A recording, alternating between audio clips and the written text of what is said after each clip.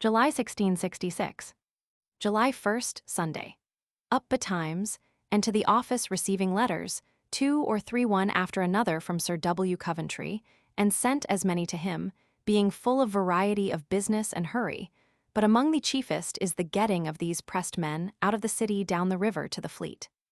While I was hard at it comes Sir W. Penn to town, which I little expected, having invited my lady and her daughter Peg to dine with me today, which at noon they did, and Sir W. Penn with them, and pretty merry we were.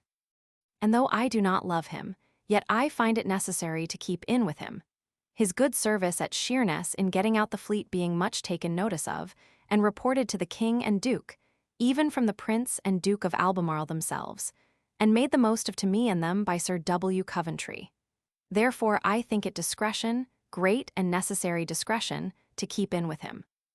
After dinner to the office again, where busy, and then down to Diptford to the yard, thinking to have seen Bagwell's wife, whose husband is gone yesterday back to the fleet, but I did not see her, so missed what I went for, and so back to the Tower several times, about the business of the pressed men, and late at it till 12 at night shipping of them. But Lord, how some poor women did cry. And in my life I never did see such natural expression of passion as I did hear in some women's bewailing themselves, and running to every parcel of men that were brought, one after another, to look for their husbands, and wept over every vessel that went off, thinking they might be there, and looking after the ship as far as ever they could by moonlight, that it grieved me to the heart to hear them. Besides, to see poor patient laboring men and housekeepers, leaving poor wives and families, taking up on a sudden by strangers, was very hard, and that without press money, but forced against all law to be gone. It is a great tyranny. Having done this I to the lieutenant of the Tower and bade him good night, and so away home and to bed. Second, up betimes, and forced to go to my Lord Mayor S. about the business of the pressed men, and indeed I find him a mean man of understanding and dispatch of any public business. Thence out of curiosity to Bridewell to see the pressed men, where there are about 300, but so unruly that I durst not go among them. And they have reason to be so, having been kept these 3 days prisoners, with little or no victuals, and pressed out, and, contrary to all course of law, without press money, and men that are not liable to it. Here I met with prating Colonel Cox, one of the city colonels heretofore a great presbyter, but to hear how the fellow did commend himself, and the service he do the king, and like an essay, at Paul's did take me out of my way on purpose to show me the gate, the little north gate, where he had 2 men shot close by him on each hand, and his own hair burnt by a bullet shot in the insurrection of Venner, and himself escaped. Thence home, and to the Tower to see the men from Bridewell shipped. Being rid of him I home to dinner, and thence to the excise office by appointment to meet my Lord Bellasses and the commissioners, which we did and soon dispatched, and so I home, and there was called by Peg Pen to her house, where her father and mother and Mrs. Norton, the second Roxalana, a fine woman, indifferent handsome, good body and hand and good mind, and pretends to sing, but do it not excellently. However I took pleasure there, and my wife was sent for, and Creed come in to us, and so there we spent the most of the afternoon. Thence weary of losing so much time I to the office, and thence presently down to Deptford, but to see what a consternation there is upon the water by reason of this great press, that nothing is able to get a waterman to appear almost. Here I meant to have spoke with Bagwell's mother, but her face was sore, and so I did not, but returned and upon the water found one of the vessels loaden with the Bridewell birds in a great mutiny, and they would not sail, not they, but with good words, and cajoling the ringleader into the Tower, where, when he was come, he was clapped up in the hole, they were got very quietly. But I think it is much if they do not run the vessel on ground. But away they went, and I to the lieutenant of the Tower, and having talked with him a little, then home to supper very late and to bed weary. Third, being very weary, lay long in bed, then to the office and there sat all the day. At noon dined at home, Balty's wife with us, and in very good humour I was and merry at dinner, and after dinner a song or 2, and so I abroad to my Lord Treasurer's, sending my sister home by the coach, while I stayed there by appointment to have met my Lord Bellasses and commissioners of excise, but they did not meet me, he being abroad. However, Mr. Finch, one of the commissioners, I met there, and he and I walked 2 hours together in the garden, talking of many things. Sometimes of Mr. Povey, whose vanity, prodigality, neglect of his business, and committing it to unfit hands hath undone him and outed him of all his public employments. And the thing set on foot by an accidental revival of a business, wherein he had 3 or 4 years ago, by surprise, got the Duke of York to sign to the having a sum of money paid out of the excise, before some that was due to him, and now the money is fallen short, and the Duke never likely to be paid. This being revived hath undone Povey.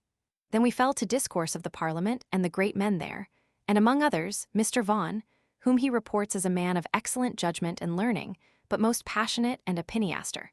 He had done himself the most wrong, though he values it not. That is, the displeasure of the king in his standing so long against the breaking of the act for a triennial parliament, but yet do believe him to be a most loyal gentleman. He told me Mr. Prynne's character, that he is a man of mighty labor and reading and memory, but the worst judge of matters, or layer together of what he hath read, in the world. Which I do not, however, believe him in, that he believes him very true to the king in his heart, but can never be reconciled to episcopacy, that the house do not lay much weight upon him, or anything he says.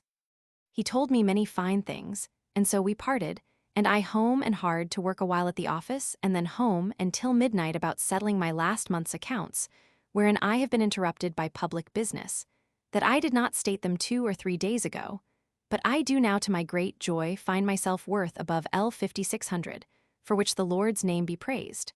So with my heart full of content to bed. News come yesterday from Harwich that the Dutch had appeared upon our coast with their fleet, and we believe did go to the gun fleet, and they are supposed to be there now.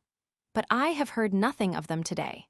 Yesterday Dr. Whistler, at Sir W. Penn's, told me that Alexander Broome, the great songmaker, is lately dead.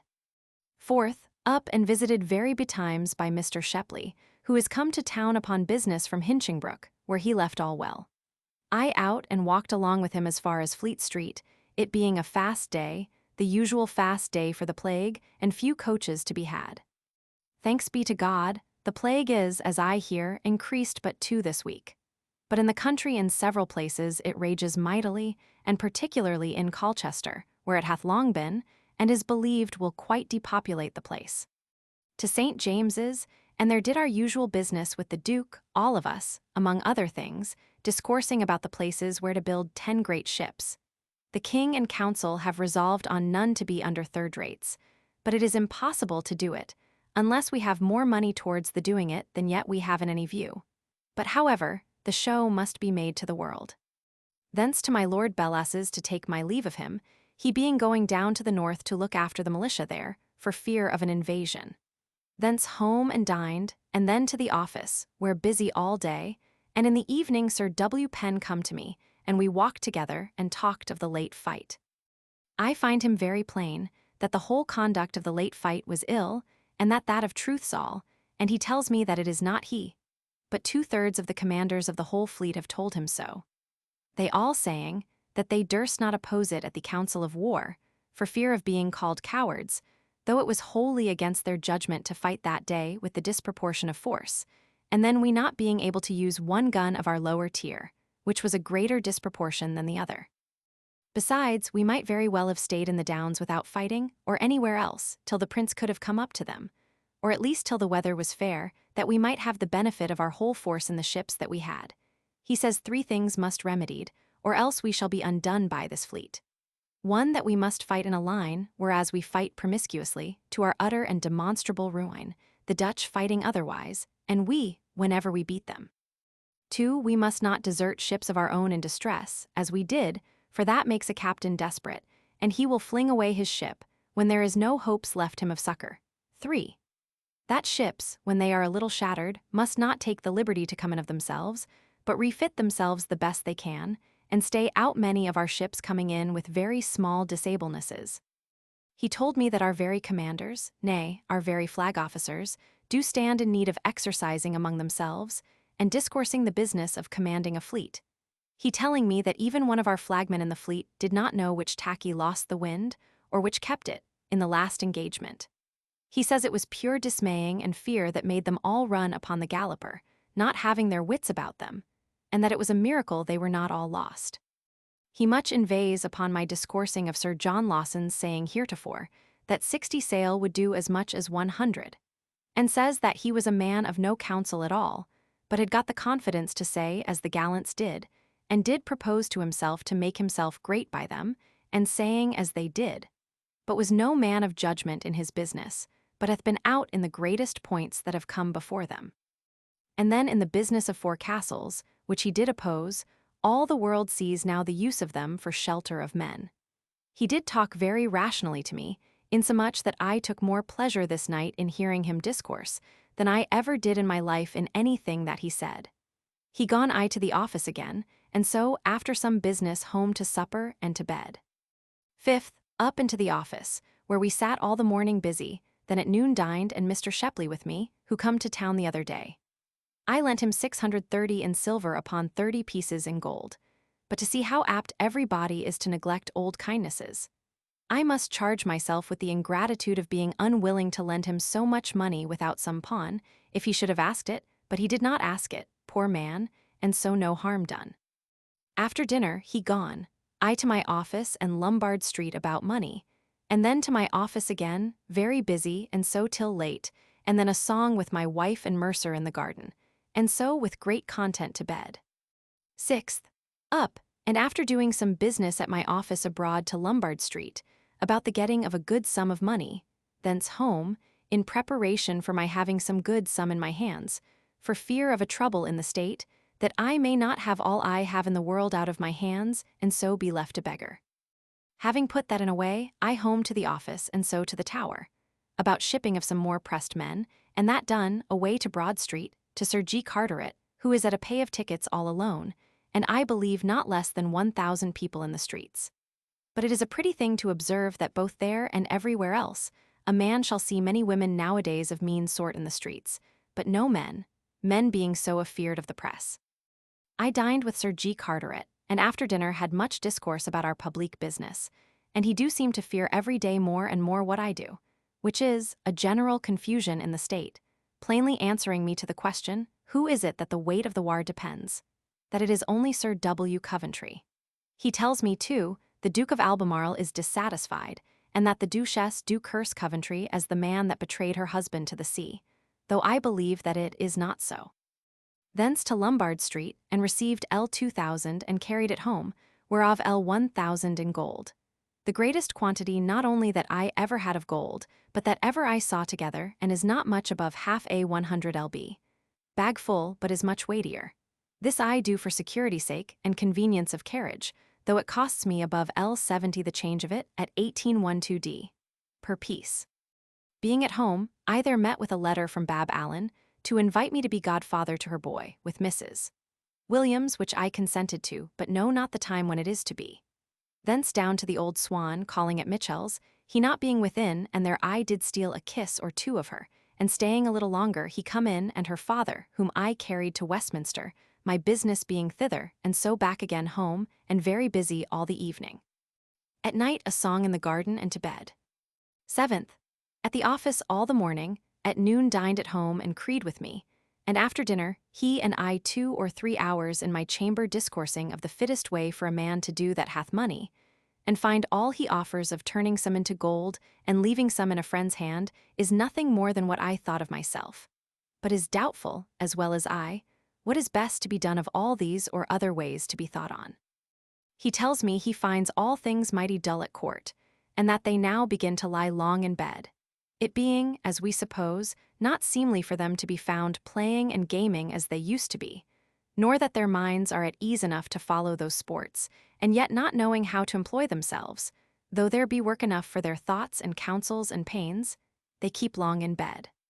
But he thinks with me that there is nothing in the world can help us but the king's personal looking after his business and his officers, and that with that we may yet do well, but otherwise must be undone.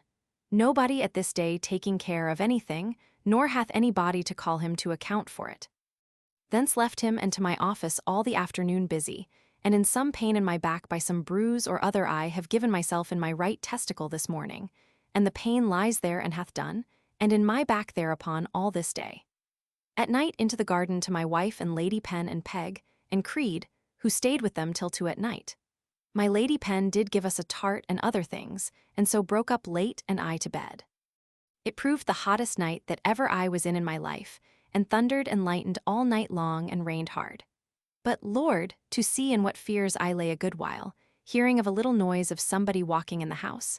So rung the bell, and it was my maids going to bed about 1 o'clock in the morning. But the fear of being robbed, having so much money in the house, was very great, and is still so, and do much disquiet me. 8th Lord's Day. Up, and pretty well of my pain, so that it did not trouble me at all, and I do clearly find that my pain in my back was nothing, but only accompanied my bruise and my stones. To church, wife and mercer and I, in expectation of hearing some mighty preacher today, Mrs. Mary Batelier sending us word so, but it proved our ordinary silly lecturer, which made me merry, and she laughed upon us to see her mistake. At noon W. Hewer dined with us, and a good dinner, and I expected to have had news sent me of Nip's christening today, but hearing nothing of it, I did not go, though I fear it is but their forgetfulness, and so I may disappoint them. To church after dinner. Again, a thing I have not done a good while before, go twice in one day. After church with my wife and Mercer and Tom by water through bridge to the spring garden at Foxhall, and thence down to Dipt Ford, and there did a little business, and so back home and to bed. 9th. Up betimes, and with Sir W. Penn in his coach to Westminster to Sir G. Downing, S., but missed of him, and so we parted, I by water home, where busy all the morning, at noon dined at home, and after dinner to my office, where busy till come to by Lovett and his wife, who have brought me some sheets of paper varnished on one side, which lies very white and smooth, and I think will do our business most exactly, and will come up to the use that I intended them for.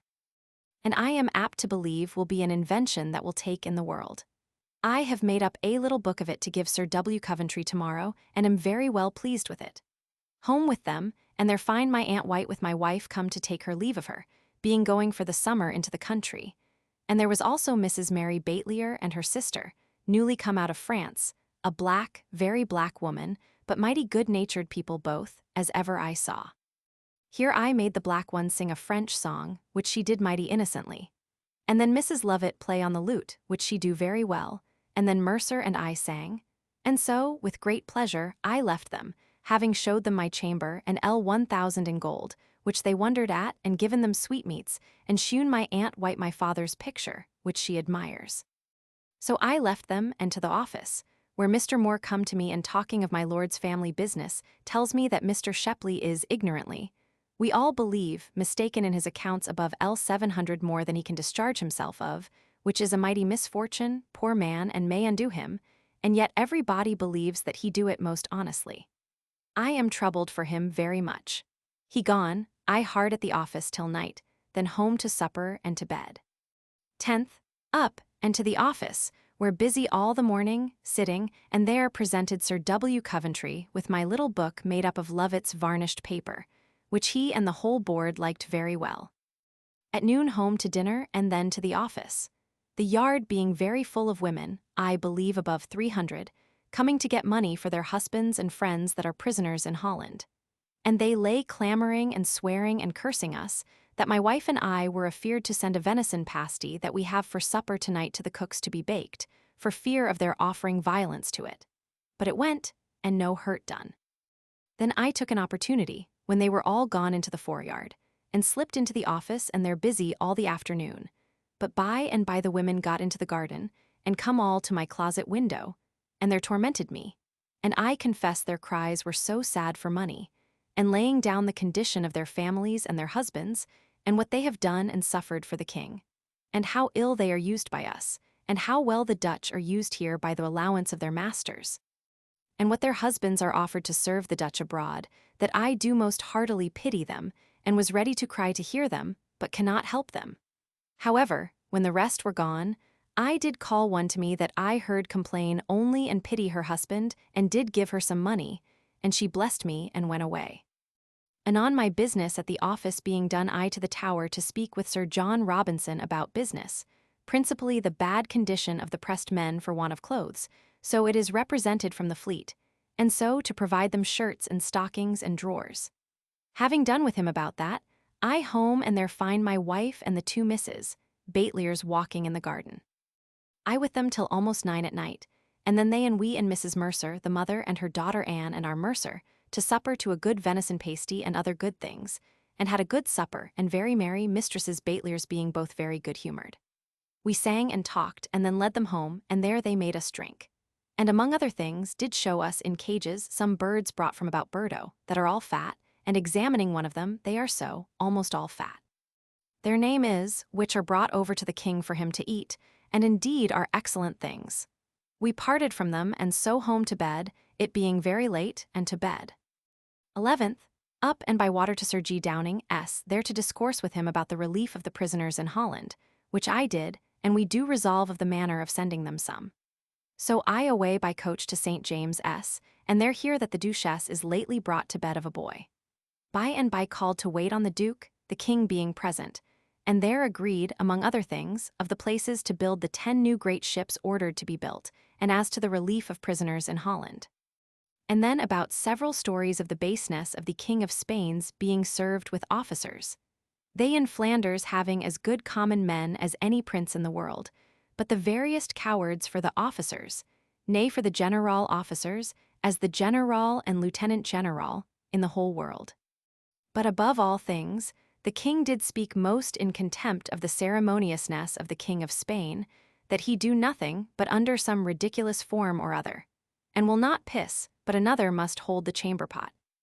Thence to Westminster Hall and there stayed a while, and then to the Swan and kissed Sarah, and so home to dinner, and after dinner out again to Sir Robert Viner, and there did agree with him to accommodate some business of tallies, so as I shall get in near L 2,000 into my own hands, which is in the King S upon tallies, which will be a pleasure to me, and satisfaction to have a good sum in my own hands, whatever evil disturbances should be in the state. Though it troubles me to lose so great a profit as the king's interest of 10% for that money. Thence to Westminster, doing several things by the way, and there failed of meeting Mrs. Lane, and so by coach took up my wife at her sister S., and so away to Islington, she and I alone, and so through Hackney, and home late, our discourse being about laying up of some money safe in prevention to the troubles I am afeard we may have in the state, and so sleepy, for want of sleep the last night, going to bed late and rising betimes in the morning home. But when I come to the office, I there met with a command from my Lord Arlington to go down to a galliot at Greenwich, by the king's particular command, that is going to carry the Savoy envoy over, and we fear there may be many Frenchmen there on board. And so I have a power and command to search for and seize all that have not passes from one of the secretaries of state, and to bring them and their papers and everything else in custody some whither. So I to the Tower, and got a couple of musketeers with me, and Griffin and my boy Tom, and so down, and being come, found none on board but 2 or 3 servants, looking to horses and dogs there on board, and seeing no more, I stayed not long there, but away and on shore at Greenwich, the night being late and the tide against us. So, having sent before to Mrs. Clerks and their I had a good bed, and well received, the whole people rising to see me, and among the rest young Mrs. Daniel, whom I kissed again and again alone, and so by and by to bed and slept pretty well. 12th, but was up again by 5 o'clock, and was forced to rise, having much business, and so up and dressed myself, inquiring, was told that Mrs. Tooker was gone hence to live at London, and away with Poundy to the Tower, and thence, having shifted myself, but being mighty drowsy for want of sleep, I by coach to St. James's, to Goring House, there to wait on my Lord Arlington to give him an account of my night's work.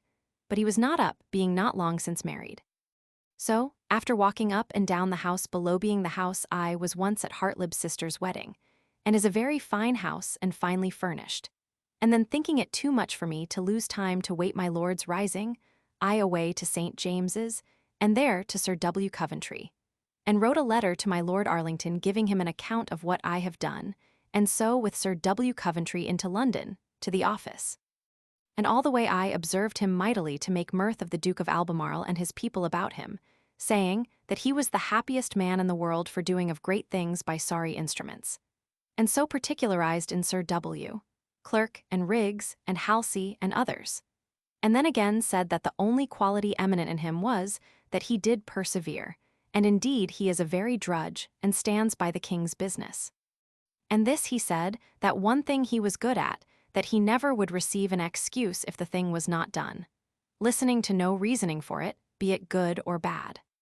But then I told him, what he confessed, that he would however give the man that he employs orders for removing of any obstruction that he thinks he shall meet with in the world, and instanced in several warrants that he issued for breaking open of houses and other outrages about the business of prizes, which people bore with either for affection or fear, which he believes would not have been borne with from the king, nor duke, nor any man else in England, and I think he is in the right. But it is not from their love of him, but from something else I cannot presently say. Sir W. Coventry did further say concerning Warcup, his kinsman, that had the simplicity to tell Sir W. Coventry that the Duke did intend to go to sea, and to leave him his agent on shore for all things that related to the sea. But, says Sir W. Coventry, I did believe but the Duke of York would expect to be his agent on shore for all sea matters. And then he begun to say what a great man Warcup was, and something else, and what was that but a great liar. And told me a story, how at table he did, they speaking about antipathies, say that a rose touching his skin anywhere would make it rise and pimple, and by, the dessert coming with roses upon it, the Duchess bid him try, and they did. But they rubbed and rubbed, but nothing would do in the world, by which his lie was found at then. He spoke contemptibly of Holmes and his myrmidons, that come to take down the ships from hence, and have carried them without any necessaries, or anything almost, that they will certainly be longer getting ready than if they had stayed here. In fine, I do observe, he hath no esteem nor kindness for the Duke's matters, but contrarily do slight him and them. And I pray God the kingdom do not pay too dear by this jarring, though this blockheaded Duke I did never expect better from. At the office all the morning, at noon home and thought to have slept, my head all day being full of business, and yet sleepy and out of order, and so I lay down on my bed in my gown to sleep, but I could not, therefore about 3 o'clock up and to dinner and thence to the office, where Mrs. Burrows, my pretty widow, was, and so I did her business and sent her away by agreement, and presently I by coach after and took her up in Fenchurch Street and away through the city, hiding my face as much as I could, but she being mighty pretty and well enough clad, I was not afeard, but only lest somebody should see me and think me idle.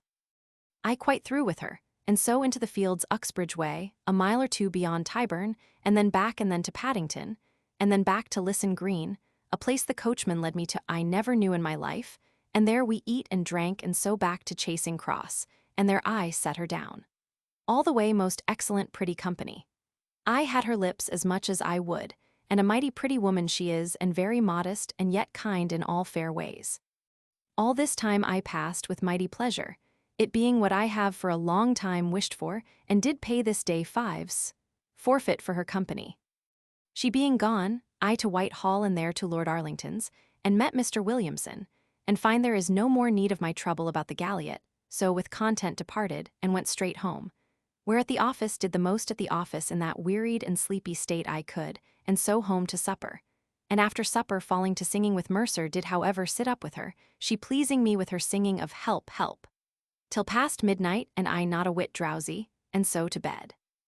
13th. Lay sleepy in bed till 8 in the morning, then up into the office, where till about noon, then out to the Change and several places, and so home to dinner. Then out again to Sir R. Vine's, and there to my content settled the business of 2 tallies, so as I shall have 2,000 almost more of my own money in my hand, which pleases me mightily, and so home and there to the office, where mighty busy, and then home to supper and to even my journal and to bed. Our fleet being now in all points ready to sail, but for the carrying of the 2 or 3 new ships, which will keep them a day or 2 or 3 more. It is said the Dutch is gone off our coast, but I have no good reason to believe it, Sir W. Coventry not thinking any such thing. 14th. Up betimes to the office, to write fair a laborious letter I wrote as from the board to the Duke of York, laying out our want of money again, and particularly the business of Captain Cock's tenders of hemp, which my Lord Brunker brought in under an unknown hand without name, wherein his lordship will have no great success, I doubt. That being done, I down to Thames Street, and there agreed for 4 or 5 tons of cork, to send this day to the fleet, being a new device to make barricadoes with, instead of junk.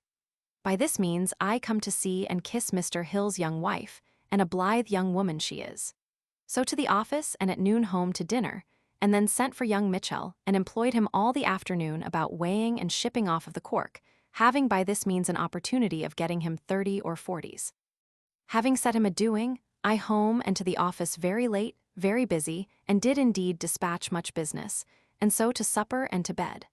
After a song in the garden, which, and after dinner, is now the greatest pleasure I take, and indeed do please me mightily, to bed, after washing my legs and feet with warm water in my kitchen. This evening I had Davila. Enrico Caterino Davila, 1576–1631, was one of the chief historical writers of Italy, and his Storia del Guerra Civili di Francia covers a period of 40 years, from the death of Henry Roman II to the Peace of Vervins in 1598. Brought home to me, and find it a most excellent history as ever I read. 15th Lord's Day. Up and to church, where our lecturer made a sorry silly sermon upon the great point of proving the truth of the Christian religion. Home and had a good dinner, expecting Mr. Hunt, but there comes only young Mitchell and his wife, whom my wife concurs with me to be a pretty woman, and with her husband is a pretty innocent couple. Mightily pleasant we were, and I mightily pleased in her company, and to find my wife so well pleased with them also. After dinner he and I walked to Whitehall, not being able to get a coach. He to the Abbey and I to Whitehall, but met with nobody to discourse with, having no great mind to be found idling there, and be asked questions of the fleet, so walked only through to the park. And there, it being mighty hot and I weary, lay down by the canal upon the grass and slept a while, and was thinking of a lampoon which hath run in my head this week, to make upon the late fight at sea, and the miscarriages there, but other businesses put it out of my head. Having lain there a while, I then to the Abbey and there called Mitchell, and so walked in great pain, having new shoes on, as far as Fleet Street and there got a coach, and so in some little ease home and there drank a great deal of small beer. And so took up my wife and Betty Mitchell and her husband, and away into the fields, to take the air, as far as beyond Hackney, and so back again, in our way drinking a great deal of milk, which I drank to take away my heartburn, wherewith I have of late been mightily troubled. But all the way home I did break abundance of wind behind, which did presage no good but a great deal of cold got. So home and supped, and away went Mitchell and his wife, of whom I stole 2 or 3 salutes, and so to bed in some pain and in fear of more, which accordingly I met with. For I was in mighty pain all night long of the wind griping of my belly and making of me shit often and vomit too, which is a thing not usual with me.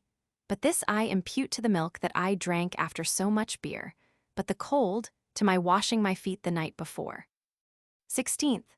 Lay in great pain in bed all the morning and most of the afternoon, being in much pain, making little or no water, and indeed having little within to make any with, and had great twinges with the wind all the day in my belly with wind, and a looseness with it, which however made it not so great as I have heretofore had it. A wonderful dark sky, and shower of rain this morning, which at Harwich proved so too, with a shower of hail as big as walnuts. I had some broth made me to drink, which I love, only to fill up room. Up in the afternoon, and passed the day with Balty, who is come from sea for a day or 2 before the fight, and I perceive could be willing fairly to be out of the next fight, and I cannot much blame him, he having no reason by his place to be there. However, would not have him to be absent, manifestly to avoid being there. At night grew a little better, and took a glister of sake, but taking it by halves it did me not much good, I taking but a little of it. However, to bed, and had a pretty good night of it. 17th. So as to be able to rise to go to the office, and there sat, but now and then in pain, and without making much water or freely. However, it grew better and better, so as after dinner believing the jogging in a coach would do me good, I did take my wife out to the New Exchange to buy things. She there while I with Balty went and bought a common riding cloak for myself, to save my best. It cost me but 30s, and will do my turn mighty well. Thence home and walked in the garden with Sir W. Penn a while, and saying how the riding in the coach do me good, though I do not yet much find it. He ordered his to be got ready while I did some little business at the office, and so abroad he and I after 8 o'clock at night, as far almost as Bow, and so back again, and so home to supper and to bed. This day I did bid Balty to agree with the Dutch painter, which he once led me to see landscapes for a winter piece of snow, which indeed is a good piece and costs me but 40s, which I would not take the money again for, it being, I think, very good. After a little supper to bed, being in less pain still, and had very good rest. 18th. Up in good case, and so by coach to St. James's after my fellows, and there did our business, which is mostly every day to complain of want of money, and that only will undo us in a little time. Here, among other things, before us all, the Duke of York did say, that now at length he is come to a sure knowledge that the Dutch did lose in the late engagements 29 captains and 13 ships. Upon which Sir W. Coventry did publicly move, that if his Royal Highness had this of a certainty, it would be of use to send this down to the fleet, and to cause it to be spread about the fleet, for the recovering of the spirits of the officers and seamen, who are under great dejectedness for want of knowing that they did do anything against the enemy, notwithstanding all that they did to us. Which, though it be true, yet methought was one of the most dishonorable motions to our countrymen that ever was made, and is worth remembering. Thence with Sir W. Penhome, calling at Lily, S., to have a time appointed when to be drawn among the other commanders of flags the last year's fight. And so full of work Lily is, that he was Pharaoh to take his table book out to see how his time is appointed, and appointed 6 days hence for him to come between 7 and 8 in the morning. Thence with him home, and there by appointment I find Dr. Fuller, now Bishop of Limerick, in Ireland, whom I knew in his low condition at Twickenham. I had also by his desire Sir W. Penn, and with him his lady and daughter, and had a good dinner, and find the bishop the same good man as ever, and in a word, kind to us, and methinks, one of the comeliest and most becoming prelates in all respects that ever I saw in my life. During dinner comes an acquaintance of his, Sir Thomas Littleton, whom I knew not while he was in my house, but liked his discourse, and afterwards, by Sir W. Penn, do come to know that he is one of the greatest speakers in the House of Commons, and the usual second to the great Vaughan. So was sorry I did observe him no more, and gain more of his acquaintance. After dinner, they being gone, and I mightily pleased with my guests, I down the river to Greenwich about business, and thence walked to Woolwich, reading The Rival Ladies all the way, and find it a most pleasant and fine writ play. At Woolwich saw Mr. Sheldon, it being late, and there eat and drank, being kindly used by him and Bab, and so by water to Diptford, it being 10 o'clock before I got to Diptford, and dark, and there to Bagwell, and, having stayed there a while, away home, and after supper to bed. The Duke of York said this day that by the letters from the generals they would sail with the fleet this day or tomorrow. 19th. Up in very good health in every respect, only my late fever got by my pain do break out about my mouth. So to the office, where all the morning sitting, full of wants of money, and much stores to buy, for to replenish the stores, and no money to do it with, nor anybody to trust us without it. So at noon home to dinner, Balty and his wife with us. By and by Balty takes his leave of us, he going away just now towards the fleet, where he will pass through one great engagement more before he be 2 days older, I believe. I to the office, where busy all the afternoon, late, and then home, and, after some pleasant discourse to my wife, to bed. After I was in bed, I had a letter from Sir W. Coventry that tells me that the fleet is sailed this morning. God send us good news of them. 20th. Up, and finding by a letter late last night that the fleet is gone, and that Sir W. Penn is ordered to go down to Sheerness, and finding him ready to go to St. James's this morning, I was willing to go with him to see how things go. Sir William Penn's instructions from the Duke of York directing him to embark on His Majesty's yacht Henrietta, and to see to the manning of such ships as had been left behind by the fleet, dated on this day, 20th July, is printed in Penn's Memorials of Sir W. Penn, volume Roman 2, p. 406. And so with him thither, but no discourse with the Duke, but to Whitehall, and there the Duke of York did bid Sir W. Penn to stay to discourse with him and the King about business of the fleet, which troubled me a little, but it was only out of envy, for which I blame myself, having no reason to expect to be called to advise in a matter I understand not. So I away to Lovett, there to see how my picture goes on to be varnished, a fine crucifix. This picture occasioned Pepys trouble long afterwards, having been brought as evidence that he was a Papist. See Life, volume IP, Roman 33, which will be very fine, and here I saw some fine prints, brought from France by Sir Thomas Crew, who is lately returned. So home, calling at the stationer for some paper fit to varnish, and in my way home met with Lovett, to whom I gave it, and he did present me with a varnished staff, very fine and light to walk with. So home and to dinner, there coming young Mrs. Daniel and her sister Sarah, and dined with us. And old Mr. Hawley, whose condition pities me, he being forced to turn under parish clerk at St. Giles's, I think at the other end of the town. Thence I to the office, where busy all the afternoon, and in the evening with Sir W. Penn, walking with whom in the garden I am of late mighty great, and it is wisdom to continue myself so, for he is of all the men of the office at present most manifestly useful and best thought of. He and I supped together upon the seat in the garden, and thence, he gone, my wife and Mercer come and walked and sang late, and then home to bed. 21st, up into the office, where all the morning sitting. At noon walked in the garden with Commissioner Pett, newly come to town, who tells me how infinite the disorders are among the commanders and all officers of the fleet. No discipline, nothing but swearing and cursing, and every body doing what they please, and the generals, understanding no better, suffer it, to the reproaching of this board, or whoever it will be. He himself hath been challenged twice to the field, or something as good, by Sir Edward Spragg and Captain Seymour. He tells me that captains carry, for all the late orders, what men they please demand and consume what provisions they please. So that he fears, and I do no less, that God Almighty cannot bless us while we keep in this disorder that we are in. He observing to me, too, that there is no man of counsel or advice in the fleet. And the truth is, the gentlemen captains will undo us, for they are not to be kept in order, their friends about the king and duke, and their own house is so free that it is not for any person but the duke himself to have any command over them. He gone I to dinner, and then to the office, where busy all the afternoon. At night walked in the garden with my wife, and so I home to supper and to bed. Sir W. Penn is gone down to Sheerness today to see things made ready against the fleet shall come in again, which makes Pett mad, and calls him dissembling knave, and that himself takes all the pains and is blamed, while he do nothing but hinder business and takes all the honor of it to himself, and tells me plainly he will fling up his commission rather than bear it. 22nd, Lord's Day.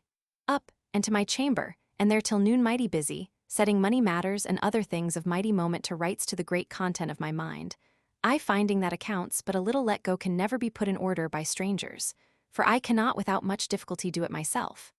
After dinner to them again, till about 4 o'clock, and then walked to Whitehall, where saw nobody almost but walked up and down with Hugh May, who is a very ingenious man.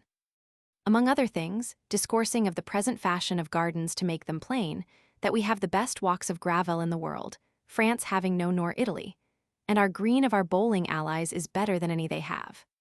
So our business here being air, this is the best way, only with a little mixture of statues or pots, which may be handsome, and so filled with another pot of such and such a flower or green as the season of the year will bear. And then for flowers, they are best seen in a little plat by themselves. Besides, their borders spoil the walks of another garden.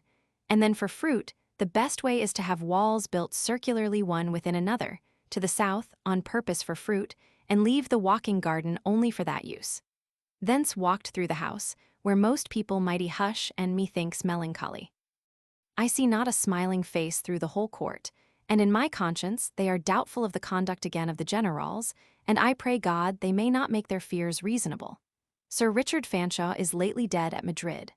Guyland is lately overthrown wholly in Barbary by the King of Tafaletta. The fleet cannot yet get clear of the river, but expect the first wind to be out, and then to be sure they fight. The Queen and maids of honor are at Tunbridge. 23rd. Up, and to my chamber doing several things there of moment, and then comes Simpson, the joiner.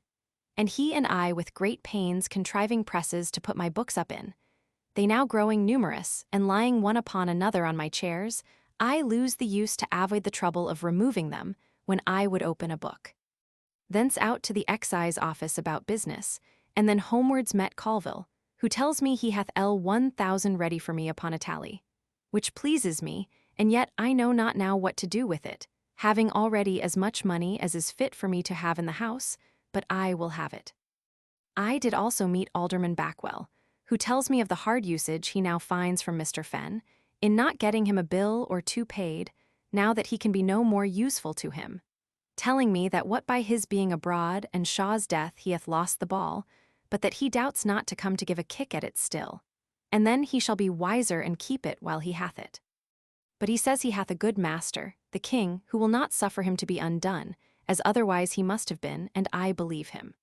So home and to dinner, where I confess, reflecting upon the ease and plenty that I live in, of money, goods, servants, honor, everything, I could not but with hearty thanks to Almighty God ejaculate my thanks to him while I was at dinner to myself.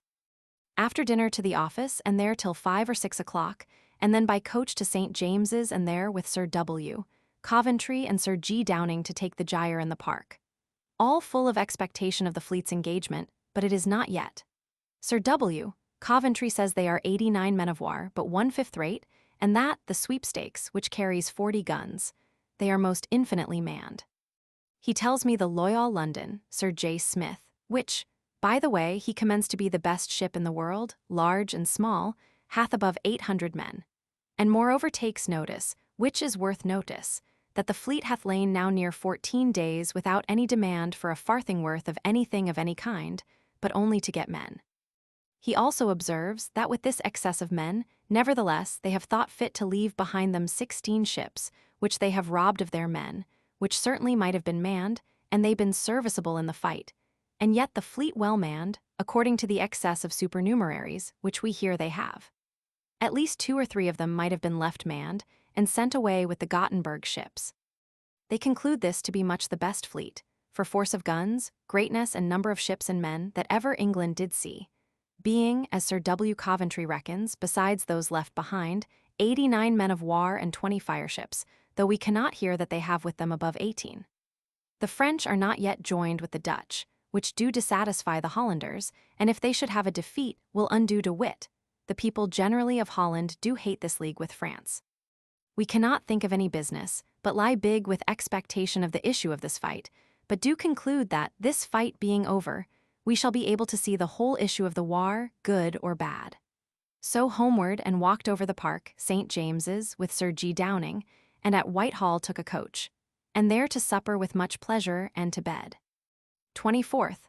Up and to the office, where little business done, our heads being full of expectation of the fleet, being engaged, but no certain notice of it, only Shepard in the Duke's yacht left them yesterday morning within a league of the Dutch fleet, and making after them, they standing into the sea. At noon to dinner, and after dinner with Mercer. As of late my practice is a song and so to the office, there to set up again my frames about my plaits, which I have got to be all gilded, and look very fine, and then to my business, and busy very late, till midnight, drawing up a representation of the state of my victualling business to the Duke, I having never appeared to him doing anything yet, and therefore I now do it in writing. I now having the advantage of having had 2 fleets dispatched in better condition than ever any fleets were yet, I believe, at least, with least complaint, and by this means I shall with the better confidence get my bills out for my salary, so home to bed. 25th. Up betimes to write fair my last night's paper for the Duke, and so along with Sir W. Batten by hackney coach to St. James's, where the Duke is gone abroad with the King to the park, but anon come back to Whitehall, and we, after an hour's waiting, walked thither, I having desired Sir W. Coventry in his chamber to read over my paper about the victualling, which he approves of, and I am glad I showed it him first. It makes it the less necessary to show it the Duke at all. If I find it best to let it alone. At Whitehall we find gone to chapel, it being St. James's Day. And by, while they are at chapel, and we waiting chapel being done, come people out of the park, telling us that the guns are heard plain.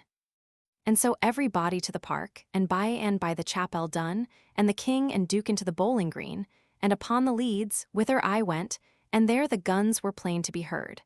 Though it was pretty to hear how confident some would be in the loudness of the guns, which it was as much as ever I could do to hear them. By the King to dinner, and I waited there his dining. But Lord, how little I should be pleased, I think, to have so many people crowding about me. And among other things, it astonished me to see my Lord Berkshire waiting at table, and serving the King drink, in that dirty pickle as I never saw a man in my life.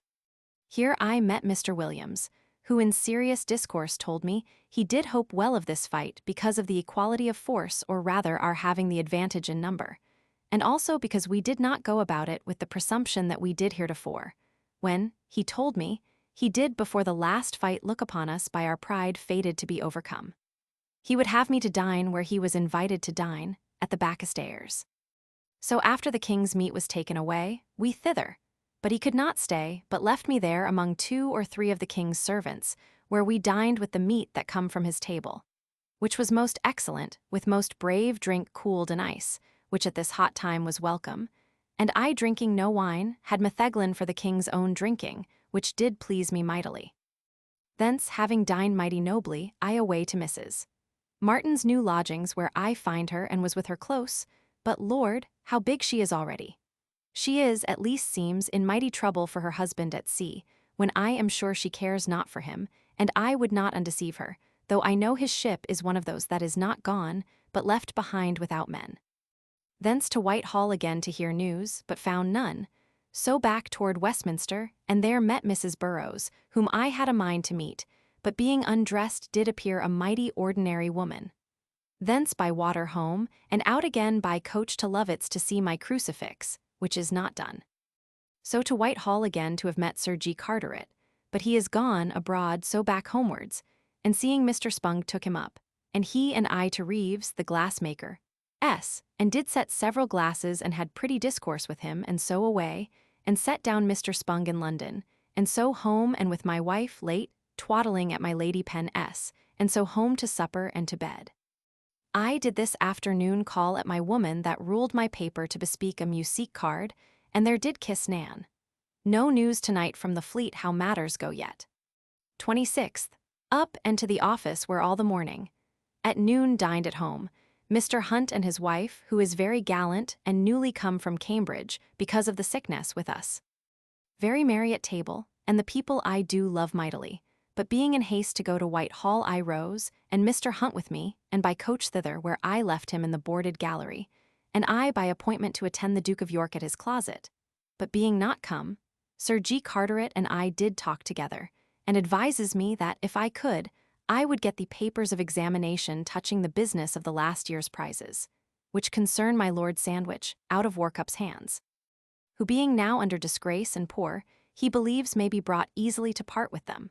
My Lord Crewe, it seems, is fearful yet that matters may be inquired into. This I will endeavour to do, though I do not think it signifies much. By and by the Duke of York comes, and we had a meeting, and among other things, I did read my declaration of the proceedings of the victualling hired this year, and desired His Royal Highness to give me the satisfaction of knowing whether His Royal Highness were pleased therewith. He told me he was, and that it was a good account, and that the business of the victualling was much in a better condition than it was the last year, which did much joy me, being said in the company of my fellows, by which I shall be able with confidence to demand my salary and the rest of the subsurveyors. Thence away mightily satisfied to Mrs. Pierce's, there to find my wife. Mrs. Pierce hath lain in of a boy about a month. The boy is dead this day. She lies in good state, and very pretty she is, but methinks do every day grow more and more great, and a little too much, unless they get more money than I fear they do. Thence with my wife and Mercer to my Lord Chancellor's new house, and there carried them up to the Leads, where I find my Lord Chamberlain, Lauderdale, Sir Robert Murray, and others, and do find it the most delightful place for prospect that ever was in the world, and even ravishing me, and that is all, in short, I can say of it. Thence to Islington to our old house and eat and drank, and so round by Kingsland home, and there to the office a little and Sir W. Batten, but no news at all from the fleet, and so home to bed. 27th. Up and to the office, where all the morning busy. At noon dined at home and then to the office again, and there walking in the garden with Captain Cock till 5 o'clock. No news yet of the fleet. His great bargain of hemp with us by his unknown proposition is disliked by the king, and so is quite off, of which he is glad, by this means being rid of his obligation to my Lord Brunker, which he was tired with, and especially his mistress, Mrs. Williams, and so will fall into another way about it, wherein he will advise only with myself, which do not displease me, and will be better for him and the king too. Much common talk of public business, the want of money, the uneasiness that Parliament will find in raising any, and the ill condition we shall be in if they do not, and his confidence that the Swede is true to us, but poor, but would be glad to do us all manner of service in the world. He gone, I away by water from the Old Swan to Whitehall. The waterman tells me that news is come that our ship Resolution is burnt, and that we had sunk 4 or 5 of the enemy's ships. When I come to Whitehall, I met with Creed, and he tells me the same news, and walking with him to the park I to Sir W. Coventry's lodging. And there he showed me Captain Talbot's letter, wherein he says that the fight begun on the 25th, that our white squadron begun with one of the Dutch squadrons, and then the red with another so hot that we put them both to giving way. And so they continued in pursuit all the day, and as long as he stayed with them, that the blue fell to the Zealand squadron. And after a long dispute, he against 2 or 3 great ships, he received 8 or 9 dangerous shots, and so come away. And says, he saw the Resolution burned by one of their fireships, and 4 or 5 of the enemy's. But says that 2 or 3 of our great ships were in danger of being fired by our own fireships, which Sir W. Coventry, nor I, cannot understand. But upon the whole, he and I walked 2 or 3 turns in the park under the great trees, and do doubt that this gallant is come away a little too soon, having lost never a mast nor sail. And then we did begin to discourse of the young gentlemen captains, which he was very free with me in speaking his mind of the unruliness of them, and what a loss the king hath of his old men, and now of this Hannam, of the Resolution, if he be dead, and that there is but few old sober men in the fleet. And if these few of the flags that are so should die, he fears some other gentlemen captains will get in. And then what a council we shall have, God knows. He told me how he is disturbed to hear the commanders at sea called cowards here on shore, and that he was yesterday concerned publicly at a dinner to defend them, against somebody that said that not above 20 of them fought as they should do, and indeed it is derived from the Duke of Albemarle himself, who wrote so to the king and duke, and that he told them how they fought 4 days, 2 of them with great disadvantage. The Count de Guiche, who was on board de Ruyter, writing his narrative home in French of the fight, do lay all the honor that may be upon the English courage above the Dutch, and that he himself was sent down from the King and Duke of York after the fight, to pray them to spare none that they thought had not done their parts, and that they had removed but 4, whereof do tell is one, of whom he would say nothing. But it seems, the Duke of York hath been much displeased at his removal, and hath now taken him into his service, which is a plain affront to the Duke of Albemarle. And 2 of the others, Sir W. Coventry, did speak very slenderly of their faults. Only the last, which was old Tedeman, he says, is in fault, and hath little to excuse himself with. And that therefore we should not be forward in condemning men of want of courage, when the generals, who are both men of mettle and hate cowards, and had the sense of our ill success upon them, and by the way must either let the world think it was the miscarriage of the captains or their own conduct, have thought fit to remove no more of them, when desired by the King and Duke of York to do it, without respect to any favor any of them can pretend to in either of them. At last we concluded that we never can hope to beat the Dutch with such advantage as now in number and force, and a fleet in want of nothing. And he hath often repeated now, and at other times industriously, that many of the captains have declared that they want nothing, and again, that they did lie 10 days together at the Nore without demanding of anything in the world but men. And of them they afterward, when they went away, the generals themselves acknowledge that they have permitted several ships to carry supernumeraries, but that if we do not speed well, we must then play small games and spoil their trade in small parties. And so we parted, and I, meeting Creed in the park again, did take him by coach and to Islington, thinking to have met my Lady Pen and wife. But they were gone, so we eat and drank and away back, setting him down in Cheapside and I home, and there, after a little while making of my tune to It Is Decreed, to bed. 28th. Up, and to the office, where no more news of the fleet than was yesterday. Here we sat, and at noon to dinner to the Pope's Head, where my Lord Brunker and his mistress dined, and Commissioner Pett, Dr. Charlton, and myself, entertained with a venison pasty by Sir W. Warren. Here very pretty discourse of Dr. Charlton's, concerning nature's fashioning every creature's teeth according to the food she intends them, and that men's, it is plain, was not for flesh, but for fruit, and that he can at any time tell the food of a beast unknown by the teeth. My Lord Brunker made 1 or 2 objections to it, that creatures find their food proper for their teeth rather than that the teeth were fitted for the food. But the doctor, I think, did well observe that creatures do naturally and from the first, before they have had experience to try, do love such a food rather than another, and that all children love fruit, and none brought to flesh, but against their wills at first. Thence with my Lord Brunker to Whitehall, where no news. So to St. James's to Sir W. Coventry, and there hear only of the Brettas being come in, and gives the same small account that the other did yesterday, so that we know not what is done by the body of the fleet at all, but conceive great reason to hope well.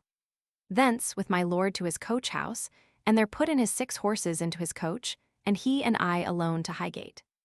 All the way going and coming I learning of him the principles of optics, and what it is that makes an object seem less or bigger, and how much distance do lessen an object, and that it is not the eye at all, or any rule in optiques, that can tell distance, but it is only an act of reason comparing of one mark with another, which did both please and inform me mightily. Being come thither, we went to my Lord Lauderdale's house to speak with him, about getting a man at Leith to join with one we employ to buy some prize goods for the king. We find, and his lady, and some Scotch people at supper. Pretty odd company, though my Lord Brunker tells me, my Lord Lauderdale is a man of mighty good reason and judgment.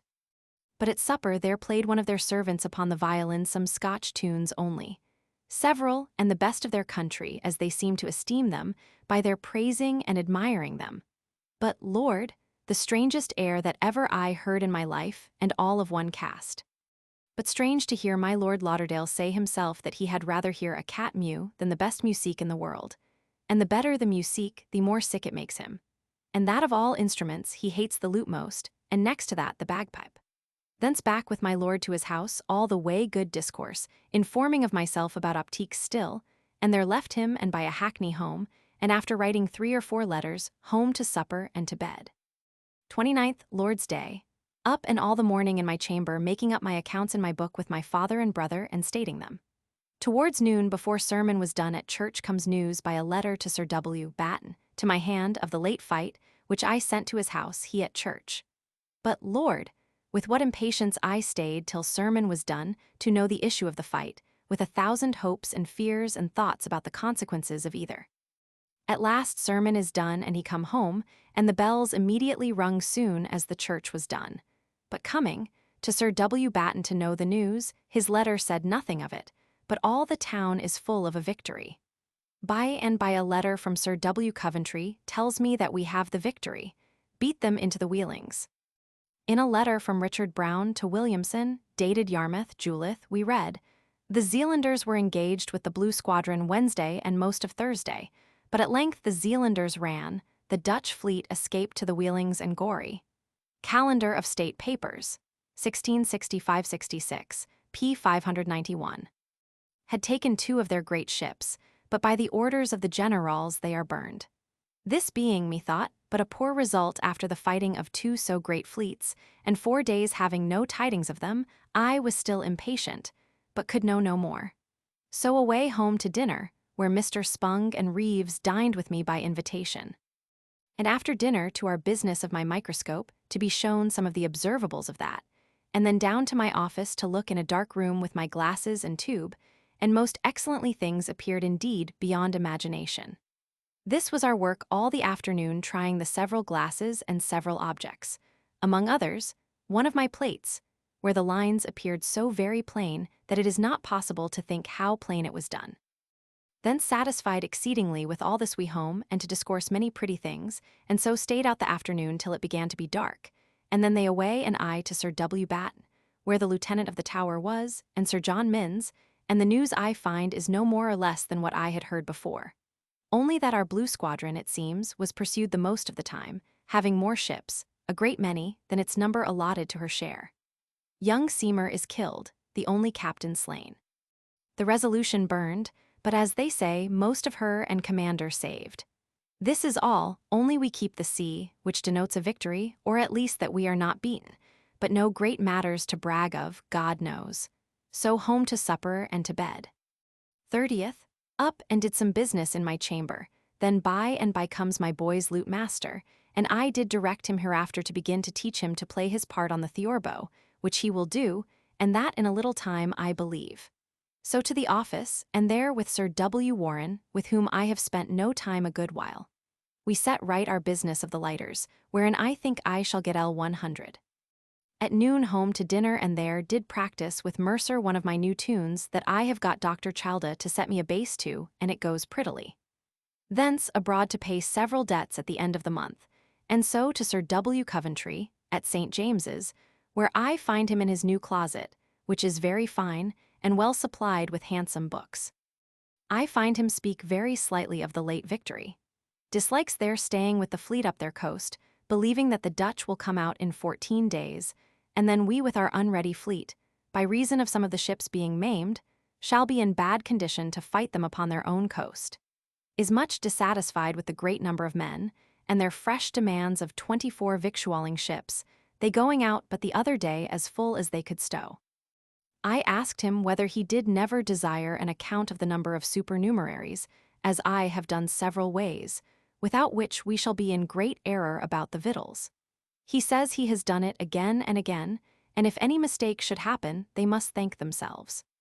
He spoke slightly of the Duke of Albemarle, saying, when de Ruyter come to give him a broadside, now, says he, chewing of tobacco the while, will this fellow come and give me 2 broadsides, and then he will run. But it seems he held him to it 2 hours, till the Duke himself was forced to retreat to refit, and was towed off, and de Ruyter stayed for him till he come back again to fight. One in the ship saying to the Duke, Sir, methinks de Ruyter hath given us more than 2 broadsides. Well, says the Duke, but you shall find him run by, and so he did, says Sir W. Coventry, but after the Duke himself had been first made to fall off.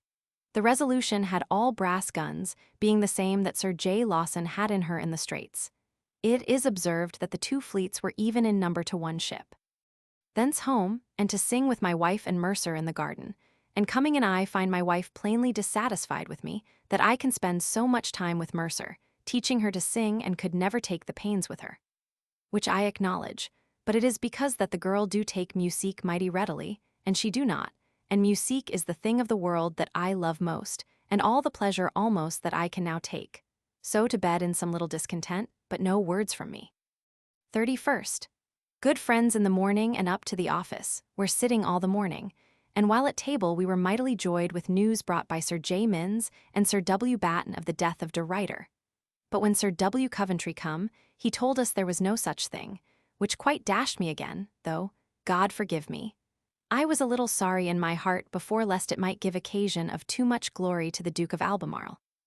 Great bandying this day between Sir W. Coventry and my Lord Brunker about Captain Cock, which I am well pleased with, while I keep from any open reliance on either side, but rather on Sir W. Coventry, S. At noon had a haunch of venison boiled and a very good dinner besides. There dining with me on a sudden invitation the 2 maiden sisters, Bateliers, and their elder brother, a pretty man, understanding and well discoursed, much pleased with his company. Having dined myself, I rose to go to a committee of Tangier, and did come thither time enough to meet Povey and Creed and none else. The court being empty, the king being gone to Tunbridge, and the Duke of York hunting. I had some discourse with Povey, who is mightily discontented, I find, about his disappointments at court, and says, of all places, if there be hell, it is here. No faith, no truth, no love, nor any agreement between man and wife, nor friends. He would have spoke broader, but I put it off to another time, and so parted. Then with Creed and read over with him the narrative of the late, which he makes a very poor thing of, as it is indeed, and speaks most slightingly of the whole matter. Povey discoursed with me about my Lord Peterborough's L50, which his man did give me from him, the last year's salary I paid him, which he would have Povey pay him again. But I have not taken it to myself yet, and therefore will most heartily return him, and mark him out for a coxcomb. Povey went down to Mr. Williamson, S., and brought me up this extract out of the Flanders letters today come, that Admiral Averson and the Admiral and Vice-Admiral of Friesland with many captains and men are slain, that de Ruyter is safe but lost 250 men out of his own ship, but that he is in great disgrace and Trump in better favor, that Bankert's ship is burned, himself hardly escaping with a few men on board de Hayes, that 15 captains are to be tried the 7th of August, and that the hangman was sent from Flushing to assist the Council of War. How much of this is true, time will show. Thence to Westminster Hall, and walked an hour with Creed talking of the late fight, and observing the ridiculous management thereof and success of the Duke of Albemarle. Thence parted and to Mrs. Martin's lodgings, and sat with her a while, and then by water home, all the way reading the narrative of the late fight in order, it may be, to the making some marginal notes upon it. At the Old Swan found my Betty Mitchell at the door, where I stayed talking with her a pretty while, it being dusky, and kissed her and so away home and writ my letters, and then home to supper, where the brother and Mary Baitlier are still and Mercer's two sisters. They have spent the time dancing this afternoon, and we were very merry, and then after supper into the garden and there walked, and then home with them and then back again, my wife and I and the girl, and sang in the garden and then to bed. Colville was with me this morning, and to my great joy I could now have all my money in that I have in the world. But the times being open again, I think it is best to keep some of it abroad. Mighty well, and end this month in content of mind and body. The public matters looking more safe for the present than they did, and we having a victory over the Dutch just such as I could have wished. And as the kingdom was fit to bear, enough to give us the name of conquerors, and leave us masters of the sea, but without any such great matters done as should give the Duke of Albemarle any honor at all, or give him cause to rise to his former insolence.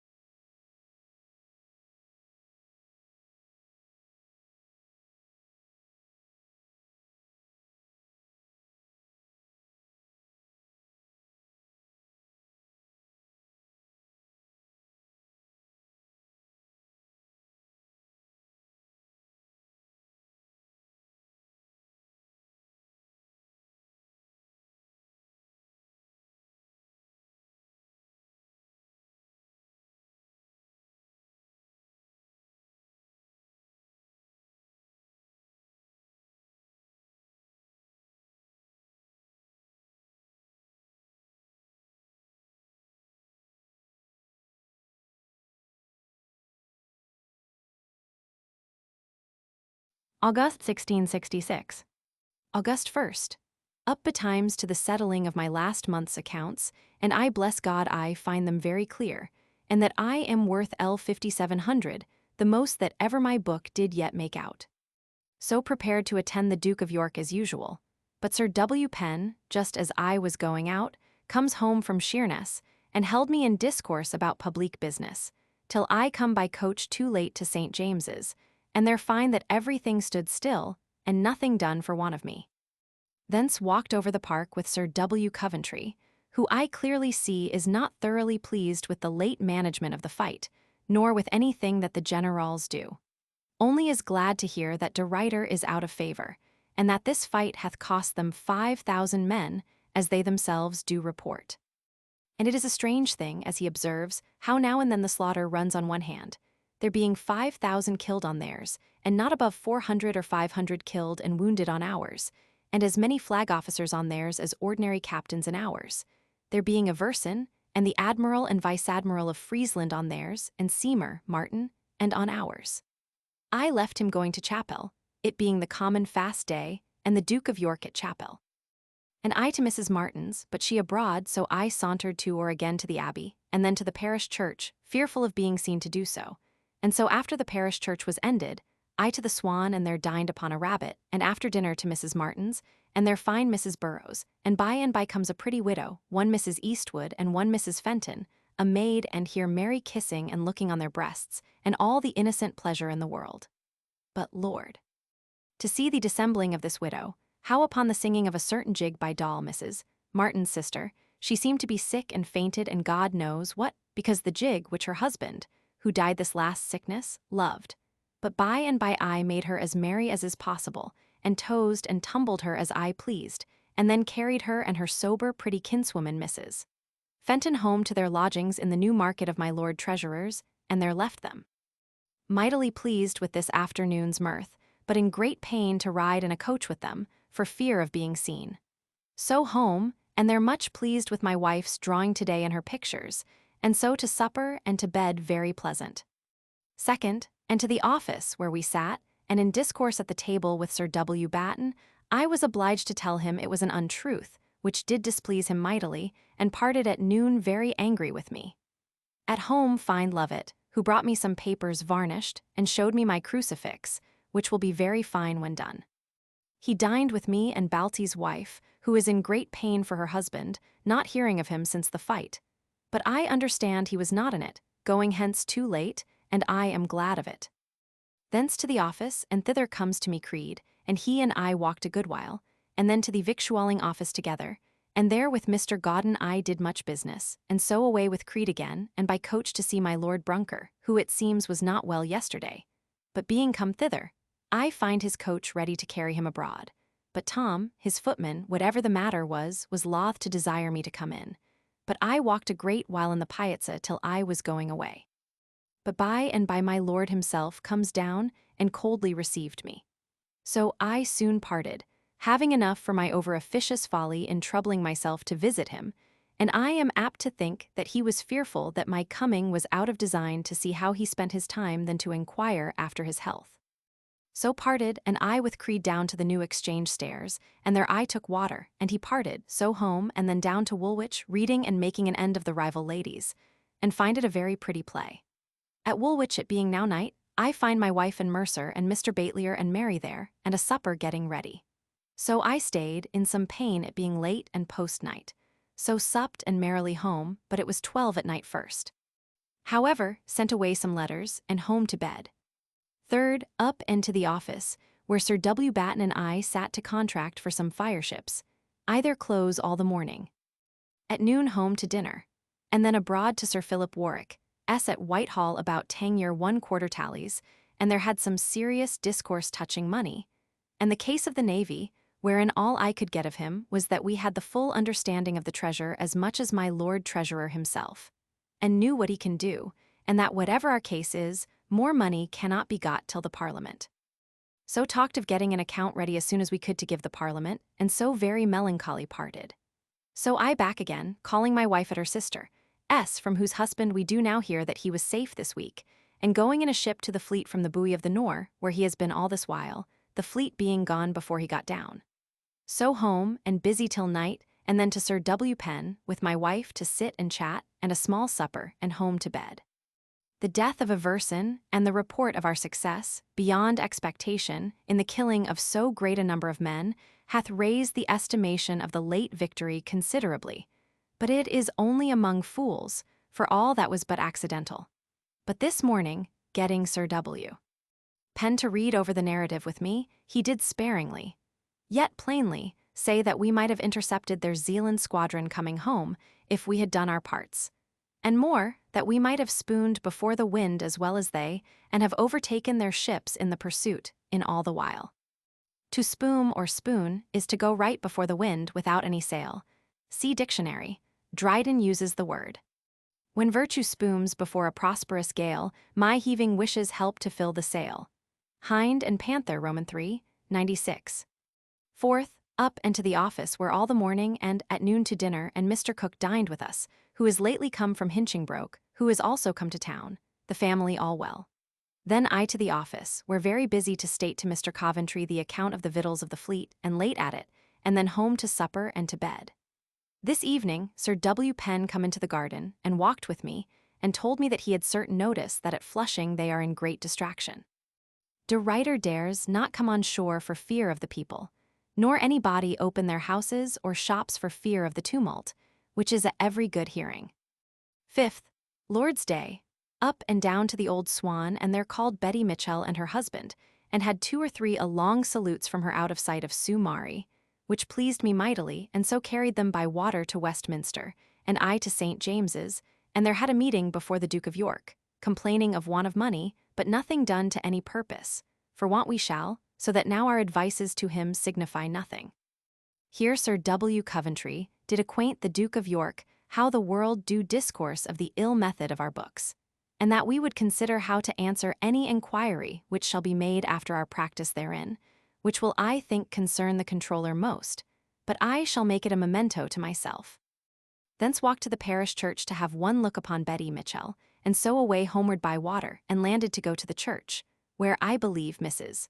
Horsley goes, by merchant tailors' hall, and there I find in the pulpit Elborough, my old schoolfellow and a simple rogue, and yet I find him preaching a very good sermon, and in as right a parson-like manner, and in good manner too, as I have heard any body. And the church very full, which is a surprising consideration. But I did not see her. So home and had a good dinner, and after dinner with my wife, and Mercer and Jane by water, all the afternoon up as high as Morcleek with great pleasure, and a fine day, reading over the second part of the Siege of Rhodes, with great delight. We landed and walked at Barnelmes, and then at the neat houses I landed and bought a millin, and we did also land and eat and drink at Wandsworth, and so to the Old Swan, and thence walked home. It being a mighty fine cool evening, and there being come, my wife and I spent an hour in the garden, talking of our living in the country, when I shall be turned out of the office, as I fear the Parliament may find faults enough with the office to remove us all, and I am joyed to think in how good a condition I am to retire thither, and have wherewith very well to subsist. Nan, at Sir W. Penn's, lately married to one Markyham, a kinsman of Sir W. Penn's, a pretty wench she is. 6th, up and to the office a while, and then by water to my Lady Montagu S. at Westminster, and there visited my Lord Hinchingbroke, newly come from Hinchingbroke, and find him a mighty sober gentleman to my great content. Thence to Sir P.H. Warwick and my Lord Treasurer's, but failed in my business, so home and in Fenchurch Street met with Mr. Battersby. Says he, "Do you see Dan Rawlinson's door shut up?" Which I did, and wondered. "Why," says he, "after all the sickness and himself spending all the last year in the country, one of his men is now dead of the plague, and his wife and one of his maids sick, and himself shut up, which troubles me mightily." So home, and there do hear also from Mrs. Sarah Daniel, that Greenwich is at this time much worse than ever it was, and Diptford too, and she told us that they believed all the town would leave the town and come to London, which is now the receptacle of all the people from all infected places. God preserve us. So by and by to dinner, and after dinner in comes Mrs. Nip, and I being at the office went home to her, and there I sat and talked with her, it being the first time of her being here since her being brought to bed. I very pleasant with her, but perceive my wife hath no great pleasure in her being here, she not being pleased with my kindness to her. However, we talked and sang, and were very pleasant. By and by comes Mr. Pierce and his wife, the first time she also hath been here since her lying in, both having been brought to bed of boys, and both of them dead. And here we talked and were pleasant, only my wife in a chagrin humor, she not being pleased with my kindness to either of them, and by she fell into some silly discourse wherein I checked her, which made her mighty pettish, and discoursed mighty offensively to Mrs. Pierce, which did displease me, but I would make no words, but put the discourse by as much as I could, it being about a report that my wife said was made of herself, and meant by Mrs. Pierce, that she was grown a gallant. When she had but so few suits of clothes these 2 or 3 years, and a great deal of that silly discourse, and by Mrs. Pierce did tell her that such discourses should not trouble her, for there went as bad on other people, and particularly of herself at this end of the town. Meaning my wife, that she was crooked, which was quite false, which my wife had the wit not to acknowledge herself to be the speaker of, though she has said it 20 times. But by this means we had little pleasure in their visit. However, Nip and I sang, and then I offered them to carry them home, and to take my wife with me, but she would not go. So I with them, leaving my wife in a very ill humor, and very slighting to them, which vexed me. However, I would not be removed from my civility to them, but sent for a coach, and went with them. And in our way, Nip saying that she come out of doors without a dinner to us, I took them to Old Fish Street, to the very house and woman where I kept my wedding dinner, where I never was since, and there I did give them a joie of salmon, and what else was to be had. And here we talked of the ill humor of my wife, which I did excuse as much as I could, and they seemed to admit of it, but did both confess they wondered at it. But from thence to other discourse, and among others to that of my Lord Brunker and Mrs. Williams, who it seems do speak mighty hardly of me for my not treating them, and not giving her something to her closet, and do speak worse of my wife, and dishonorably, but it is what she do of all the world, though she be a whore herself. So I value it not. But they told me how poorly my lord carried himself the other day to his kinswoman, Mrs. Howard, and was displeased because she called him uncle to a little gentlewoman that is there with him, which he will not admit of. For no relation is to be challenged from others to a lord, and did treat her thereupon very rudely and ungenteelly. Nip tells me also that my lord keeps another woman besides Mrs. Williams, and that, when I was there the other day, there was a great hubbub in the house, Mrs. Williams being fallen sick, because my lord was gone to his other mistress, making her wait for him till his return from the other mistress. And a great deal of do there was about it. And Mrs. Williams swounded at it, at the very time when I was there, and wondered at the reason of my being received so negligently. I set them both at home, Nip at her house, her husband being at the door, and glad she was to be found to have stayed out so long with me and Mrs. Pierce, and none else, and Mrs. Pierce at her house, and am mightily pleased with the discretion of her during the simplicity and offensiveness of my wife's discourse this afternoon. I perceive by the new face at Mrs. Pierce's door that our Mary is gone from her. So I home, calling on W. Joyce in my coach, and stayed and talked a little with him, who is the same silly prating fellow that ever he was, and so home, and there find my wife mightily out of order, and reproaching of Mrs. Pierce and Nip as wenches, and I know not what. But I did give her no words to offend her, and quietly let all pass, and so to bed without any good look or words to or from my wife. 7th, up and to the office where we sat all the morning, and home to dinner, and then to the office again, being pretty good friends with my wife again, no angry words passed. But she finding fault with Mercer, suspecting that it was she that must have told Mary, that must have told her mistress of my wife, saying that she was crooked. But the truth is, she is jealous of my kindness to her. After dinner to the office, and did a great deal of business. In the evening comes Mr. Reeves with a 12-foot glass, so I left the office and home, where I met Mr. Batelier with my wife, in order to our going tomorrow, by agreement, to bow to see a dancing meeting.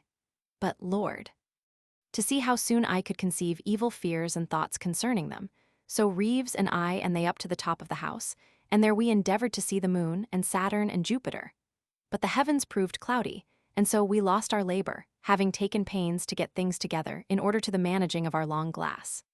So down to supper and then to bed, Reeves lying at my house, but good discourse I had from him, in his own trade, concerning glasses, and so all of us late to bed.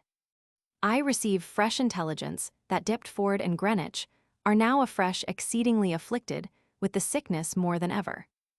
8th, up and with Reeves walk as far as the Temple, doing some business in my way at my booksellers and elsewhere, and there parted, and I took coach, having first discoursed with Mr. Hooke a little, whom we met in the street, about the nature of sounds, and he did make me understand the nature of music-hall sounds made by strings, mighty prettily, and told me that having come to a certain number of vibrations proper to make any tone, he is able to tell how many strokes a fly makes with her wings, those flies that hum in their flying, by the note that it answers to in musique during their flying.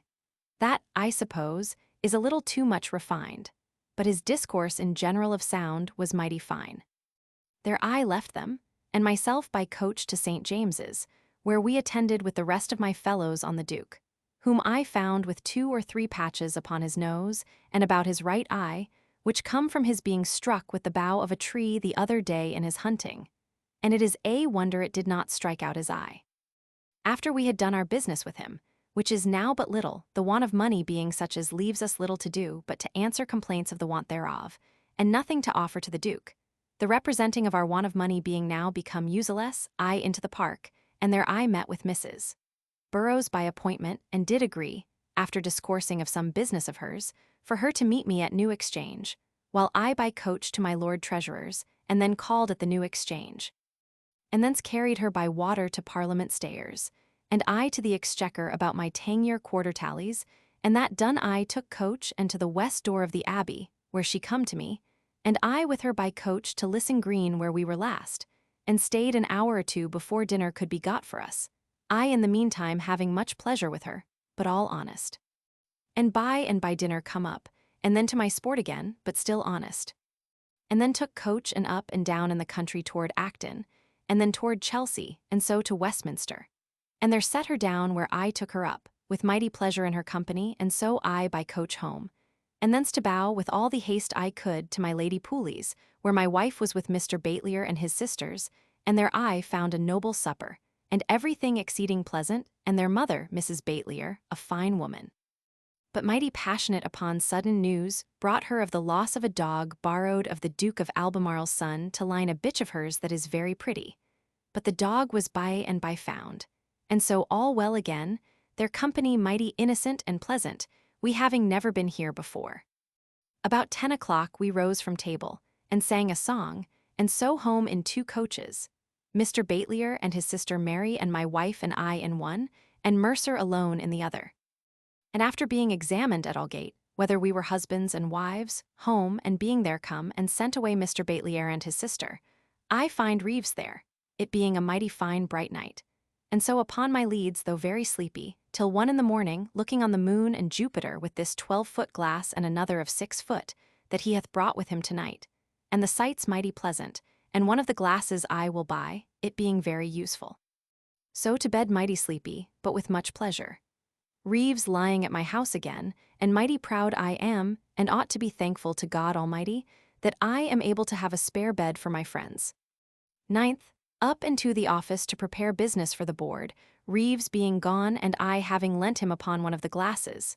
Here we sat, but to little purpose, nobody coming at us but to ask for money, not to offer us any goods. At noon home to dinner, and then to the office again, being mightily pleased with a virgin's head that my wife is now doing of. In the evening to Lombard Street about money, to enable me to pay Sir G. Carteret's L 3,000, which he hath lodged in my hands, in behalf of his son and my Lady Jemima, toward their portion, which, I thank God, I am able to do at a minute's warning. In my eye inquired, and find Mrs. Rawlinson is dead of the sickness, and her maid continues mighty ill. He himself is got out of the house. I met also with Mr. Evelyn in the street, who tells me the sad condition at this very day at Deptford for the plague, and more at Deal, within his precinct as one of the commissioners for sick and wounded seamen, that the town is almost quite depopulated.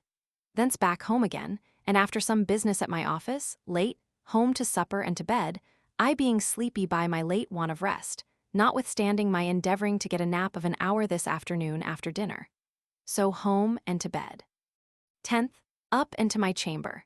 There did some business, and then to my office, and towards noon by water to the Exchequer about my tenure order, and thence back again and to the Exchange, where little news but what is in the book, and, among other things, of a man sent up for by the king, and counsel for saying that Sir W. Coventry did give intelligence to the Dutch of all our matters here.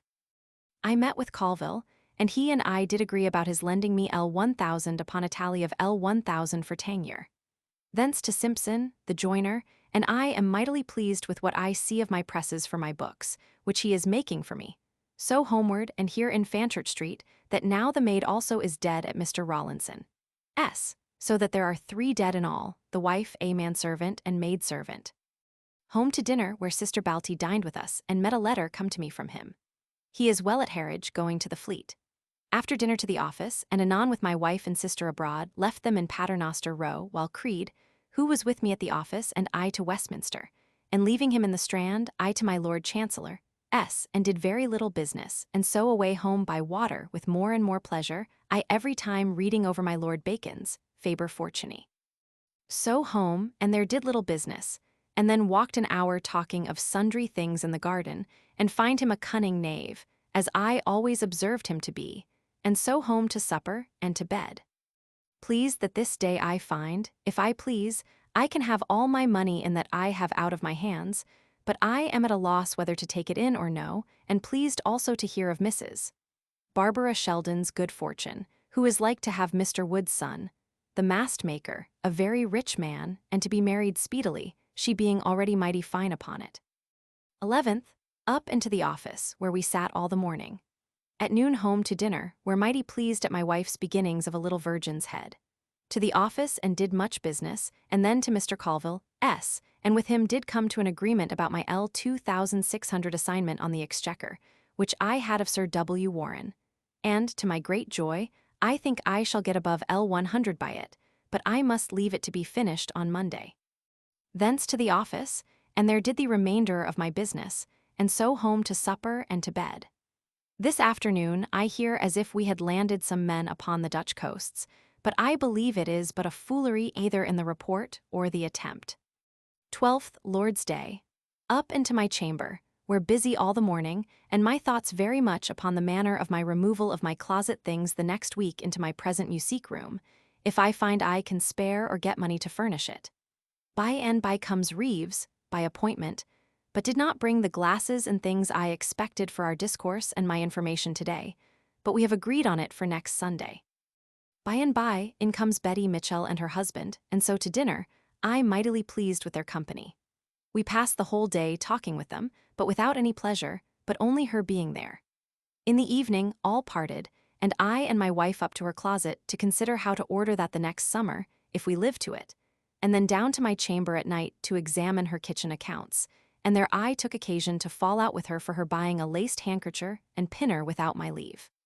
Though the thing is not much, yet I would not permit her begin to do so, lest worse should follow. From this we began both to be angry, and so continued till bed, and did not sleep friends. 13th. Up without being friends with my wife, nor great enemies, being both quiet and silent. So out to Colville, S., but he not being come to town yet, I to Paul's churchyard, to treat with a bookbinder, to come and gild the backs of all my books, to make them handsome, to stand in my new presses when they come. So back again to Colville, S., and there did end our treaty to my full content about my exchequer assignment of L 2600 of Sir W. Warren's, for which I give him L 170 to stand to the hazard of receiving it. So I shall get clear by it L 230, which is a very good job. God be praised for it. Having done with him, then he and I took coach, and I carried him to Westminster, and there set him down in our way speaking of several things. I find him a bold man to say anything of anybody, and finds fault with our great ministers of state that nobody looks after anything. And I thought it dangerous to be free with him, for I do not think he can keep counsel, because he blabs to me what hath passed between other people and him. Thence I to St. James's, and there missed Sir W. Coventry. But taking up Mr. Robinson in my coach, I towards London, and there in the way met Sir W. Coventry, and followed him to Whitehall, where a little discourse very kind, and so I away with Robinson, and set him down at the Change. And thence I to Stokes the goldsmith, and sent him to and again to get me L 1000 in gold, and so home to dinner, my wife and I friends, without any words almost of last night. After dinner, I abroad to Stokes, and there did receive L 1000 worth in gold, paying 1812d, and 19d, for others' exchange. Home with them, and there to my office to business, and anon home in the evening, there to settle some of my accounts, and then to supper and to bed. 14th, Thanksgiving Day. A proclamation ordering August 14th to be observed in London and Westminster, and August 23rd in other places, as a day of thanksgiving for the late victory at sea over the Dutch, was published on August 6th. Up and comes Mr. Foley and his man, with a box of a great variety of carpenters' and joiners' tools, which I had bespoke to me, which please me mightily, but I will have more. Then I abroad down to the Old Swan, and there I called and kissed Betty Mitchell, and would have got her to go with me to Westminster, but I find her a little colder than she used to be, methought, which did a little molest me.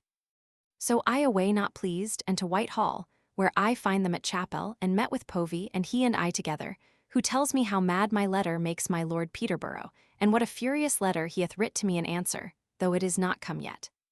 This did trouble me, for though there be no reason, yet to have a nobleman's mouth open against a man may do a man hurt, so I endeavored to have found him out and spoke with him, but could not. So to the chapel, and heard a piece of the Dean of Westminster's sermon, and a special good anthemny before the king, after a sermon, and then home by coach with Captain Cock, who is in pain about his hemp, of which he says he hath bought great quantities, and would gladly be upon good terms with us for it, wherein I promise to assist him. So we light at the Change, where, after a small turn or two, taking no pleasure nowadays to be there, because of answering questions that would be asked there which I cannot answer. So home and dined, and after dinner, with my wife and Mercer to the Bear Garden. The Bear Garden was situated on Bankside, close to the precinct of the Clink Liberty, and very near to the old palace of the Bishops of Winchester. Stowe, to his survey, says, there be 2 Bear Gardens, the old and new places.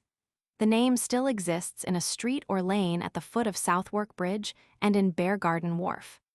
Where I have not been, I think, of many years, and saw some good sport of the bulls tossing of the dogs, one into the very boxes.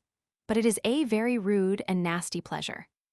We had a great many Hectors in the same box with us, and one very fine went into the pit, and played his dog for a wager, which was a strange sport for a gentleman, where they drank wine, and drank Mercer's health first, which I pledged with my hat off, and who should be in the house but Mr. Pierce the surgeon, who saw us and spoke to us. Thence home, well enough satisfied, however, with the variety of this afternoon's exercise, and so I to my chamber, till in the evening our company come to supper. We had invited to a venison pasty Mr. Batelier and his sister Mary, Mrs. Mercer, her daughter Anne, Mr. Lebrun, and W. Hewer, and so we supped and very merry. And then about 9 o'clock to Mrs. Mercer's gate, where the fire and boys expected us, and her son had provided abundance of serpents and rockets, and their mighty Mary, my Lady Pen and Peg going thither with us, and Nan Wright, till about 12 at night, flinging our fireworks, and burning one another and the people over the way. And at last our businesses being most spent, we into Mrs. Mercer S. and their mighty Mary, smutting one another with candle grease and soot, till most of us were like devils.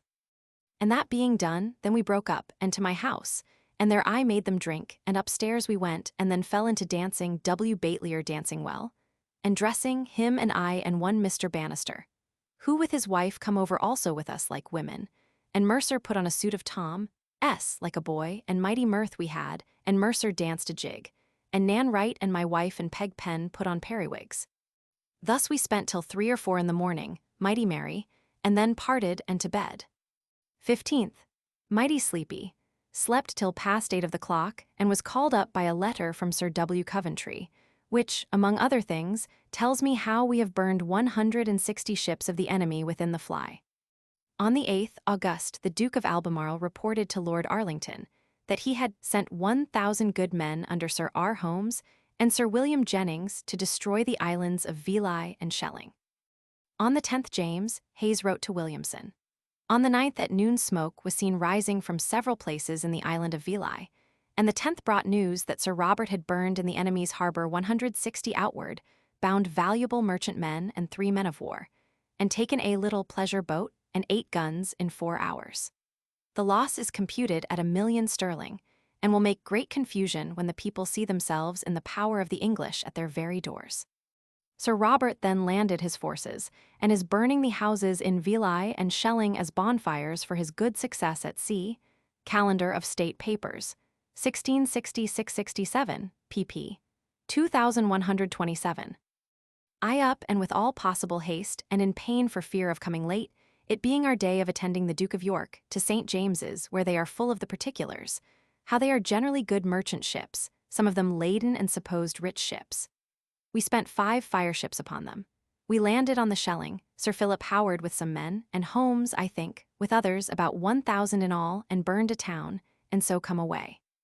By and by the Duke of York with his books showed us the very place and manner, and that it was not our design or expectation to have done this, but only to have landed on the fly and burned some of their store. But being come in, we spied those ships, and with our long boats, one by one, fired them, our ships running all aground, it being so shoal water. We were led to this by, it seems, a renegado captain of the Hollanders, who found himself ill used by de Ruyter for his good service, and so come over to us and hath done us good service, so that now we trust him, and he himself did go on this expedition. The service is very great, and our joys as great for it. All this will make the Duke of Albemarle in repute again, I doubt, though there is nothing of his in this. But Lord, to see what success do, whether with or without reason, and making a man seem wise, notwithstanding never so late demonstration of the profoundest folly in the world.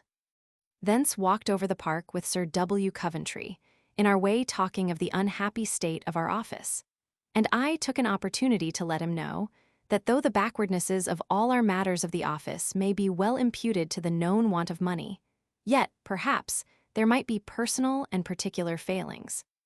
And that I did, therefore, depends still upon his promise of telling me whenever he finds any ground to believe any defect or neglect on my part, which he promised me still to do, and that there was none he saw, nor, indeed, says he, is there room nowadays to find fault with any particular man, while we are in this condition for money. This, methought, did not so well please me. But however, I am glad I have said this, thereby giving myself good grounds to believe that at this time he did not want an occasion to have said what he pleased to me, if he had had anything in his mind, which by his late distance and silence I have feared.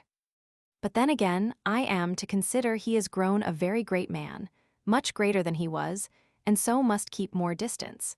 And next, that the condition of our office will not afford me occasion of showing myself so active and deserving as heretofore. And lastly, the muchness of his business cannot suffer him to mind it, or give him leisure to reflect on anything, or show the freedom and kindness that he used to do. But I think I have done something considerable to my satisfaction in doing this, and that if I do but my duty remarkably from this time forward, and not neglect it, as I have of late done, and minded my pleasures, I may be as well as ever I was. Thence to the Exchequer, but did nothing, they being all gone from their offices. And so to the Old Exchange, where the town full of the good news, but I did not stay to tell or hear any, but home, my head aching and drowsy, and to dinner, and then lay down upon the couch, thinking to get a little rest, but could not. So down the river, reading the adventures of 5 hours, which the more I read the more I admire. So down below Greenwich, but the wind and tide being against us, I back again to Diptford and did a little business there, and thence walked to Rydriff, and so home, and to the office a while. In the evening comes W. Batelier and his sister, and my wife, and fair Mrs. Turner into the garden, and there we walked, and then with my Lady Pen and Peg in doors, and eat and were merry, and so pretty late broke up, and to bed. The guns of the tower going off, and there being bonfires also in the street for this late good success. 16th. Up, having slept well, and after entering my journal to the office, where all the morning, but of late Sir W. Coventry hath not come to us, he being discouraged from the little we have to do, but to answer the clamours of people for money. At noon home, and there dined with me my Lady Pen only and W. Hewer at a haunch of venison boiled, where pretty merry, only my wife vexed me a little about demanding money to go with my Lady Pen to the Exchange to lay out. I to the office, where all the afternoon and very busy, and doing much business. But here I had a most eminent experience of the evil of being behindhand in business. I was the most backward to begin anything, and would fain have framed to myself an occasion of going abroad, and should, I doubt, have done it. But some business coming in, one after another, kept me there, and I fell to the ridding away of a great deal of business. And when my hand was in, it was so pleasing a sight to my papers disposed of, and letters answered, which troubled my book and table, that I could have continued there with delight all night long. And did till called away by my Lady Pen and Peg and my wife to their house to eat with them, and there I went, and exceeding merry, there being Nan Wright, now Mrs. Markham, and sits at table with my lady. So mighty merry, home and to bed. This day Sir W. Batten did show us at the table a letter from Sir T. Allen, which says that we have taken 10 or 12 ships, since the late great expedition of burning their ships in town, laden with hemp, flax, tar, deals, and see this was good news. But by and by comes in Sir G. Carteret, and he asked us with full mouth what we would give for good news. Says Sir W. Batten, I have better than you, for a wager. They laid 6pence, and we that were by were to give 6pence to him that told the best news. So Sir W. Batten told his of the 10 or 12 ships Sir G. Carteret, did then tell us that, upon the news of the burning of the ships, and town the common people at Amsterdam did besiege De Witt's house, and he was forced to flee to the Prince of Orange, who is gone to cleave to the marriage of his sister. This we concluded all the best newest, and my Lord Brunker and myself did give Sir G. Carteret our 6pence apiece, which he did give Mr. Smith to give the poor. Thus we made ourselves mighty merry. 17th. Up and betimes with Captain Irwin down by water to Woolwich, I walking alone from Greenwich thither, making an end of the adventures of 5 hours, which when all is done is the best play that ever I read in my life. Being come thither I did some business there and at the rope yard, and had a piece of bride cake sent me by Mrs. Barbary into the boat after me, she being here at her uncle S. with her husband, Mr. Wood's son, the mast-maker, and mighty nobly married. They say she was very fine and he very rich. A strange fortune for so odd a looked maid, though her hands and body be good and nature very good, I think. Back with Captain Irwin, discoursing about the East Indies, where he hath often been. And among other things, he tells me how the King of Siam seldom goes out without 30 or 40,000 people with him, and not a word spoke, nor a hum or cough in the whole company to be heard. He tells me the punishment frequently there for malefactors is cutting off the crown of their head, which they do very dexterously, leaving their brains bare, which kills them presently. He told me what I remember he hath once done heretofore, that every body is to lie flat down at the coming by of the king, and nobody to look upon him upon pain of death, and that he and his fellows, being strangers, were invited to see the sport of taking of a wild elephant, and they did only kneel and look toward the king. Their druggerman did desire them to fall down, for otherwise he should suffer for their contempt of the king. The sport being ended, a messenger comes from the king, which the druggerman thought had been to have taken away his life, but it was to inquire how the strangers liked the sport. The druggerman answered that they did cry it up to be the best that ever they saw, and that they never heard of any prince so great in everything as this king. The messenger being gone back, Erwin and his company asked their druggerman what he had said, which he told them. But why, say they, would you say that without our leave, it being not true? It is no matter for that, says he. I must have said it, or have been hanged, for our king do not live by meat nor drink, but by having great lies told him. In our way back we come by a little vessel that come into the river this morning, and says he left the fleet in Sole Bay, and that he hath not heard, he belonging to Sir W. Jennings, in the fleet, of any such prizes taken as the 10 or 12 I inquired about, and said by Sir W. Batten yesterday to be taken, so I fear it is not true. So to Westminster, and there, to my great content, did receive my L2000 of Mr. Spicer's telling, which I was to receive of Colville, and brought it home with me my house by water. And there I find one of my new presses for my books brought home, which pleases me mightily. As also, do my wife's progress upon her head that she is making. So to dinner, and thence abroad with my wife, leaving her at unthanks. I to Whitehall, waiting at the council door till it rose, and there spoke with Sir W. Coventry, who and I do much fear our victuallers, they having missed the fleet in their going. But Sir W. Coventry says it is not our fault, but theirs, if they have not left ships to secure them. This he spoke in a chagrined sort of way, methought. After a little more discourse of several businesses, I away homeward, having in the gallery the good fortune to see Mrs. Stewart, who is grown a little too tall, but is a woman of most excellent features. The narrative of the late expedition in burning the ships is in print, and makes it a great thing, and I hope it is so. So took up my wife and home, there I to the office, and thence with Simpson the joiner home to put together the press he hath brought me for my books this day, which pleases me exceedingly. Then to Sir W. Batten, S., where Sir Richard Ford did very understandingly, methought, give us an account of the original of the Hollands Bank. This bank at Amsterdam is referred to in a tract entitled An Appeal to Caesar, 1660, p. 22. In 1640, Charles I seized the money in the mint in the Tower and trusted to the safe keeping of the crown. It was the practice of the London goldsmiths at this time to allow interest at the rate of 6 or 8%. On money deposited with them, J. Biddulph Martin, the grasshopper in Lombard Street, p. 152. And the nature of it, and how they do never give any interest at all to any person that brings in their money, though what is brought in upon the public faith interest is given by the state for. The unsafe condition of a bank under a monarch, and the little safety to a monarch to have any, or corporation alone, as London in answer to Amsterdam, to have so great a wealth or credit, it is, that makes it hard to have a bank here. And as to the former, he did tell us how it sticks in the memory of most merchants how the late king, when by the war between Holland and France and Spain, all the bullion of Spain was brought hither, 1/3 of it to be coined. And indeed it was found advantageous to the merchant to coin most of it, was persuaded in A Strait by my Lord Coddington to seize upon the money in the Tower, which, though in a few days the merchants concerned did prevail to get it released, yet the thing will never be forgot.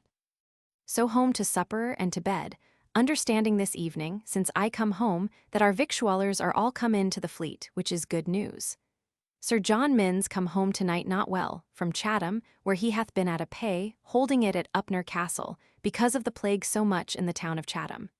He hath, they say, got an ague, being so much on the water. 18th, all the morning at my office, then to the Exchange with my Lord Brunker in his coach at noon, but it was only to avoid Mr. Ch.R. Petts being invited by me to dinner. So home, calling at my little mercer, S. in Lombard Street, who hath the pretty wench, like the old queen, and there cheapen some stuffs to hang my room, that I intend to turn into a closet. So home to dinner, and after dinner comes Creed to discourse with me about several things of Tangier concernments and accounts.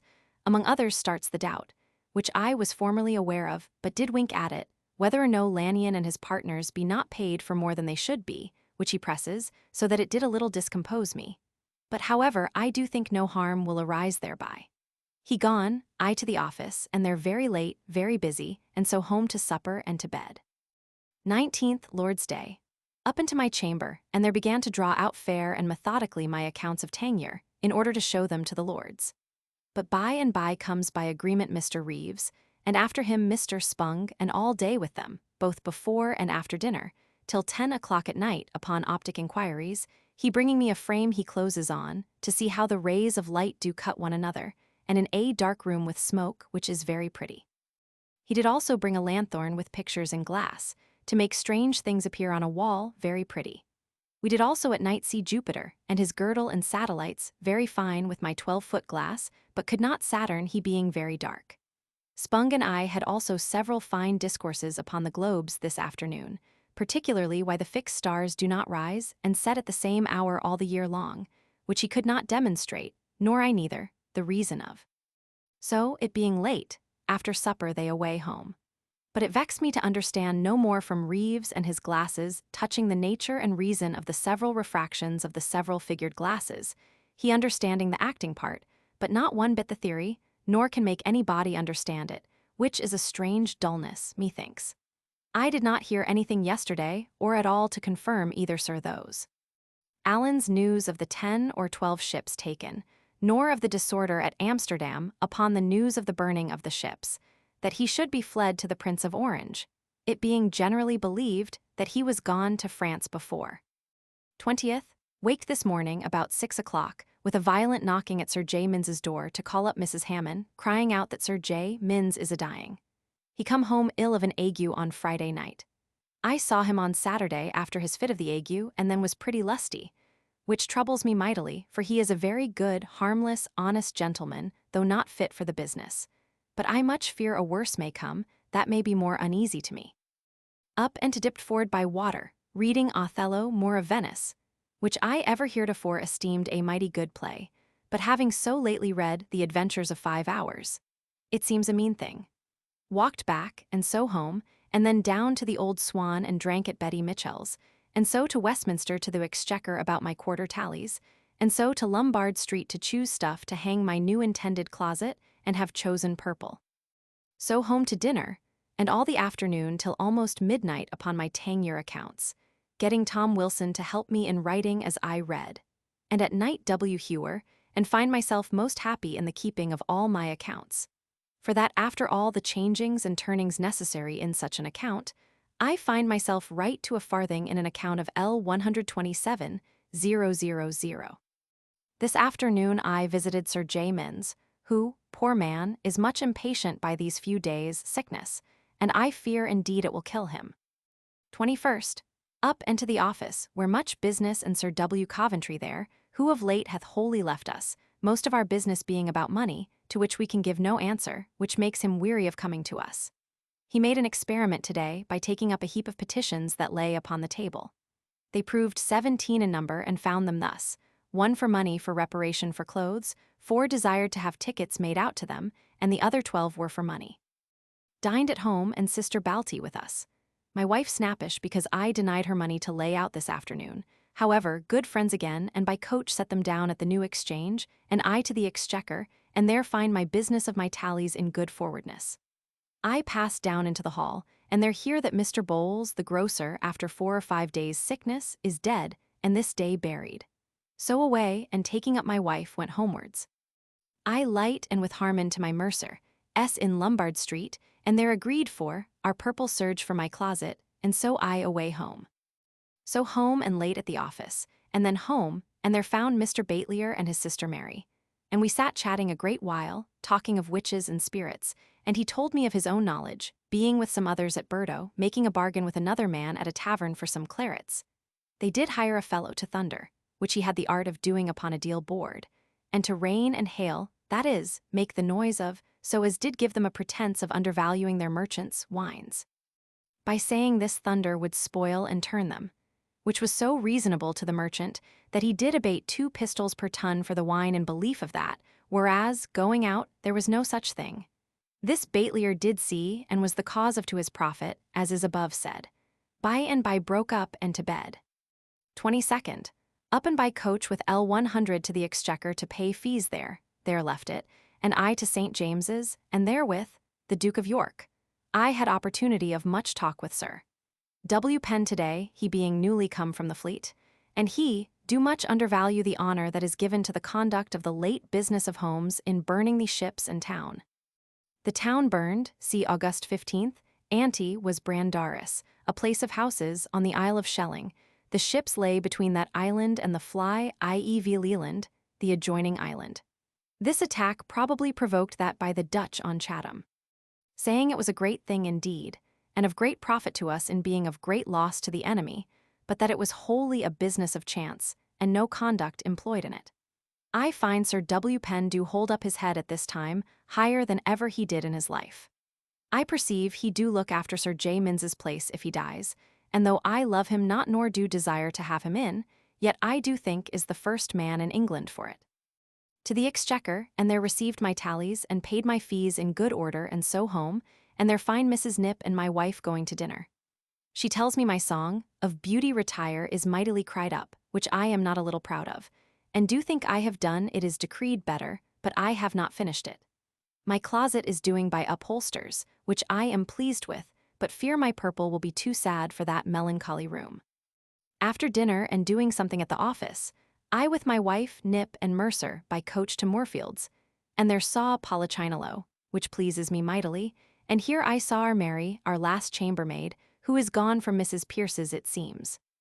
Thence carried Nip home, calling at the Cock Ale-house at the door and drank, and so home, and there find Reeves, and so up to look upon the stars, and do like my glass very well, and did even with him for it and a little perspective and the lanthorn that shows tricks, altogether costing me L95s. 0d. So to bed, he lying at our house. 23rd. At the office all the morning, whither Sir W. Coventry sent me word that the Dutch fleet is certainly abroad, and so we are to hasten all we have to send to our fleet with all speed. But, Lord, to see how my Lord Brunker undertakes the dispatch of the fireships, when he is no more fit for it than a porter. And all the while Sir W. Penn, who is the most fit, is unwilling to displease him, and do not look after it, and so the king's work is like to be well done. At noon dined at home, love it with us. But he do not please me in his business, for he keeps things long in hand, and his paper do not hold so good as I expected, the varnish wiping off in a little time a very sponge. And I doubt by his discourse he is an odd kind of fellow, and, in plain terms, a very rogue. He gone, I to the office, having seen and liked the upholsters, work in my room which they have almost done, and they're late, and in the evening find Mr. Baitlier and his sister there, and then we talked and eat and were merry, and so parted late, and to bed. 24th. Up, and dispatched several businesses at home in the morning, and then come Simpson to set up my other new presses. These presses still exist, and, according to Pepys's wish, they are placed in the second court of Magdalene College in a room which they exactly fit, and the books are arranged in the presses just as they were when presented to the College B. For my books, and so he and I fell into the furnishing of my new closet, and taking out the things out of my old, and I kept him with me all day, and he dined with me, and so all the afternoon till it was quite dark hanging things, that is my maps and pictures and drafts, and setting up my books, and as much as we could do, to my most extraordinary satisfaction. So that I think it will be as noble a closet as any man hath, and light enough, though, indeed, it would be better to have had a little more light. He gone, my wife and I to talk, and sup, and then to setting right my Tangier accounts and enter my journal, and then to bed with great content in my day's work. This afternoon comes Mrs. Barbary Sheldon, now Mrs. Wood, to see my wife. I was so busy I would not see her. But she came, it seems, mighty rich in rings and fine clothes, and like a lady, and says she is matched mighty well, at which I am very glad, but wonder at her good fortune and the folly of her husband, and vexed at myself for not paying her the respect of seeing her. But I will come out of her debt another time. 25th. All the morning at the office. At noon dined at home, and after dinner up to my new closet, which pleases me mightily, and there I proceeded to put many things in order as far as I had time, and then set it in washing, and stood by myself a great while to see it washed.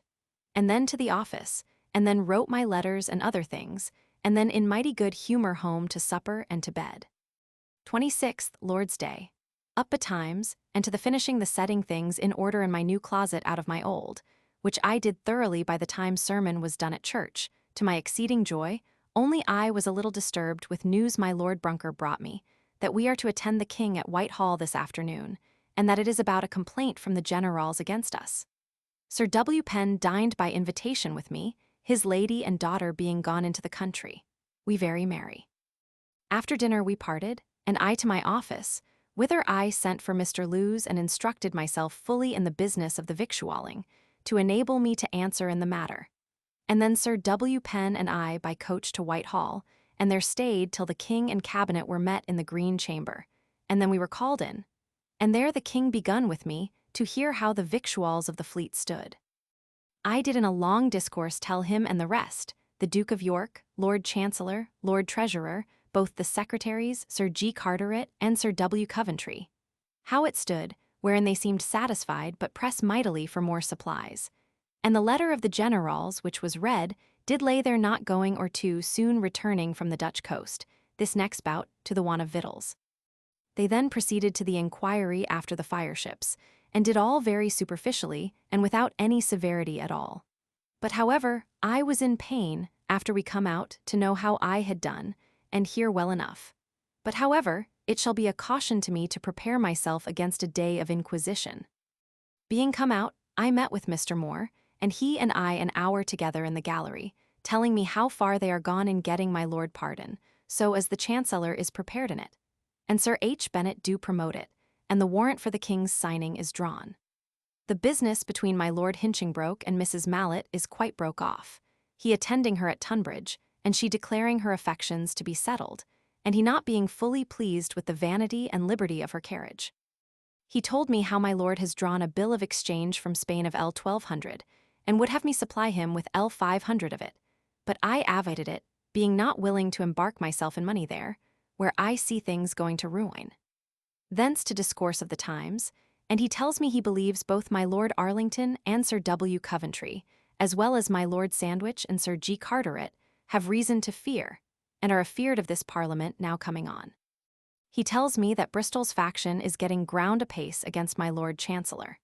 He told me that my old Lord Coventry was a cunning, crafty man, and did make as many bad decrees in Chancery as any man, and that in one case, that occasioned many years' dispute, at last when the King come in, it was hoped by the party grieved, to get my Lord Chancellor to reverse a decree of his. Sir W. Coventry took the opportunity of the business between the Duke of York and the Duchess, and said to my Lord Chancellor that he had rather be drawn up Holborn to be hanged, than live to see his father pissed upon in these very terms, and any decree of his reversed. And so the Chancellor did not think fit to do it, but it still stands, to the undoing of one Norton, a printer, about his right to the printing of the Bible and grammar, and see thence Sir W. Penn and I to Islington and there drank at the Catherine Wheel, and so down the nearest way home, where there was no kind of pleasure at all. Being come home, hear that Sir J. Minns has had a very bad fit all this day, and a hiccup do take him, which is a very bad sign, which troubles me truly. So home to supper a little, and then to bed. 27th. Up, and to my new closet, which pleases me mightily, and there did a little business. Then to break open a window, to the leads side in my old closet, which will enlighten the room mightily, and make it mighty pleasant. So to the office, and then home about one thing or other, about my new closet, for my mind is full of nothing but that. So at noon to dinner, mightily pleased with my wife's picture that she is upon. Then to the office, and thither come and walked an hour with me Sir G. Carteret, who tells me what is done about my lord's pardon, and is not for letting the Duke of York know anything of it beforehand, but to carry it as speedily and quietly as we can. He seems to be very apprehensive that the Parliament will be troublesome and inquisitive into faults, but seems not to value them as to himself. He gone, I to the victualling office, there with Lewes, and Wilson setting the business of the state of the fleet, victualling even and plain, and that being done and other good discourse about it over, Mr. Wilson and I by water down the river for discourse only, about business of the office, and then back, and I home, and after a little at my office home to my new closet, and there did much business on my Tangier account and my journal for 3 days. So to supper and to bed. We are not sure that the Dutch fleet is out. I have another memento from Sir W. Coventry of the want of provisions in the fleet, which troubles me, though there is no reason for it, but will have the good effect of making me more wary. So, full of thoughts, to bed. 28th. Up and in my new closet a good while doing business. Then called on Mrs. Martin and Burrows of Westminster about business of the former's husband. Which done, I to the office, where we sat all the morning. At noon I, with my wife and Mercer, to Philpot Lane, a great cook's shop, to the wedding of Mr. Longrackie, our purveyor, a good, sober, civil man, and hath married a sober, serious maid. Here I met much ordinary company, I going thither at his great request. But there was Mr. Madden and his lady, a fine, noble, pretty lady, and he, and a fine gentleman seems to be. We four were most together, but the whole company was very simple and innocent. A good dinner, and, what was best, good musique. After dinner the young women went to dance. Among others Mr. Christopher Pett his daughter, who is a very pretty, modest girl. I am mightily taken with her. And that being done about 5 o'clock, home, very well pleased with the afternoon's work. And so we broke up mightily civilly, the bride and bridegroom going to Greenwich, they keeping their dinner here only for my sake to lie, and we home, where I to the office, and anon am on a sudden called to meet Sir W. Penn and Sir W. Coventry at the victualling office, which did put me out of order to be so surprised. But I went, and there Sir William Coventry did read me a letter from the generals to the king. The letter from Prince Rupert and the Duke of Albemarle to the king, dated August 27th, from the Royal Charles, Solebay, is among the state papers. The generals complain of the want of supplies, in spite of repeated importunities. The demands are answered by accounts from Mr. Pepys of what has been sent to the fleet, which will not satisfy the ships, unless the provisions could be found. Have not a month's provision of beer, yet Sir W.M. Coventry assures the ministers that they are supplied till Oct. 3. Unless this is quickened they will have to return home too soon. Want provisions according to their own computation, not Sir W.M. Coventry, S. to last to the end of October. Calendar, 1666-67 p. A most scurvy letter, reflecting most upon Sir W. Coventry, and then upon me for my accounts, not that they are not true, but that we do not consider the expense of the fleet, and then of the whole office, in neglecting them and the king's service, and this in very plain and sharp and menacing terms. I did give a good account of matters according to our computation of the expense of the fleet. I find Sir W. Coventry willing enough to accept of anything to confront the generals. But a great supply must be made, and shall be in grace of God. But however our accounts here will be found the true ones. Having done here and much work set me, I with greater content home than I thought I should have done, and so to the office a while, and then home, and a while in my new closet, which delights me every day more and more, and so late to bed. 29th. Up betimes, and there to fit some Tangier accounts, and then, by appointment, to my Lord Belles's. But about Paul's thought of the chant paper I should carry with me, and so fain to come back again, and did, and then met with Sir W. Penn, and with him to my Lord Belles's, he sitting in the coach the while I up to my lord and there offered him my account of the bills of exchange I had received and paid for him, wherein we agree all but 1L200 bill of Vernatty's drawing. Wherein I doubt he hath endeavoured to cheat my lord, but that will soon appear. Thence took leave, and found Sir W. Penn talking to Orange Mall, of the King's house, who, to our great comfort, told us that they begun to act on the 18th of this month. So on to St. James's, in the way Sir W. Penn telling me that Mr. Norton, that married Sir J. Lawson's daughter, is dead. She left L800 a year jointure, a son to inherit the whole estate. She freed from her father-in-law's tyranny, and is in condition to help her mother, who needs it, of which I am glad, the young lady being very pretty. To St. James's, and there Sir W. Coventry took Sir W. Penn and me apart, and read to us his answer to the general's letter to the king that he read last night, wherein he is very plain, and states the matter in full defense of himself and of me with him, which he could not avoid. Which is a good comfort to me, that I happen to be involved with him in the same cause. And then, speaking of the supplies which have been made to this fleet, more than ever in all kinds to any, even that wherein the Duke of York himself was, well, says he, if this will not do, I will say, as Sir J. Falstaff did to the prince, tell your father that if he do not like this, let him kill the next Piercy himself. King Henry Roman IV. Part 1, Act 5, SC. 4. And so we broke up, and to the Duke, and there did our usual business.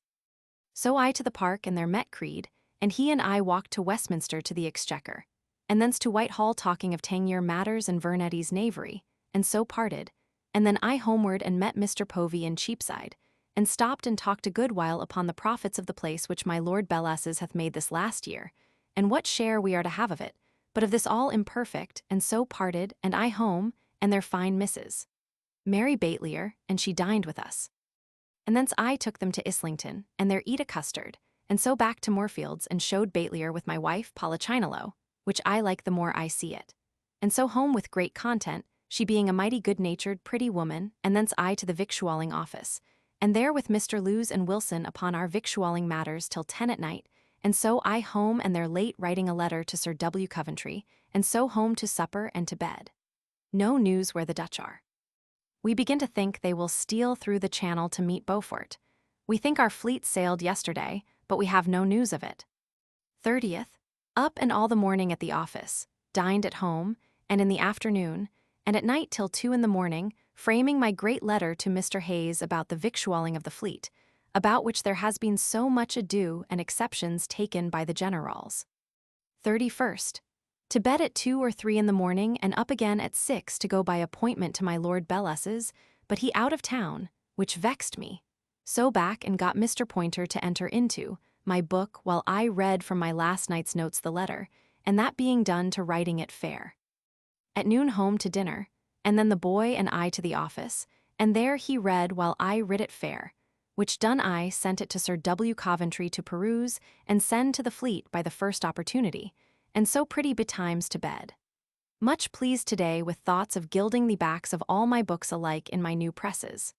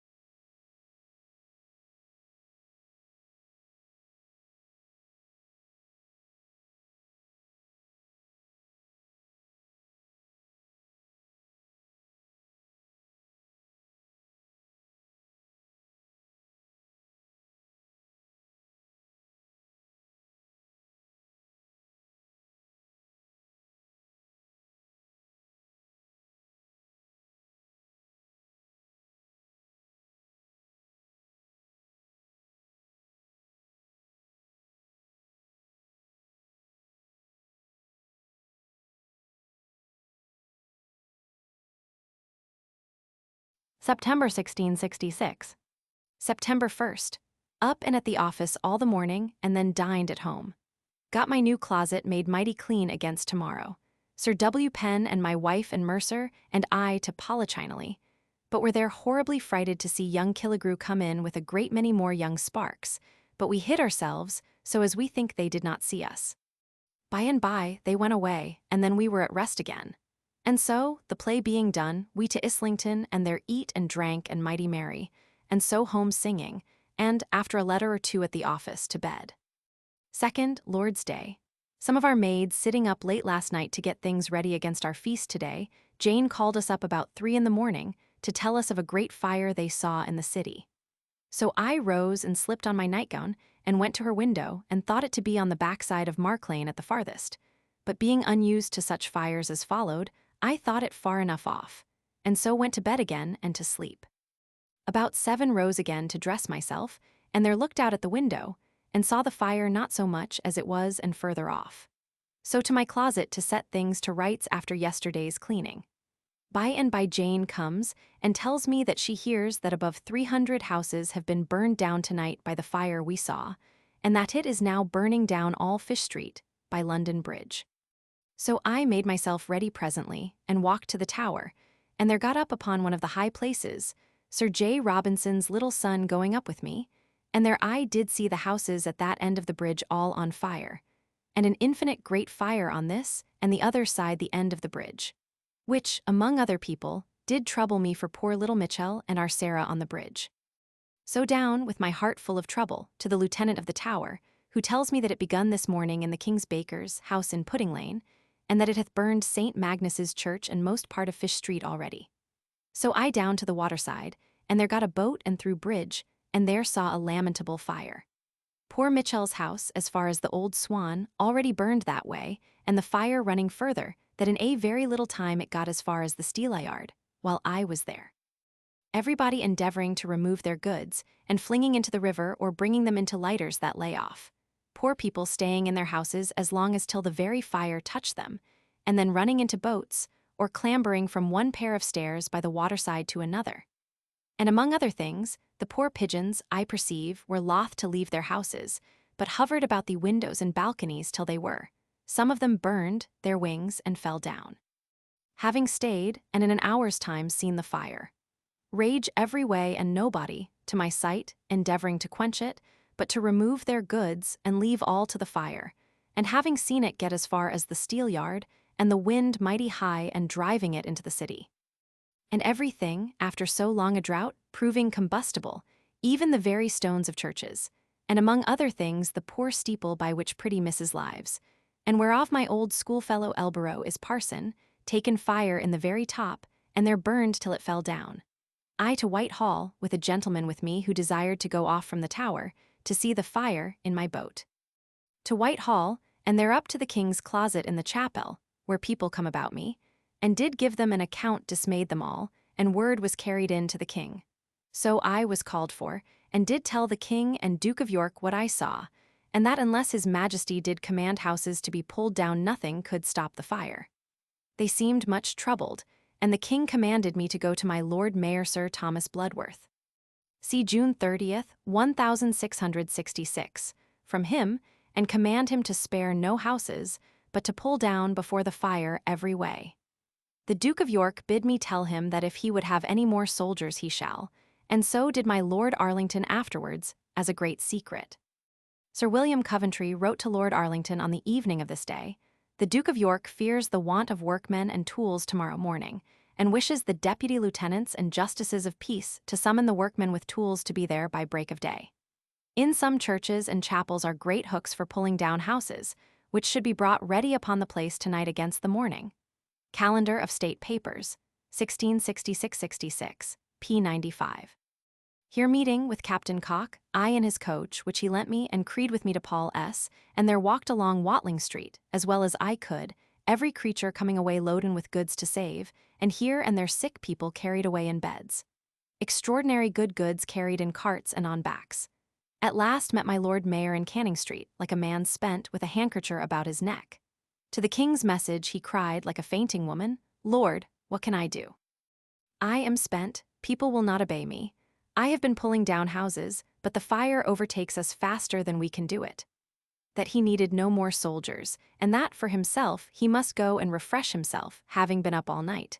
So he left me and I him and walked home, seeing people all almost distracted, and no manner of means used to quench the fire. The houses, too, so very thick thereabouts, and full of matter for burning as pitch and tar in Thames Street, and warehouses of oil and wines and brandy and other things.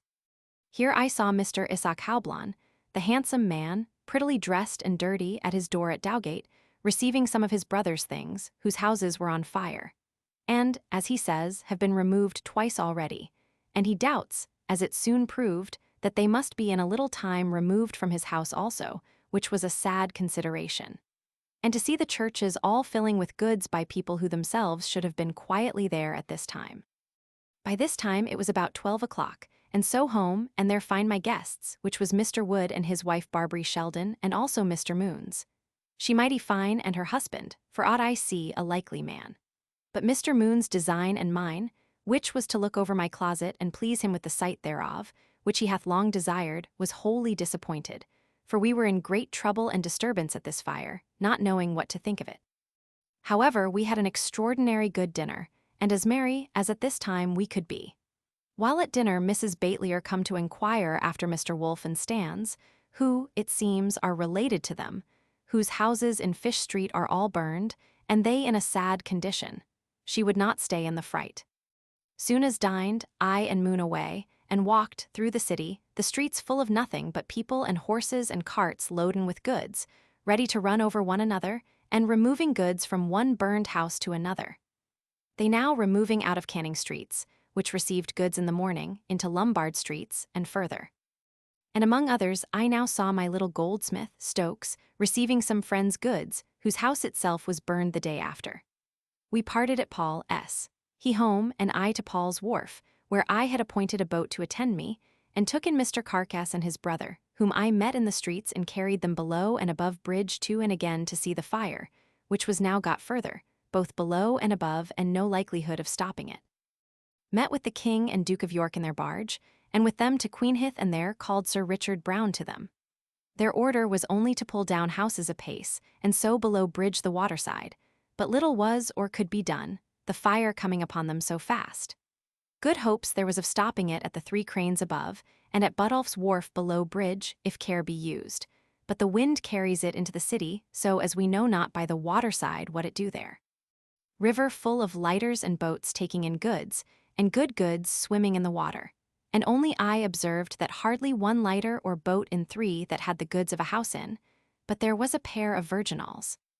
The virginal differed from the spinnet in being square instead of triangular in form.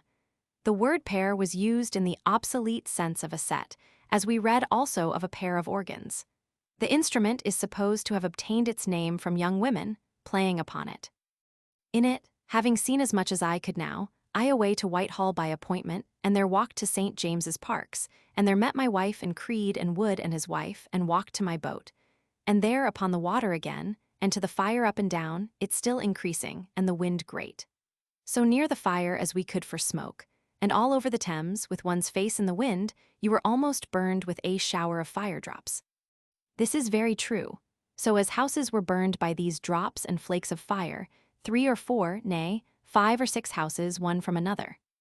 When we could endure no more upon the water, we to a little alehouse on the bankside, over against the Three Cranes, and there stayed till it was dark almost, and saw the fire grow, and as it grew darker, appeared more and more, and in corners and upon steeples, and between churches and houses, as far as we could see up the hill of the city, in a most horrid, malicious, bloody flame, not like the fine flame of an ordinary fire. Barbary and her husband away before us. We stayed till, it being darkish, we saw the fire as only one entire arch of fire from this to the other side the bridge, and in a bow up the hill for an arch of above a mile long. It made me weep to see it. The churches, houses, and all on fire and flaming at once, and a horrid noise the flames made, and the cracking of houses at their ruins. So home with a sad heart, and there find every body discoursing and lamenting the fire. And poor Tom Hayter come with some few of his goods saved out of his house, which is burned upon Fish Street's Hall. I invited him to lie at my house, and did receive his goods, but was deceived in his lying there, the news coming every moment of the growth of the fire. So as we were forced to begin to pack up our own goods, and prepare for their removal, and did by moonshine, it being brave, dry, and moon. Shine and warm weather carry much of my goods into the garden, and Mr. Hayter and I did remove my money and iron chests into my cellar, as thinking that the safest place. And got my bags of gold into my office, ready to carry away, and my chief papers of accounts also there, and my tallies into a box by themselves. So great was our fear, as Sir W. Batten hath carts come out of the country to fetch away his goods this night. We did put Mr. Hayter, poor man, to bed a little, but he got but very little rest, so much noise being in my house, taking down of goods. Third, about 4 o'clock in the morning, my Lady Batten sent me a cart to carry away all my money, and plate, and best things, to Sir W. Ryder's at Bednall Green, which I did riding myself in my nightgown in the cart, and, Lord, to see how the streets and the highways are crowded with people running and riding, and getting of carts at any rate to fetch away things. I find Sir W. Ryder tired with being called up all night and receiving things from several friends.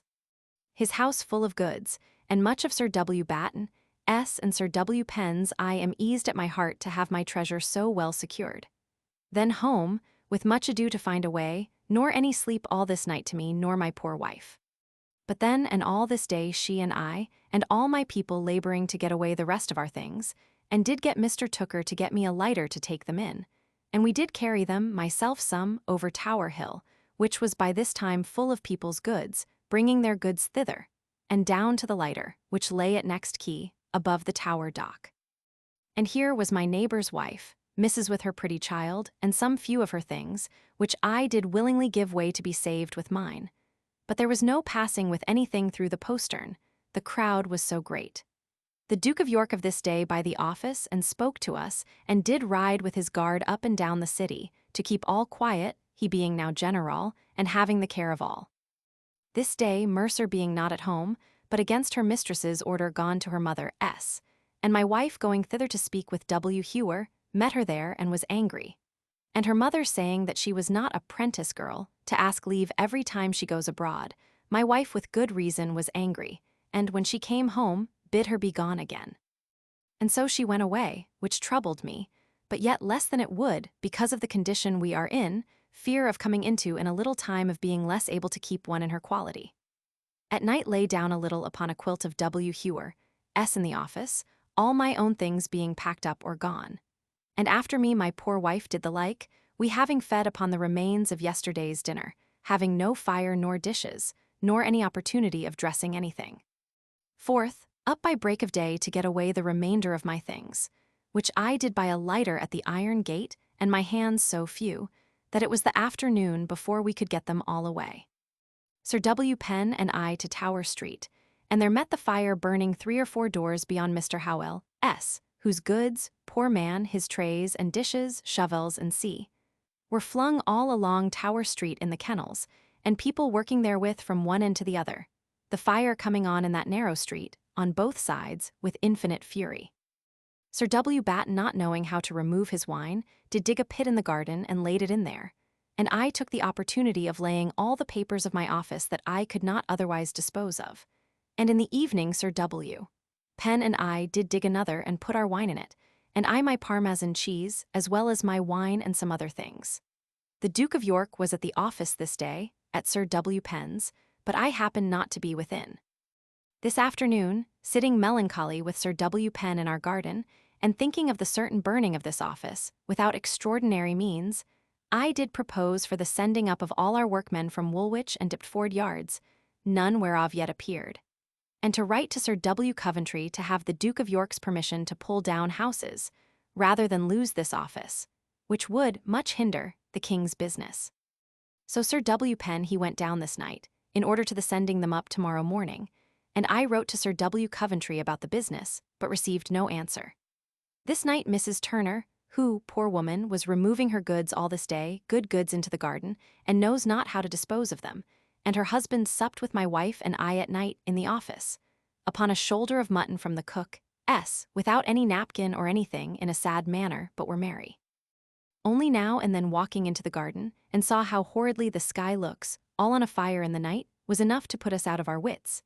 And indeed it was extremely dreadful, for it looks just as if it was at us, and the whole heaven on fire.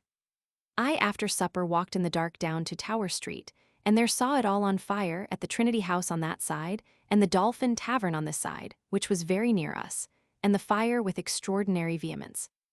Now begins the practice of blowing up of houses in Tower Street, those next the Tower, which at first did frighten people more than anything, but it stopped the fire where it was done, it bringing down a copy of this letter, preserved among the Pepys MSS, in the author's own handwriting, is subjoined.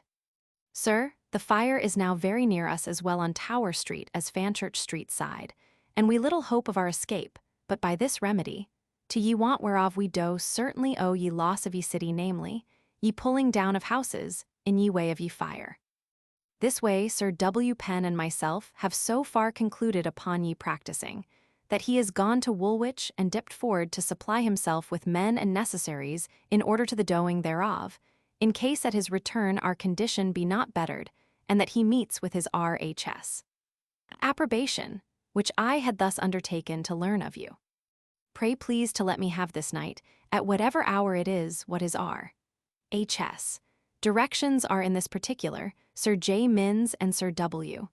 Batten having left us, we cannot add, though we are well assured of their, as well as all ye neighborhood's concurrence. Obedient servant, S.P. Sir W. Coventry, Sceptre, 4, 1666.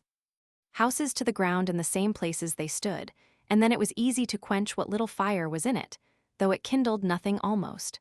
W.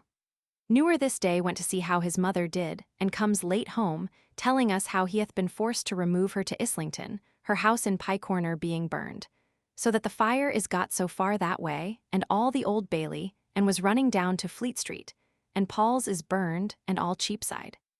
I wrote to my father this night, but the post-house being burned, the letter could not go. J. Hicks wrote to Williamson on September 3rd from the Golden Lion, Red Cross Street post-house. Sir Philip and his lady fled from the office at midnight for safety, stayed himself till 1 a.m., till his wife and children's patience could stay no longer, fearing lest they should be quite stopped up. The passage was so tedious they had much ado to get where they are. The Chesterer and Irish, mails have come in, sends him his letters, knows not how to dispose of the business, calendar of state papers, 1666-67 p. 95. 5th, I lay down in the office again upon W. Hewer's quilt, being mighty weary and sore in my feet with going till I was hardly able to stand. About 2 in the morning my wife calls me up and tells me of new cries of fire, it being come to Barking Church, which is the bottom of our lane. I up, and finding it so, resolved presently to take her away, and did, and took my gold, which was about L2350, W. Newer and Jane, down by Proundy's boat to Woolwich. But Lord, what sad sight it was by moonlight to see, the whole city almost on fire, that you might see it plain at Woolwich as if you were by it. There when I come, I find the gates shut, but no guard kept at all, which troubled me because of discourse now begun that there is plot in it, and that the French had done it. I got the gates open, and to Mr. Sheldon's, where I locked up my gold, and charged my wife and W. Newer never to leave the room without one of them in it, night or day. So back again, by the way seeing my goods well in the lighters at Diptford, and watched well by people. Home, and whereas I expected to have seen our house on fire, it being now about 7 o'clock, it was not. But to the fire, and there find greater hopes than I expected, for my confidence of finding our office on fire was such, that I durst not ask any body how it was with us, till I come and saw it not burned. But going to the fire, I find by the blowing up of houses, and the great help given by the workmen out of the King's Yards, sent up by Sir W. Penn, there is a good stop given to it, as well as at Mark Lane End as ours. It having only burned the dial of Barking Church, and part of the porch, and was there quenched. I up to the top of Barking Steeple, and there saw the saddest sight of desolation that I ever saw. Everywhere great fires, oil cellars, and brimstone, and other things burning. I became afeard to stay there long, and therefore down again as fast as I could, the fire being spread as far as I could see it. And to Sir W. Penn's, and there eat a piece of cold meat, having eaten nothing since Sunday but the remains of Sunday's dinner. Here I met with Mr. Young and Whistler, and having removed all my things and received good hopes that the fire at our end is stopped, they and I walked into the town and find Fanchurch Street, Gracious Street, and Lombard Street all in dust. The Exchange a sad sight, nothing standing there of all the statues or pillars, but Sir Thomas Gresham's picture in the corner. Walked into Moorfields, our feet ready to burn, walking through the town among the hot coals, and find that full of people and poor wretches carrying their good there, and every body keeping his goods together by themselves, and a great blessing it is to them that it is fair weath for them to keep abroad night and day. Drank there, and paid 2 pence for a plain penny loaf. Thence homeward, having passed through Cheapside and Newgate Market, all burned, and seen Anthony Joyce's house in fire. And took up, which I keep by me, a piece of glass of Mercer's chapel in the street, where much more was, so melted and buckled with the heat of the fire like parchment. I also did see a poor cat taken out of a hole in the chimney, joining to the wall of the Exchange, with the hair all burned off the body, and yet alive. So home at night, and find their good hopes of saving our office, but great endeavors of watching all night, and having men ready. And so we lodged them in the office, and had drink and bread and cheese for them. And I lay down and slept a good night about midnight, though when I rose I heard that there had been a great alarm of French and Dutch being risen, which proved nothing. But it is a strange thing to see how long this time did look since Sunday, having been always full of variety of actions, and little sleep, that it looked like a week or more, and I had forgot, almost the day of the week. 6th, up about 5 o'clock, and where met Mr. Gaudin at the gate of the office, I intending to go out, as I used every now and then today, to see how the fire is, to call our men to Bishopsgate, where no fire had yet been near, and there is now one broke out which did give great grounds to people, and to me too, to think that there is some kind of plot. The terrible disaster which overtook London was borne by the inhabitants of the city with great fortitude, but foreigners and Roman Catholics had a bad time. As no cause for the outbreak of the fire could be traced, a general cry was raised that it owed its origin to a plot. In a letter from Thomas Wadd to Williamson, dated Whitby, Sept. Th., we read, "The destruction of London by fire is reported to be a hellish contrivance of the French, Hollanders, and fanatic party. Calendar of State Papers, 1666-67, p. 124. In this, on which many by this time have been taken, and it hath been dangerous for any stranger to walk in the streets. But I went with the men, and we did put it out in a little time, so that was well again. It was pretty to see how hard the women did work in the canals, sweeping of water, but then they would scold for drink, and be as drunk as devils. I saw good butts of sugar broke open in the street, and people go and take handsful out, and put into beer, and drink it. And now all being pretty well, I took boat, and over to Southwark, and took boat on the other side the bridge, and so to Westminster, thinking to shift myself, being all in dirt from top to bottom. But could not there find any place to buy a shirt or pair of gloves, Westminster Hall being full of people's goods, those in Westminster having removed all their goods, and the exchequer money put into vessels to carry to none such. But to the Swan, and there was trimmed, and then to Whitehall, but saw nobody. And so home, a sad sight to see how the river looks, no houses nor church near it, to the Temple, where it stopped. At home did go with Sir W. Batt, and our neighbour, Knightley, who, with one more, was the only man of any fashion left in all the neighbourhood thereabouts, they all removing their goods and leaving their houses to the mercy of the fire, to Sir R. Ford's, and there dined in an earthen platter a fried breast of mutton. A great many of us, but very merry, and indeed as good a meal, though as ugly a one, as ever I had in my life. Thence down to Deptford, and there with great satisfaction landed all my goods at Sir G. Carteret's safe, and nothing missed I could see or hurt. This being done to my great content, I home and to Sir W. Batt, S., and there with Sir R. Ford, Mr. Knightley, and one Withers, a professed lying rogue, supped well and mighty merry, and our fears over. From them to the office, and there slept with the office full of labourers, who talked and slept and walked all night long there. But strange it was to see Clothworkers' Hall on fire these 3 days and nights in one body of flame, it being the cellar full of oil. 7th, up by 5 o'clock, and blessed be God, find all well and by water to Paul's Wharf. Walked thence and saw all the town burned and a miserable sight of Paul's Church, with all the roofs fallen, and the body of the choir fallen into St. Faith S., Paul's School also, Ludgate and Fleet Street, my father's house, and the church, and a good part of the temple the like. So to Creed S. lodging near the New Exchange, and there find him laid down upon a bed, the house all unfurnished, there being fears of the fires coming to them. There borrowed a shirt of him and washed. To Sir W. Coventry, at St. James's, who lay without curtains, having removed all his goods, as the king at Whitehall, and every body had done and was doing. He hopes we shall have no public distractions upon this fire, which is what every body fears, because of the talk of the French having a hand in it. And it is a proper time for discontents, but all men's minds are full of care to protect themselves and save their goods. The militia is in arms everywhere.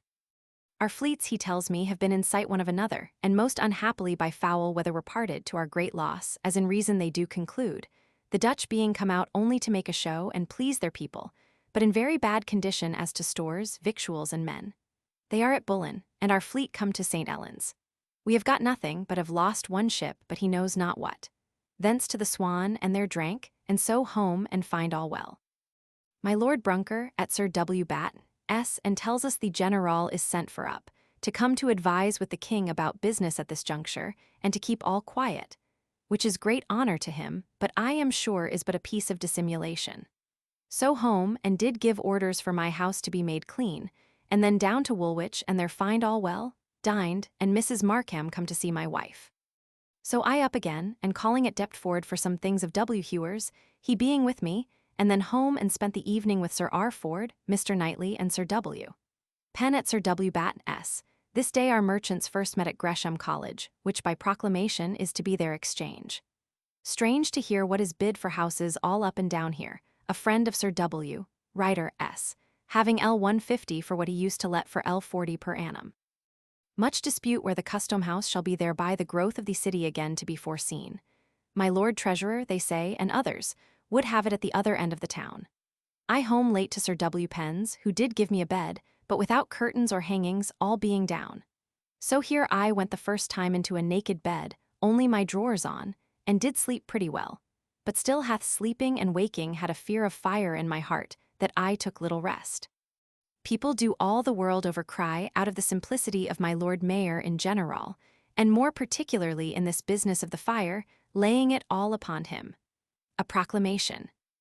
On September 5th proclamation was made, ordering that for supply of the distressed people left destitute by the late dreadful and dismal fire, great proportions of bread be brought daily, not only to the former markets, but to those lately ordained, that all churches, chapels, schools, and public buildings are to be open to receive the goods of those who know not how to dispose of them. On September 6th, proclamation ordered that as the markets are burned down, markets be held in Bishopsgate Street, Tower Hill, Smithfield, and Leadenhall Street. Calendar of State Papers, 1666-67 pp. 104. Is come out for markets to be kept at Leadenhall and Milling Green, and several other places about the town, and Tower Hill, and all churches to be set open to receive poor people. 8th, up and with Sir W. Batten and Sir W. Penn by water to Whitehall and they to St. James's. I stopped with Sir G. Carteret to desire him to go with us, and to inquire after money. But the first he cannot do, and the other as little, or says, when we can get any, or what shall we do for it? He, it seems, is employed in the correspondence between the city and the king every day, in settling of things. I find him full of trouble to think how things will go. I left him and to St. James's, where we met first at Sir W. Coventry's chamber, and there did what business we can without any books. Our discourse, as everything else, was confused. The fleet is at Portsmouth, they're staying a wind to carry them to the Downs or towards Bullen, where they say the Dutch fleet is gone and stays. We concluded upon private meetings for a while, not having any money to satisfy any people that may come to us. I bought 2 eels upon the Thames, cost me 6 shillings. Thence with Sir W. Batten to the cockpit, whither the Duke of Albemarle is come. It seems the king holds him so necessary at this time, that he hath sent for him, and will keep him here. Indeed, his interest in the city, being acquainted, and his care in keeping things quiet, is reckoned that wherein he will be very serviceable. We to him, he is courted in appearance by every body. He very kind to us. I perceive he lays by all business of the fleet at present, and minds the city, and is now hastening to Gresham College, to discourse with the aldermen. Sir W. Batten and I home, where met by my brother John, come to town to see how things are with us, and then presently he with me to Gresham College, where infinity of people, partly through novelty to see the new place, and partly to find out and hear what is become one man of another. I met with many people undone, and more that have extraordinary great losses. People speaking their thoughts variously about the beginning of the fire, and the rebuilding of the city. Then to Sir W. Batten, S., and took my brothet with me, and there dined with a great company of neighbors, and much good discourse, among others, of the low spirits of some rich men in the city, in sparing any encouragement to the poor people that wrought for the saving their houses.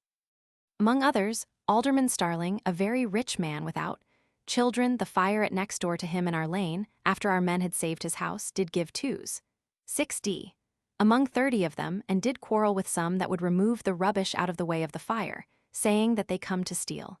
Sir W. Coventry told me of another this morning, in Holborn, which he showed the king that when it was offered to stop the fire near his house for such a reward that came but to 2s. 6d. A man among the neighbors he would give but 18d. Thence to Bednall Green by coach, my brother with me, and saw all well there, and fetched away my journal book to enter for 5 days past, and then back to the office where I find Bagwell's wife and her husband come home, agreed to come to their house tomorrow, I sending him away to his ship today. to the office and late writing letters, and then to Sir W. Penn's, my brother lying with me, and Sir W. Penn gone down to rest himself at Woolwich. But I was much frighted and kept awake in my bed. By some noise I heard a great while below stairs, and the boys not coming up to me when I knocked. It was by their discovery of people stealing of some neighbors wine that lay in vessels in the streets. So to sleep, and all well all night. 9th Sunday, up and was trimmed, and sent my brother to Woolwich to my wife to dine with her. I to church, where our parson made a melancholy but good sermon, and many and most in the church cried, specially the women. The church mighty full, but few of fashion and most strangers. I walked to Bednall Green, and there dined well, but a bad venison pasty at Sir W. Ryder's. Good people they are, and good discourse, and his daughter, Middleton, a fine woman, discreet. Thence home, and to church again, and there preached Dean Harding, but methinks a bad, poor sermon, though proper for the time, nor eloquent, in saying at this time that the city is reduced from a large folio to a decimotio.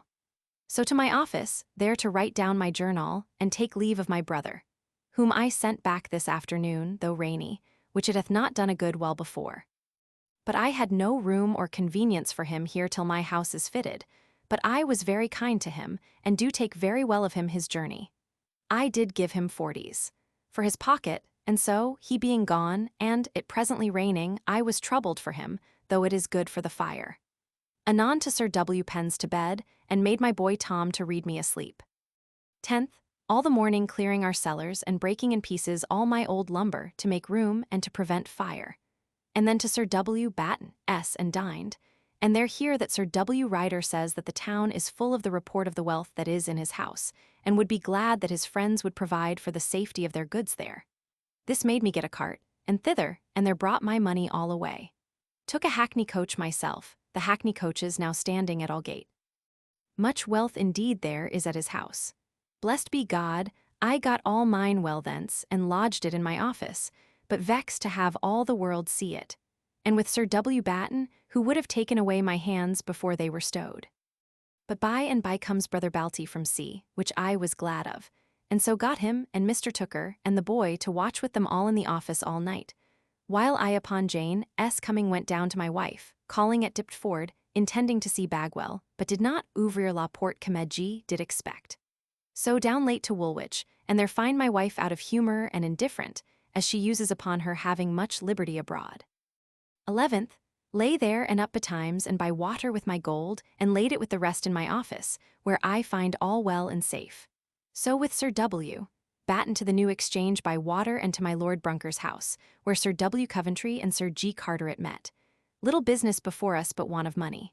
Broke up, and I home by coach round the town.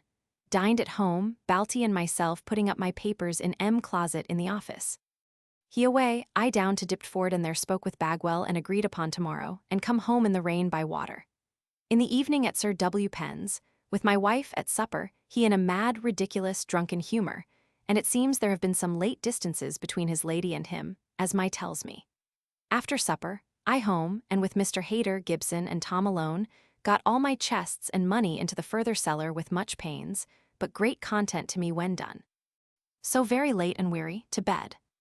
12th, up, and with Sir W. Batten and Sir W. Penn to St. James's by water, and there did our usual business with the Duke of York. Thence I to Westminster, and there spoke with Mitchell and Howlett, who tell me how their poor young ones are going to Shadwell S. The latter told me of the unkindness of the young man to his wife, which is now over, and I have promised to appear a counselor to him.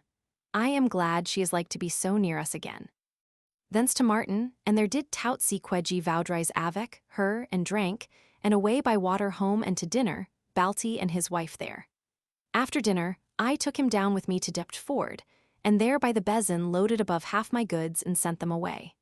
So we back home, and then I found occasion to return in the dark and to Bagwell, and there did do all that I desired, but though I did intend, pour avoir demurise con L today last night, yet when I had done, see Quedgy Vaudrey's I did hate both L and Lacos, and taking occasion from the occasion of Su Marido's return, did me lever, and so away home late to Sir W. Penn's, Batty and his wife lying at my house, and there in the same simple humour I found Sir W. Penn, and so late to bed. 13th, up and down to Tower Wharf, and there, with Batty and labourers from Deptford, did get my goods housed well at home. So down to Diptford again to fetch the rest, and there eat a bit of dinner at the Globe, with the master of the bezin with me, while the labourers went to dinner.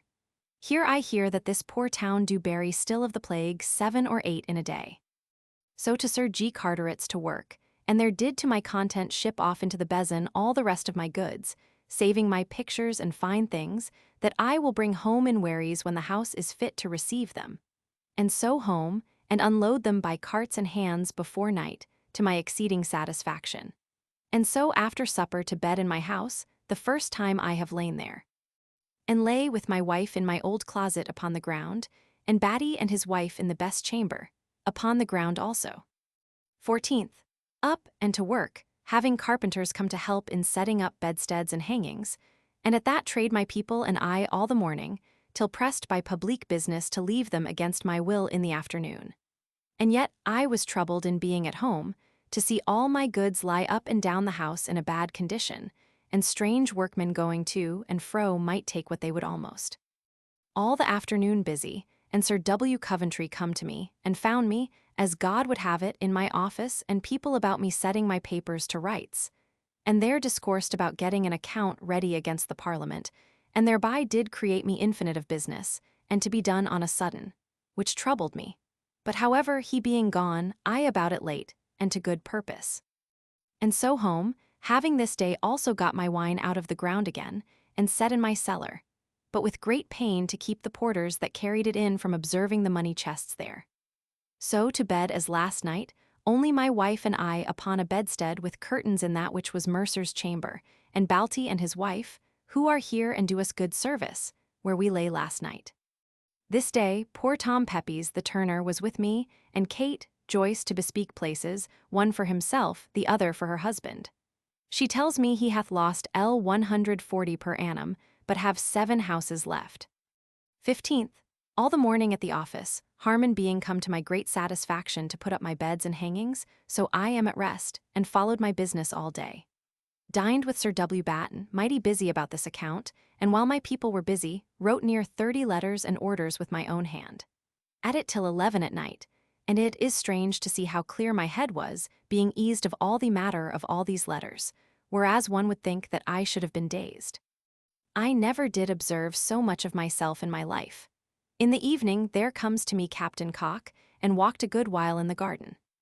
He says he hath computed that the rents of houses lost by this fire in the city comes to L600,000 per annum. That this will make the Parliament more quiet than otherwise they would have been, and give the king a more ready supply. That the supply must be by excise, as it is in Holland. That the Parliament will see it necessary to carry on the war. That the late storm hindered our beating the Dutch fleet, who were gone out only to satisfy the people, having no business to do but to avoid us. That the French, as late in the year as it is, are coming, that the Dutch are really in bad condition, but that this unhappiness of ours do give them heart. That there was a late difference between my Lord Arlington and Sir W. Coventry about neglect in the last to send away an express of the others in time. That it come before the king, and the Duke of York concerned himself in it, but this fire hath stopped it. The Dutch fleet is not gone home, but rather to the north, and so dangerous to our Gothenburg fleet. That the Parliament is likely to fall foul upon some persons, and among others on the Vice-Chamberlain, though we both believe with little ground. That certainly never so great a loss as this was borne so well by citizens in the world, he believing that not one merchant upon the change will break upon it. That he do not apprehend there will be any disturbances in state upon it, for that all men are busy in looking after their own business to save themselves. He gone, I to finish my letters, and home to bed, and find to my infinite joy many rooms clean, and myself and wife lie in our own chamber again. But much terrified in the nights nowadays with dreams of fire and falling down of houses. 16th, Lord's Day. Lay with much pleasure in bed talking with my wife about Mr. Hayter's lying here and W. Hewer also, if Mrs. Mercer leaves her house. To the office, whither also all my people about this account, and they're busy all the morning. At noon, with my wife, against her will, all undressed and dirty, dined at Sir W. Penn's, where was all the company of our families in town. But, Lord, so sorry a dinner. Venison baked in pans, that the dinner I have had for his lady alone hath been worth 4 of it. Thence, after dinner, displeased with our entertainment, to my office again, and there till almost midnight and my people with me, and then home, my head mightily aching about our accounts. 17th. Up betimes and shaved myself after a week's growth, but Lord, how ugly I was yesterday and how fine today. By water, seeing the city all the way, a sad sight indeed, much fire being still in. To Sir W. Coventry, and there read over my yesterday's work, being a collection of the particulars of the excessive charge created by a war with good content. Sir W. Coventry was in great pain lest the French fleet should be passed by our fleet, who had notice of them on Saturday, and were preparing to go meet them.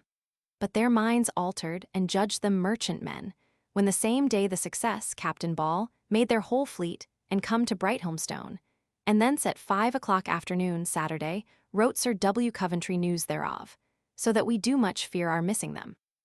Here come in and talked with him Sir Thomas Clifford, who appears a very fine gentleman, and much set by at court for his activity in going to sea, and stoutness everywhere, and stirring up and down. Thence by coach over the ruins, down Fleet Street and Cheapside to Broad Street to Sir G. Carteret, where Sir W. Batten and Sir J. Minns, whom I had not seen a long time before, being his first coming abroad, and Lord Brunker passing his accounts. Thence home a little to look after my people at work, and back to Sir G. Carteret's to dinner. And thence, after some discourse, with him upon our public accounts, I back home, and all the day with Harmon and his people finishing the hangings and beds in my house, and the hangings will be as good as ever, and particularly in my new closet. They gone and I weary, my wife and I, and Balty and his wife, who come hither today to help us, to a barrel of oysters I sent from the river today, and so to bed. 18th. Strange with what freedom and quantity I pissed this night, which I know not what to impute to but my oysters, unless the coldness of the night should cause it, for it was a sad rainy and tempestuous night. Soon as up I begun to have some pain in my bladder and belly, as usual, which made me go to dinner betimes, to fill my belly, and that did ease me, so as I did my business in the afternoon, in forwarding the settling of my house, very well. Betimes to bed, my wife also being all this day ill in the same manner. Troubled at my wife's hair coming off so much. This day the Parliament met, and adjourned till Friday, when the King will be with them. 19th. Up, and with Sir W. Penn by coach to St. James's, and there did our usual business before the Duke of York, which signified little, our business being only complaints of lack of money. Here I saw a bastard of the late King of Sweden's come to kiss his hands, a mighty modish French-like gentleman. Thence to Whitehall, with Sir W. Batten and Sir W. Penn, to Wilkes, and there did hear the many profane stories of Sir Henry Wood damning the parsons for so much spending the wine at the sacrament, cursing that ever they took the cup to themselves, and then another story that he valued not all the world's curses. For 2 pence he shall get at any time the prayers of some poor body that is worth 1,000 of all their curses, Lord Norwich drawing a tooth at a health. Another time, he and Pinchbacky and Dr. Goff, now a religious man, Pinchbacky did begin a frolic to drink out of a glass with a toad in it that he had taken up going out to shit. He did it without harm. Goff, who knew Sacky would kill the toad, called for Sacky, and when he saw it dead, says he, I will have a quick toad, and will not drink from a dead toad. They swallow their own contradictions as easily as a Hector can drink a frog in a glass of wine.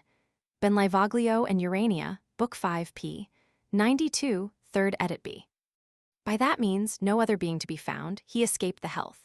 Thence home and dined, and to dipped forward and got all my pictures put into wherries and my other fine things, and landed them all very well and brought them home, and got Simpson to set them all up tonight. And he gone, I and the boy to finish and set up my books and everything else in my house, till 2 o'clock in the morning and then to bed, but mightily troubled, and even in my sleep, at my missing 4 or 5 of my biggest books. Speed's Chronicle and Maps, and the 2 parts of Wagoner and a book of cards, which I suppose I have put up with too much care, that I have forgot where they are, for sure they are not stole. 2 little pictures of sea and ships and a little gilt frame belonging to my plate of the river, I want, but my books do heartily trouble me. Most of my gilt frames are hurt, which also troubles me, but most my books. This day I put on 2 shirts, the first time this year, and do grow well upon it, so that my disease is nothing but wind. 20th, up, much troubled about my books, but cannot imagine where they should be.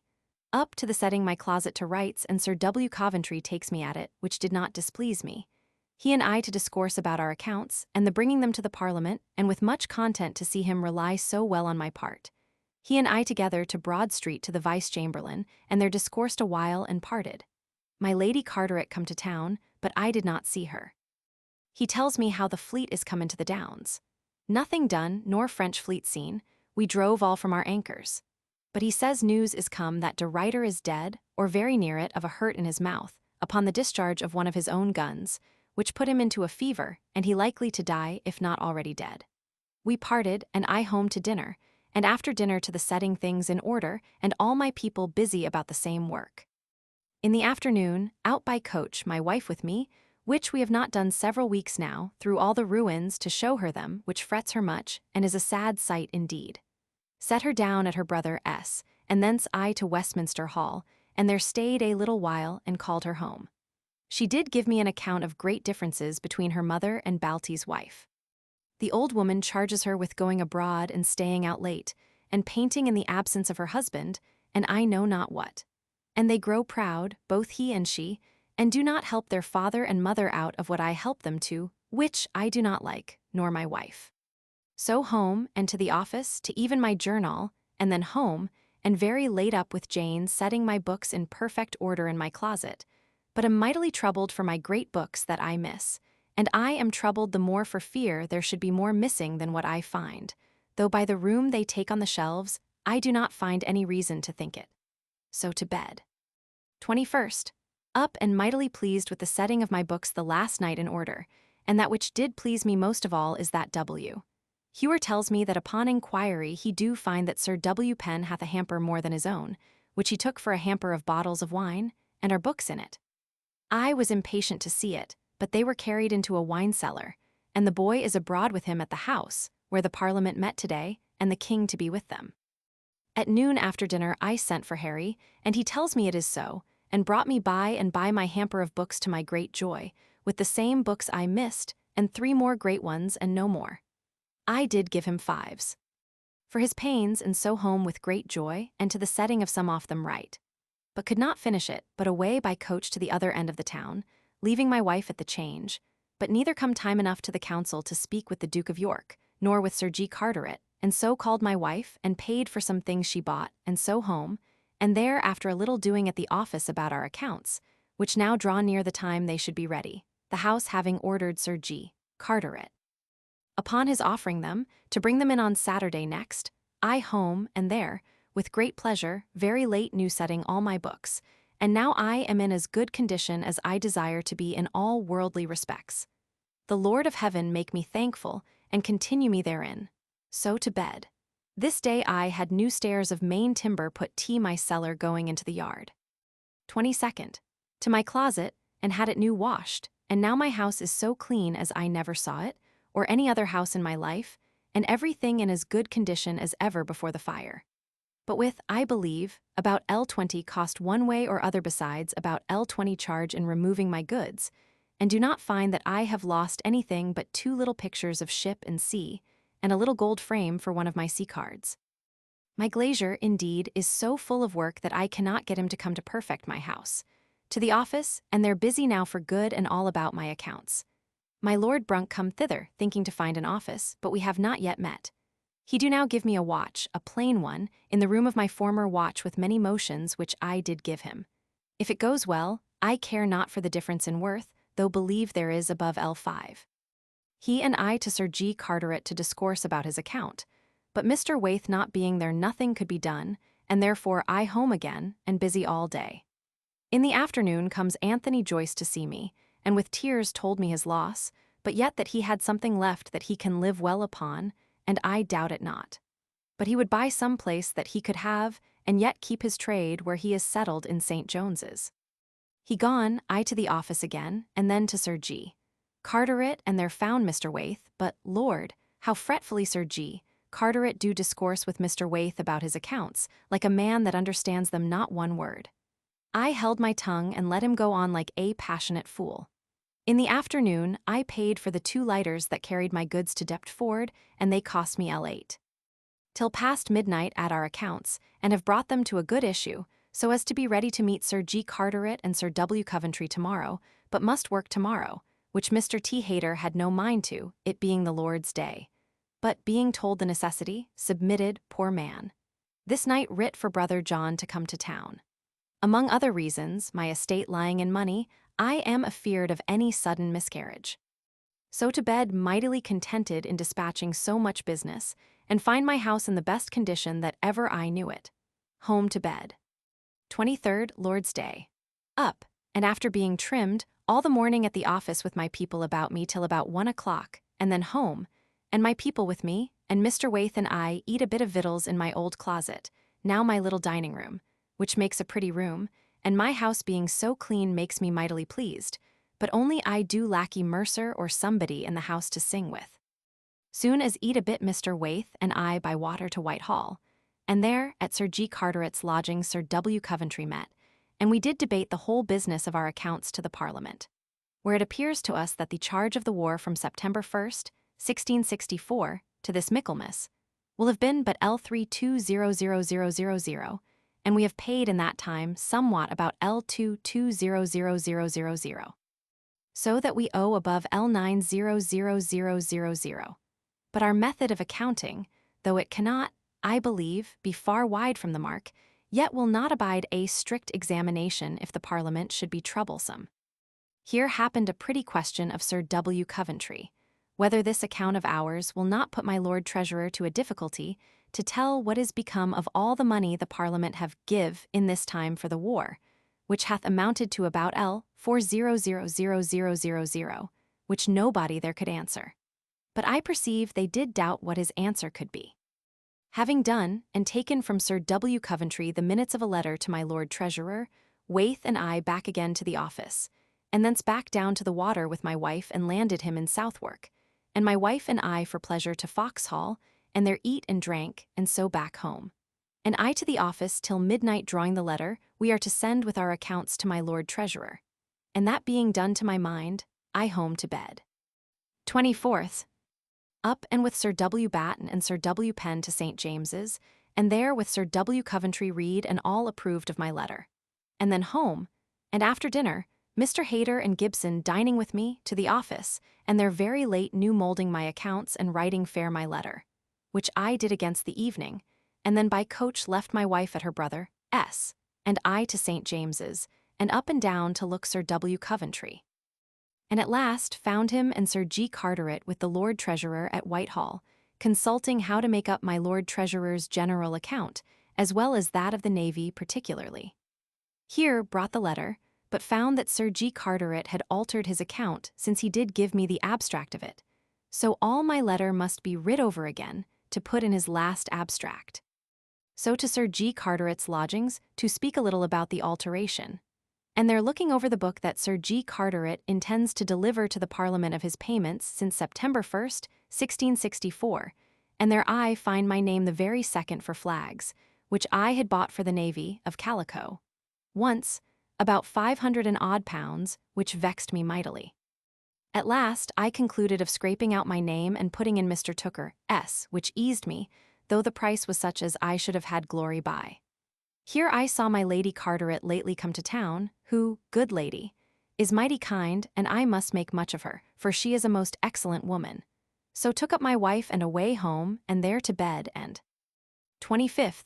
Up betimes, with all my people to get the letter writ over, and other things done, which I did, and by coach to Lord Brunkers, and got his hand to it, and then to the Parliament House and got it signed by the rest, and then delivered it at the house door to Sir Philip Warwick. Sir G. Carteret being gone into the house with his book of accounts under his arm, to present to the house.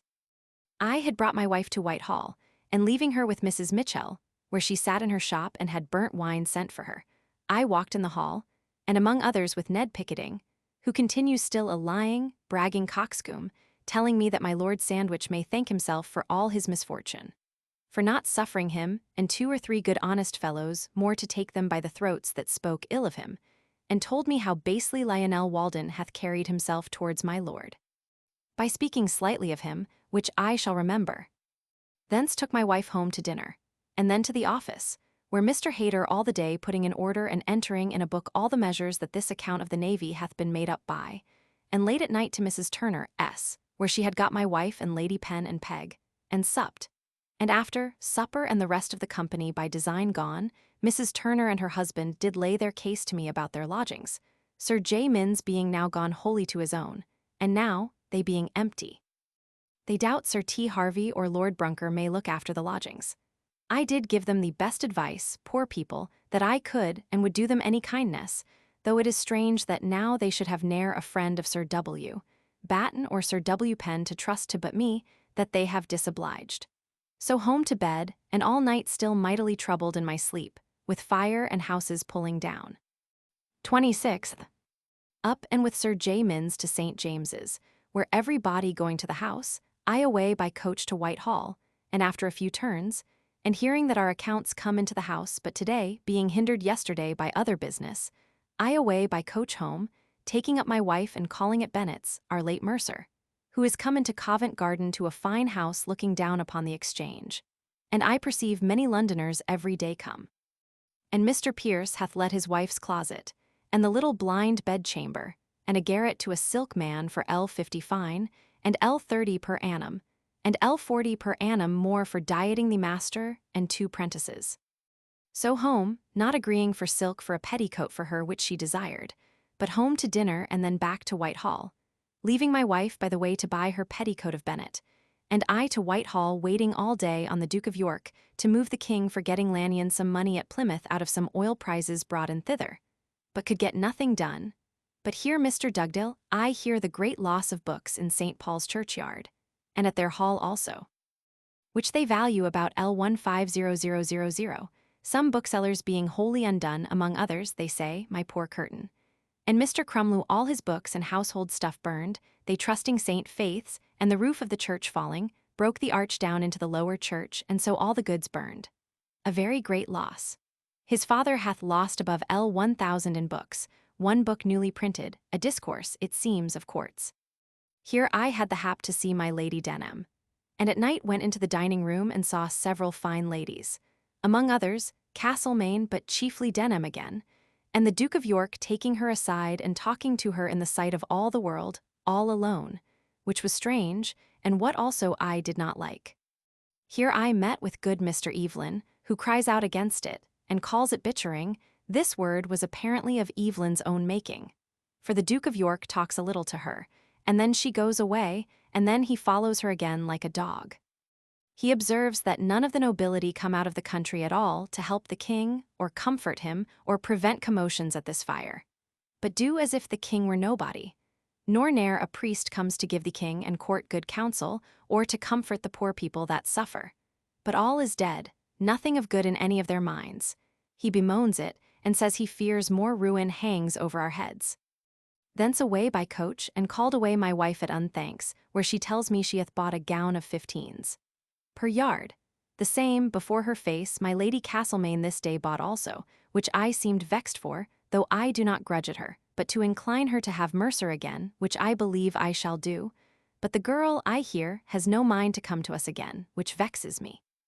Being come home, I to Sir W. Batten, and there here our business was tendered to the house today, and a committee of the whole house chosen to examine our accounts, and a great many Hotspurs inquiring into it, and likely to give us much trouble and blame, and perhaps, which I am afeard of, will find faults eno to demand better officers. This I truly fear.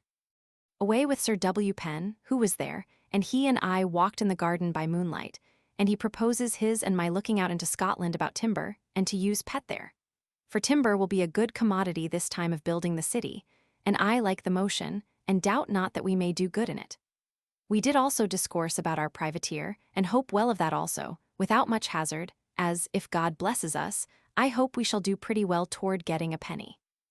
I was mightily pleased with our discourse, and so parted, and to the office to finish my journal for 3 or 4 days, and so home to supper and to bed.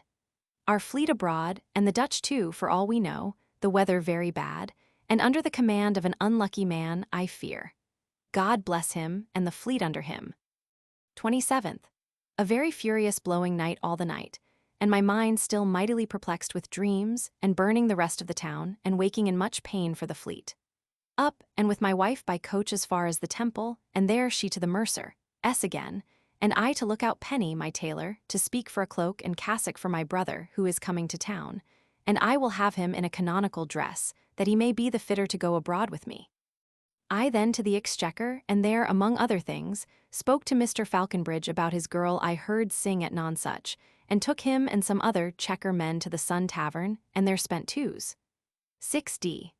Upon them, and he sent for the girl, and she hath a pretty way of singing, but hath almost forgot for want of practice. She is poor in clothes, and not bred to any carriage, but will be soon taught all, and if Mercer do not come again, I think we may have her upon better terms and breed her to what we please. Thence to Sir W. Coventry, S., and there dined with him and Sir W. Batten, the lieutenant of the Tower, and Mr. Thynne, a pretty gentleman, going to Gottenburg. Having dined, Sir W. Coventry, Sir W. Batten, and I walked into his closet to consider of some things more to be done in a list to be given to the Parliament of all our ships, and time of entry and discharge. Sir W. Coventry seems to think they will soon be weary of the business, and fall quietly into the giving the king what is fit. This he hopes. Thence I by coach home to the office, and there intending a meeting, but nobody being there but myself and Sir J. Minns, who is worse than nothing, I did not answer anybody, but kept to my business in the office till night, and then Sir W. Batten and Sir W. Penn to me, and thence to Sir W. Batten, S., and eat a barrel of oysters I did give them, and so home and to bed. I have this evening discoursed with W. Hewer about Mercer, I having a mind to have her again, and I am vexed to hear him say that she hath no mind to come again, though her mother hath. No news of the fleet yet, but that they went by Dover on the 25th towards the gun-fleet, but whether the Dutch be yet abroad, or no, we hear not. Der Reiter is not dead, but like to do well. Most think that the gross of the French fleet are gone home again. 28th. Lay long in bed, and am come to agreement with my wife to have Mercer again, on condition she may learn this winter 2 months to dance, and she promises me she will endeavor to learn to sing, and all this I am willing enough to. So up, and by the glazier comes to finish the windows of my house, which pleases me, and the bookbinder to gild the backs of my books. I got the glass of my book presses to be done presently, which did mightily content me, and to setting my study in a little better order. And so to my office to my people, busy about our Parliament accounts, and so to dinner, and then at them again close. At night comes Sir W. Penn, and he and I a turn in the garden, and he broke to me a proposition of his and my joining in a design of fetching timber and deals from Scotland, by the help of Mr. Pett upon the place, which, while London is building, will yield good money. I approve it. We judged a third man, that is knowing, is necessary, and concluded on Sir W. Warren, and sent for him to come to us tomorrow morning. I full of this all night, and the project of our man of war, but he and I both dissatisfied with Sir W. Batten's proposing his son to be lieutenant, which we neither of us like. He gone, I discoursed with W. Hewer about Mercer, having a great mind she should come to us again, and instructed him what to say to her mother about it. And so home, to supper, and to bed. 29th. A little meeting at the office by Sir W. Batten, Sir W. Penn, and myself, being the first since the fire. We rose soon, and come Sir W. Warren, by our desire, and with Sir W. Penn and I talked of our Scotch motion, which Sir W. Warren did seem to be stumbled at, and did give no ready answer, but proposed something previous to it, which he knows would find us work, or writing to Mr. Pett to be informed how matters go there as to cost and ways of providing sawyers or sawmills. We were parted without coming to any good resolution in it, I discerning plainly that Sir W. Warren had no mind to it, but that he was surprised at our motion. He gone, I to some office business, and then home to dinner, and then to office again, and then got done by night the lists that are to be presented to the Parliament Committee of the ships, number of men, and time employed since the war, and then I with it, leaving my wife at Unthank S. to St. James's, where Sir W. Coventry stayed for me, and I perused our lists, and find to our great joy that wages, victuals, wear and tear, cast by the medium of the men, will come to above 3 million. And that the extraordinaries, which all the world will allow us, will arise to more than will justify the expense we have declared to have been at since the war, viz. L320000, he and I being both mightily satisfied, he saying to me, that if God send us over this rub, we must take another course for a better controller. So parted, and I to my wife, who stayed for the finishing her new best gown, the best that ever I made her colored tabby, flowered, and so took it and her home. And then I to my people, and having cut them out a little more work than they expected, viz. the writing over the lists in new method, I home to bed, being in good humor, and glad of the end we have brought this matter to. 30th Lord's Day, up and to church, where I have not been a good while, and there the church infinitely thronged with strangers since the fire come into our parish, but not one handsome face in all of them, as if indeed there was a curse, as Bishop Fuller heretofore said, upon our parish. Here I saw Mercer come into the church, which I had a mind to, but she avoided looking up, which vexed me. A pretty good sermon, and then home, and comes Balty and dined with us. A good dinner, and then to have my hair cut against winter close to my head, and then to church again. A sorry sermon, and away home. Penn and I to walk to talk about several businesses, and then home, and my wife and I to read in Fuller's church history, and so to supper and to bed. This month ends with my mind full of business and concernment how this office will speed with the Parliament, which begins to be mighty severe in the examining our accounts, and the expense of the Navy this war.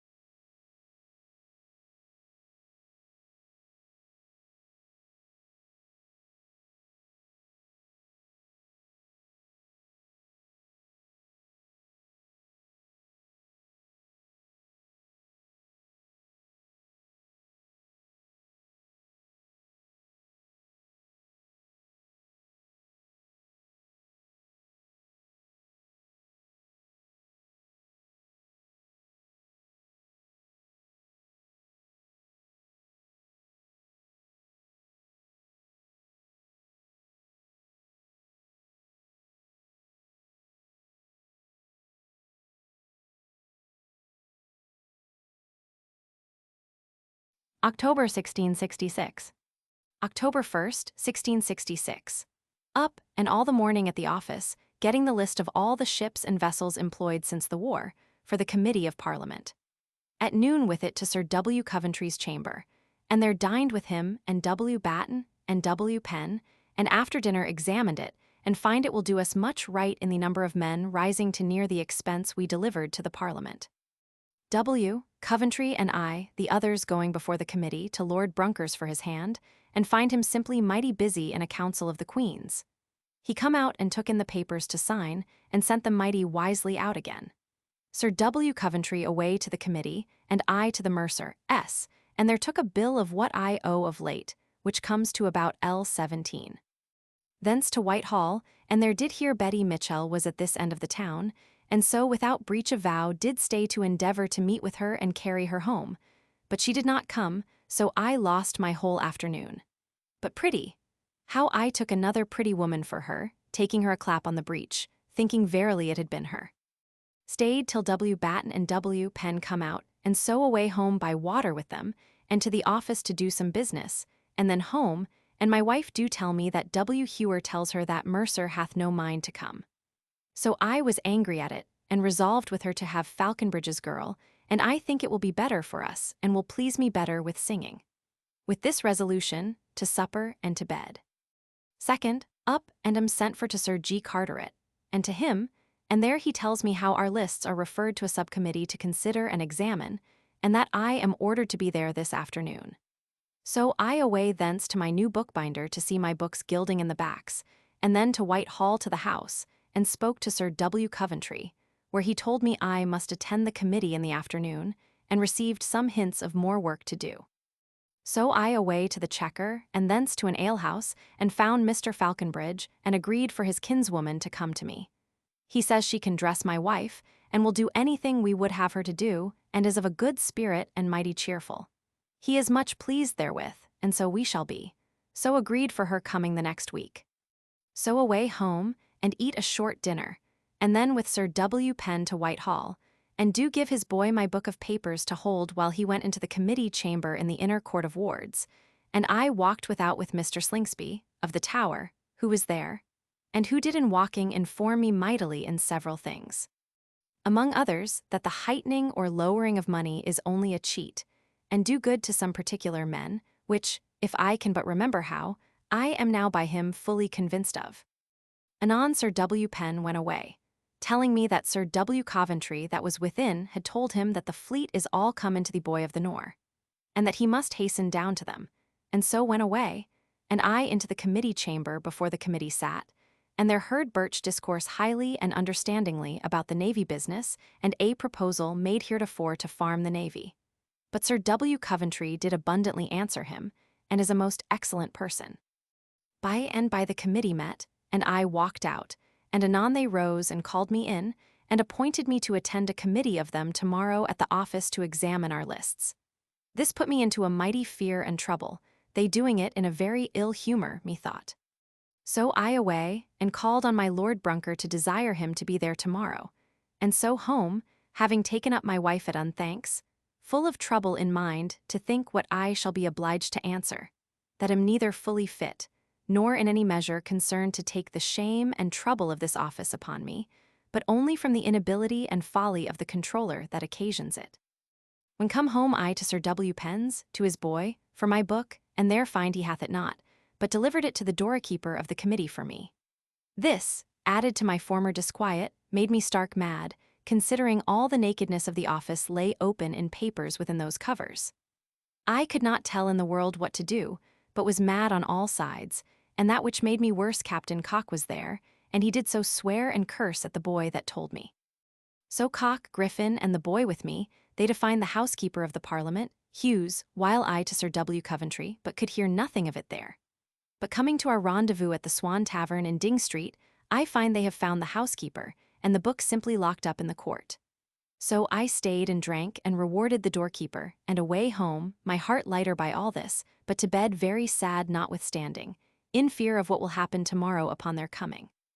Third, waked betimes, mightily troubled in mind, and in the most true trouble that I ever was in my life, saving in the business last year of the East India prizes. So up, and with Mr. Hayter and W. Hewer and Griffin to consider of our business, and books and papers necessary for this examination, and by 8 o'clock comes Birch the first with the lists and books of accounts delivered in.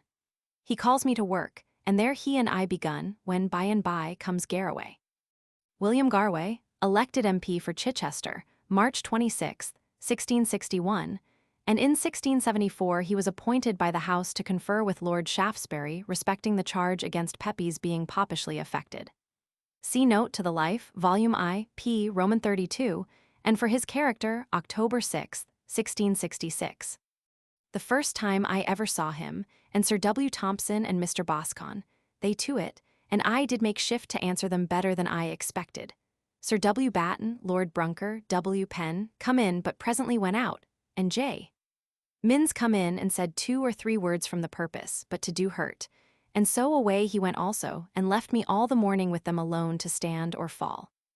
At noon Sir W. Batten comes to them to invite them, though fast day, to dinner, which they did, and good company they were, but especially Garraway. Here I have news brought me of my father's coming to town, and I presently to him, glad to see him, poor man, he being come to town unexpectedly to see us and the city. I could not stay with him, but after dinner to work again, only the committee and I, till dark night, and by that time they cast up all the lists, and found out what the medium of men was born all the war of all sorts, and ended with good peace, and much seeming satisfaction. But I find them wise and reserved, and instructed to hit all our blots, as among others, that we reckon the ships full manned from the beginning. They gone, and my heart eased of a great deal of fear and pain, and reckoning myself to come off with victory, because not overcome in anything or much foiled, I away to Sir W. Coventry's chamber, but he not within, then to Whitehall, and there among the ladies, and saw my Lady Castlemaine never looked so ill, nor Mrs. Stewart neither, as in this plain, natural dress. I was not pleased with either of them. Away, not finding W. Coventry, and so home, and there find my father and my brother come to town my father without my expectation, but glad I am to see him. And so to supper with him, and to work again at the office. Then home, to set up all my folio books, which are come home gilt on the backs, very handsome to the eye, and then at midnight to bed. This night W. Penn told me W. Batten swears he will have nothing to do with the privateer if his son do not go lieutenant, which angers me and him, but we will be even with him, one way or other. Fourth, up and mighty betimes to W. Coventry to give him an account of yesterday's work, which do give him good content. He did then tell me his speech lately to the House in his own vindication about the report of his selling of places, he having a small occasion offered him by chance, which he did desire, and took, and did it to his content, and, he says, to the House's seeming to approve of it by their hum. He confessed how long he had done it, and how he desired to have something else, and since then he had taken nothing and challenged all the world. I was glad of this also. Thence up to the Duke of York, by appointment, with fellow officers, to complain, but to no purpose, of want of money, and so away. I to Sir G. Carteret, to his lodging, and here discoursed much of the want of money, and our being designed for destruction. How the king hath lost his power, by submitting himself to this way of examining his accounts, and is become but as a private man. He says the king is troubled at it, but they talk an entry shall be made, that it is not to be brought into example. That the king must, if they do not agree presently, make them a courageous speech, which he says he may do, the city of London being now burned, and himself master of an army, better than any prince before him, and so I believe. Thence home, about noon, to dinner. After dinner the bookbinder come, and I sent by him some more books to gild. I to the office all day, and spent most of it with Sir W. Warren, whom I have had no discourse with a great while, and when all is done I do find him a mighty wise man as any I know, and his counsel as much to be followed. Late with Mr. Hayter upon comparing the charge and husbandry of the last Dutch war with ours now, and do find good room to think we have done little worse than they, whereof good use may and will be made. So home to supper, and to bed. Fifth, up and with my father talking a while, then to the office, and there troubled with a message from Lord Peterborough about money, but I did give as kind answer as I could, though I hate him. Then to Sir G. Carteret to discourse about paying of part of the great ships come in, and so home again to compare the comparison of the two Dutch wars, charges for W. Coventry, and then by water, and saw old Mr. Mitchell digging like a painful father for his son to him, and find him at dinner. After dinner to look over my papers, and comparing them with some notes of his, and brought me the sight of some good navy notes of his which I shall get. Then examined and liked well my notes, and away together to Whitehall, in the way discoursing the inconvenience of the king, S being thus subject to an account. But it will be remedied for the time to come, he thinks, if we can get this over, and I find he will have the controller's business better done, swearing he will never be for a whit to be employed on business again. Thence I home, and back again to Whitehall, and meeting Sir H. Comely to Whitehall. There walked till night that the committee come down, and their Sir W. Coventry tells me that the subcommittee have made their report to the Grand Committee, and in pretty kind terms, and have agreed upon allowing us L4 per head, which I am sure will do the business, but he had endeavored to have got more. But this do well, and he and I are both mighty glad it is come to this, and the heat of the present business seems almost over. But I have more work cut out for me, to prepare a list of the extraordinaries, not to be included within the L4, against Monday. So I away from him, and met with the Vice-Chamberlain, and I told him when I had this evening in coming hither met with Captain Cock, and he told me of a wild motion made in the House of Lords by the Duke of Buckingham for all men that had cheated the king to be declared traitors and felons, and that my Lord Sandwich was named. This put me into a great pain, so the Vice-Chamberlain, who had heard nothing of it, having been all day in the city, away with me to Whitehall. And there come to me and told me that, upon Lord Ashley's asking their direction whether, being a peer, he should bring in his accounts to the Commons, which they did give way to, the Duke of Buckingham did move that, for the time to come, what I have written above might be declared by some fuller law than heretofore. Lord Ashley answered that it was not the fault of the present laws, but want of proof, and so said the Lord Chancellor. He answered that a better law, he thought, might be made, so the House laughing, did refer it to him to bring in a bill to that purpose, and this was all. So I away with joyful heart home, calling on Cock and telling him the same.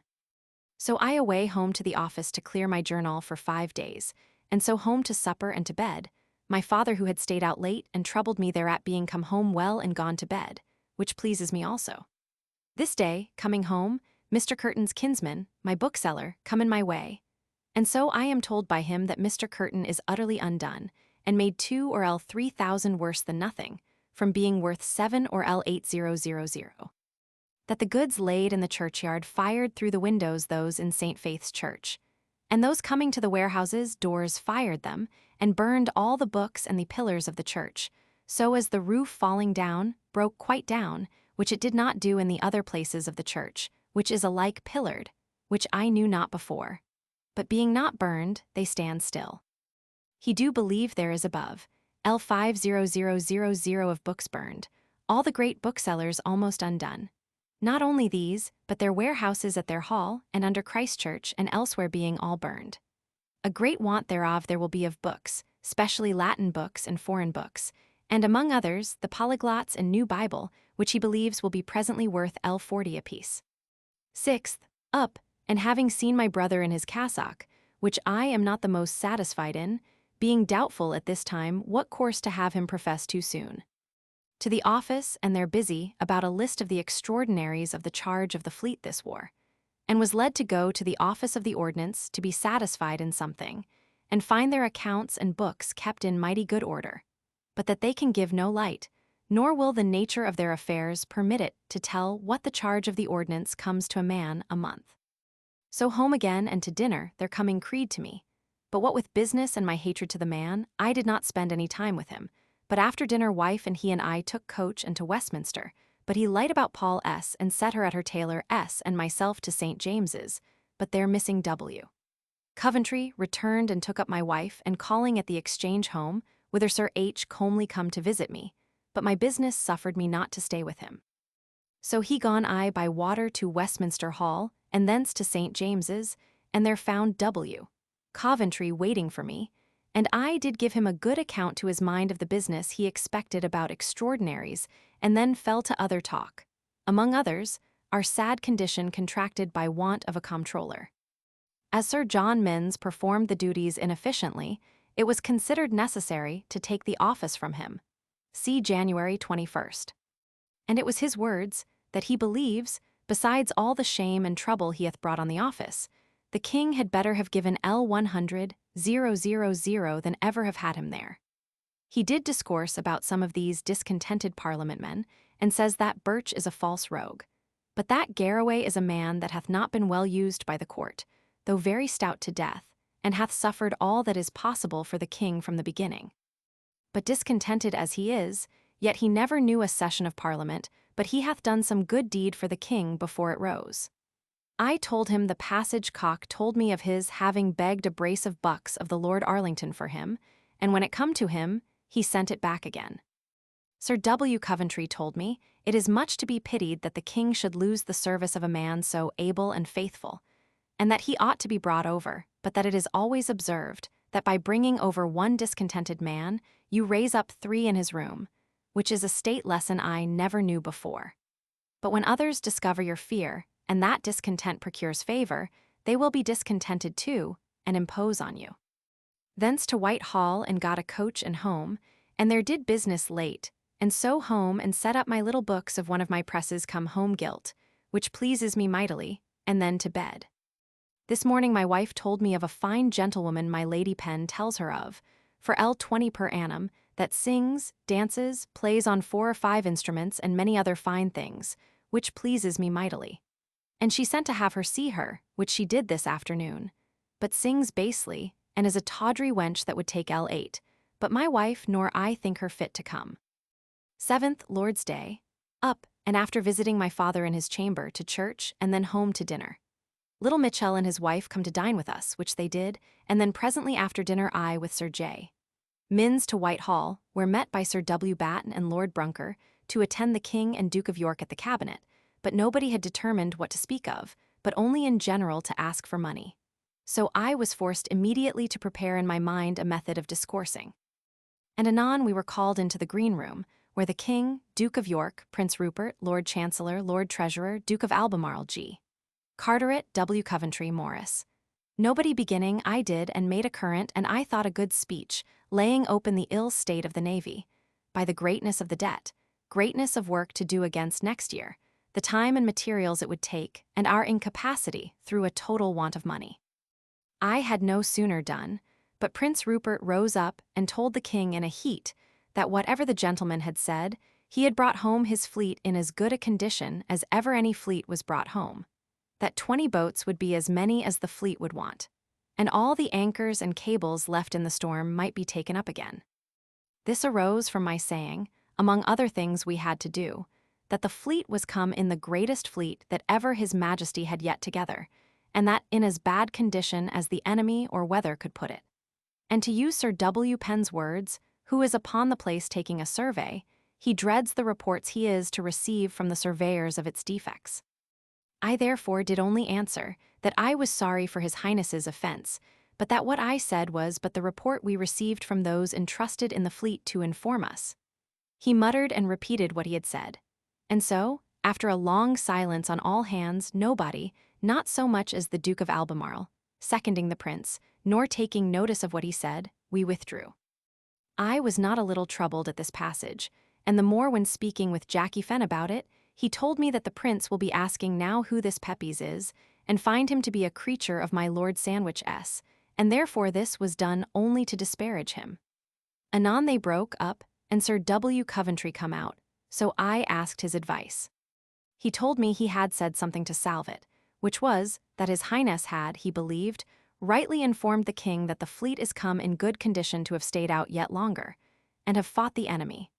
But yet that Mr. Pepys his meaning might be, that, though in so good condition, if they should come in and lie all the winter, we shall be very loth to send them to sea for another year's service with great repairs.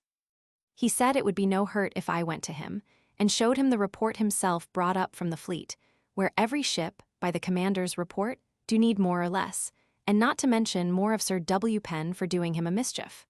So I said I would, but do not think that all this will redound to my hurt, because the truth of what I said will soon appear. Thence, having been informed that after all this pains, the king hath found out how to supply us with 5 or L 6,000, when L 100, 000 were at this time but absolutely necessary, and we mentioned L 50, 000. This is every day a greater and greater omen of ruin. God fit us for it.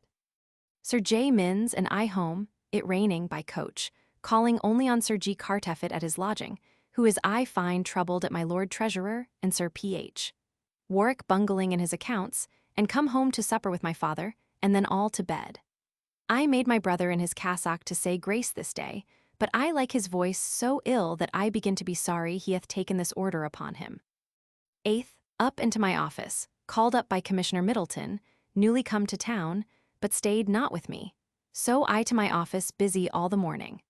Towards noon, by water to Westminster Hall, and there by several hear that the Parliament do resolve to do something to retrench Sir G. Carteret's great salary, but cannot hear of anything bad they can lay to his charge.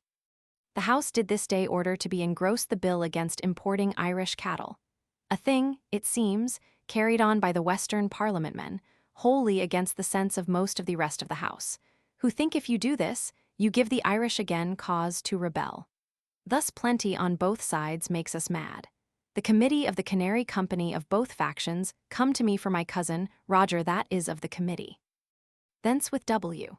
Coventry when the House rose and W. batten to St. James's, and there agreed of and signed our paper of extraordinaries, and there left them, and I to unthanks, where Mr. Falconbridge's girl is, and by comes my wife, who likes her well, though I confess I cannot, though she be of my finding out and sings pretty well, because she will be raised from so mean a condition to so high all of a sudden, but she will be much to our profit, more than Mercer, less expense. Here we bespoke a new gown for her, and to come to us on Friday. She being gone, my wife and I home by coach, and then I presently by water with Mr. Pierce to Westminster Hall, he in the way telling me how the Duke of York and Duke of Albemarle do not agree. The Duke of York is wholly given up to this bitch of Denham. The Duke of Albemarle and Prince Rupert do less agree, so that we are all in pieces, and nobody knows what will be done the next year. The king hath yesterday in council declared his resolution of setting a fashion for clothes, which he will never alter. There are several references to this new fashion of dress introduced by the king. Pepys saw the Duke of York put on the vest on the 13th, and he says Charles Roman too. Himself put it on the 15th. On November 4th, Pepys dressed himself in the new vest and coat. See notes, October 15th and November 22nd. It will be a vest, I know not well how, but it is to teach the nobility thrift and will do good. By and by comes down from the committee W.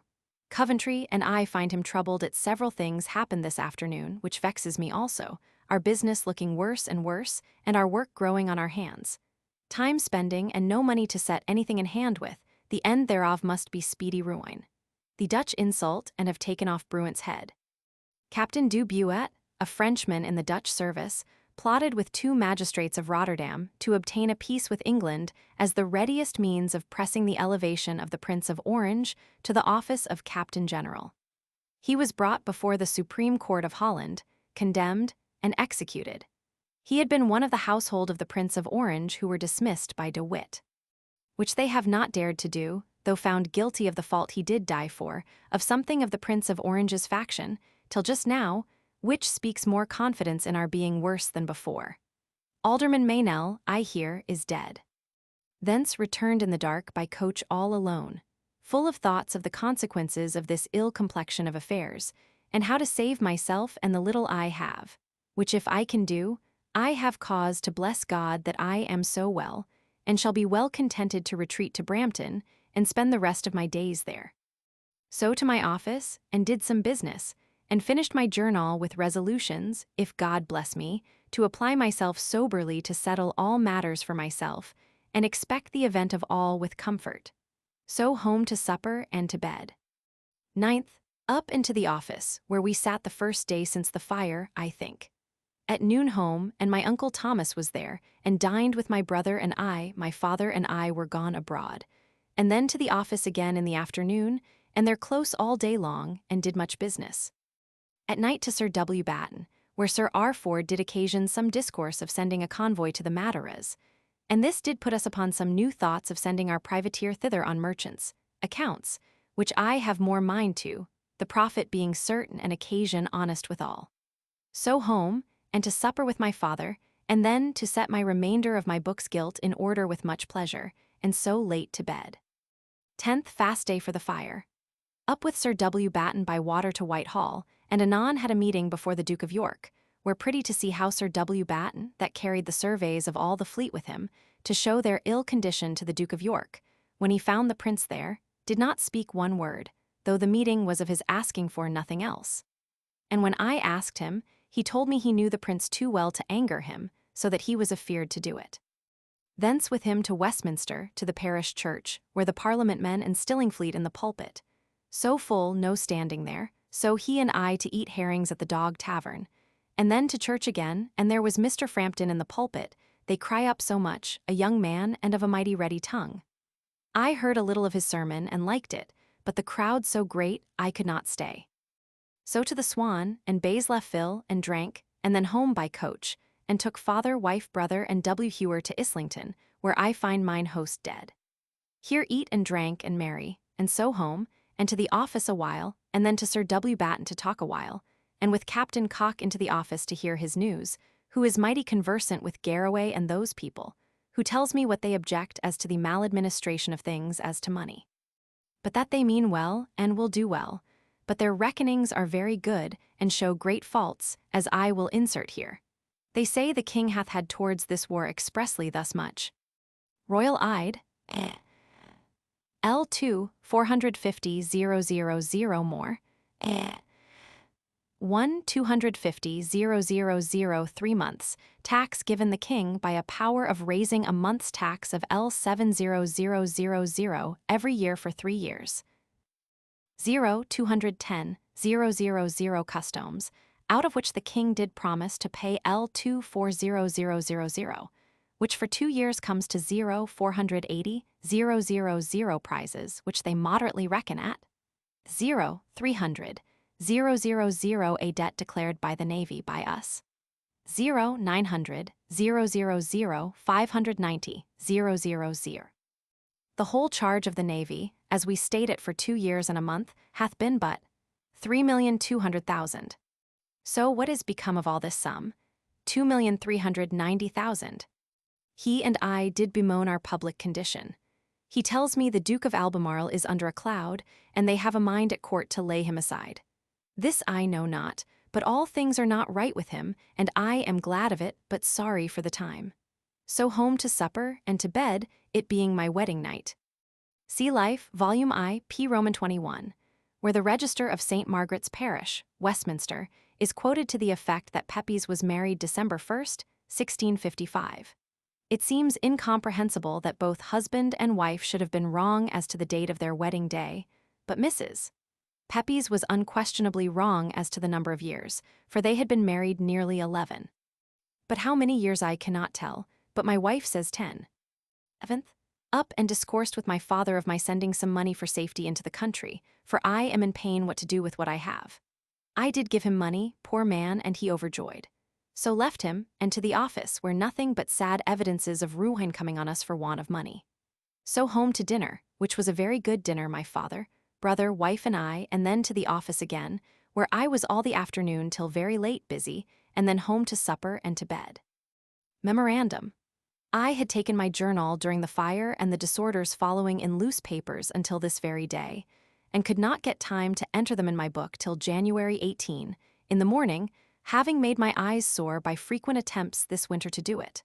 But now it is done, for which I thank God, and pray never the like occasion may happen. 12th, up, and after taking leave of my poor father, who is setting out this day for Brampton by the Cambridge coach, he having taken a journey to see the city burned, and to bring my brother to town, I out by water. And so coached to St. James's, the weather being foul. And there, from Sir W. Coventry, do hear how the house have cut us off L150000 of our wear and tear, for that which was saved by the king while the fleet lay in harbor in winter. However, he seems pleased, and so am I, that they have abated no more, and do intend to allow of 28,000 men for the next year. And this day have appointed to declare the sum they will give the king. The Parliament voted this day a supply of L1800000 sterling, see below, and to propose the way of raising it, so that this is likely to be the great day. This done in his chamber, I with him to Westminster Hall, and there took a few turns, the hall mighty full of people, and the house likely to be very full today about the money business. Here I met with several people, and do find that people have a mighty mind to have a fling at the Vice-Chamberlain, if they could lay hold of anything. His place being indeed too much for such, they think, or any single subject of no greater parts and quality than he, to enjoy. But I hope he may weather all, though it will not be by any dexterity of his, I dare say, if he do stand, but by his fate only, and people's being taken off by other things. Thence home by coach, mighty dirty weather, and then to the treasurer's office and got a ticket paid for my little Mitchell, and so again by coach to Westminster, and come presently after the house rose. So to the Swan, and there sent for a piece of meat and dined alone and played with Sarah, and so to the hall a while, and thence to Mrs. Martin's lodging and did what I would with her.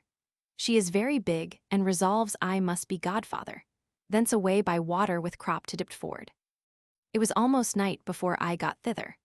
So I did only give directions concerning a press that I have making there to hold my turning and joiner's tools that were lately given me, which will be very handsome, and so away back again, it being now dark, and so home, and there find my wife come home, and hath brought her new girl I have helped her to, of Mr. Falconbridge S. She is wretched poor, and but ordinary favoured, and we feign to lay out 7 or 8 pounds worth of clothes upon her back, which methinks do go against my heart, and I do not think I can ever esteem her as I could have done another that had come fine and handsome, and which is more her voice for want of use, is so furred that it do not at present please me, but her manner of singing is such that I shall, I think, take great pleasure in it. Well, she is come, and I wish us good fortune in her. Here I met with notice of a meeting of the commissioners for Tangier tomorrow, and so I must have my accounts ready for them, which caused me to confine myself to my chamber presently, and set to the making up my accounts, which I find very clear, but with much difficulty by reason of my not doing them sooner, things being out of my mind. 13th.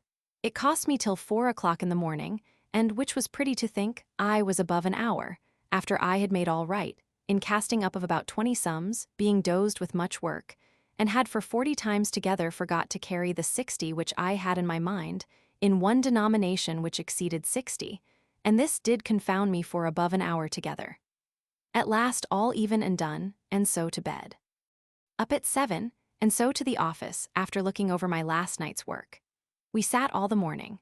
At noon by coach with my Lord Brunker and Light at the Temple, and so alone I to dinner at a cook S, and thence to my Lord Bellas's, whom I find kind.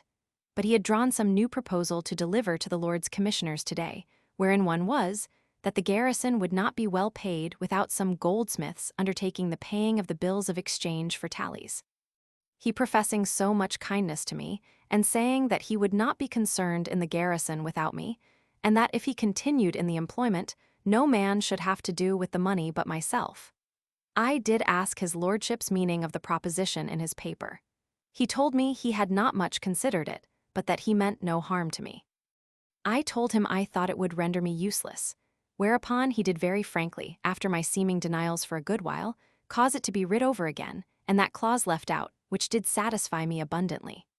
It being done, he and I together to Whitehall, and there the Duke of York, who is gone over to all his pleasures again, and leaves off care of business, what with his woman, my Lady Denham, and his hunting 3 times a week was just come in from hunting.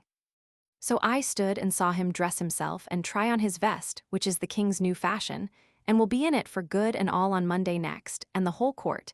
It is a fashion, the king says, he will never change.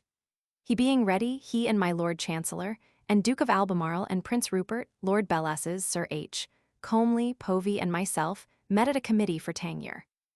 My Lord Bellas's propositions were read and discoursed of, about reducing the garrison to less charge. And indeed, I am mad in love with my Lord Chancellor, for he do comprehend and speak out well, and with the greatest easiness and authority that ever I saw man in my life. I did never observe how much easier a man do speak when he knows all the company to be below him than in him, for though he spoke, indeed, excellent welt, yet his manner and freedom of doing it, as if he played with it, and was informing only all the rest of the company, was mighty pretty. He did call again and again upon Mr. Povey for his accounts. I did think fit to make the solemn tender of my accounts that I intended. I said something that was liked, touching the want of money and the bad credit of our tallies. My Lord Chancellor moved that without any trouble to any of the rest of the lords, I might alone attend the king when he was with his private council, and open the state of the garrison's want of credit, and all that could be done should. Most things moved were referred to committees, and so we broke up. And at the end Sir W. Coventry come, so I away with him, and he discoursed with me something of the Parliament's business. They have voted giving the for next year L1800000, which, were it not for his debts, were a great sum. He says, he thinks the House may say no more to us for the present, but that we must mend our manners against the next trial, and mend them we will. But he thinks it not a fit time to be found making of trouble among ourselves, meaning about Sir J. Minns, who most certainly must be removed, or made a commissioner, and somebody else controller. But he tells me that the House has a great envy at Sir G. Carteret, and that had he ever thought fit in all his discourse to have touched upon the point of our want of money and badness of payment, it would have been laid hold on to Sir G. Carteret's hurt. But he hath avoided it, though without much reason for it, most studiously, and in short did end thus, that he has never shewn so much of the pigeon in all his life as in his innocence to Sir G. Carteret at this time. Which I believe, and will desire Sir G. Carteret to thank him for it. So we broke up and I by coach home, calling for a new pair of shoes, and so, little being to do at the office, did go home, and after spending a little in writing some of my books, which stood out of order, I to bed. 14th Lord's Day.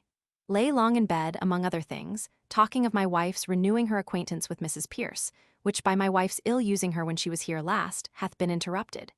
Herein we were a little angry together, but presently friends again, and so up and I to church, which was mighty full, and my beauties, Mrs. Lethulier and fair Baitlier, both there. A very foul morning, and rained, and sent for my cloak to go out of the church with. So dined, and after dinner, a good discourse thereat to my brother, he and I by water to Whitehall, and he to Westminster Abbey. Here I met with Sir Stephen Fox, who told me how much right I had done myself, and how well it is represented by the committee to the House, my readiness to give them satisfaction in everything when they were at the office. I was glad of this. He did further discourse of Sir W. Coventry's great abilities and how necessary it were that I were of the House to assist him. I did not own it, but do myself think it were not unnecessary if either he should die, or be removed to the Lords, or anything to hinder his doing the like service the next trial, which makes me think that it were not a thing very unfit, but I will not move in it. He and I parted, I to Mrs. Martin's, thinking to have met Mrs. Burrows, but she was not there, so away and took my brother out of the Abbey and home, and there to set some accounts right, and to the office to even my journal, and so home to supper and to bed. 15th. Called up though a very rainy morning by Sir H. Comely, and he and I most of the morning together evening of accounts, which I was very glad of.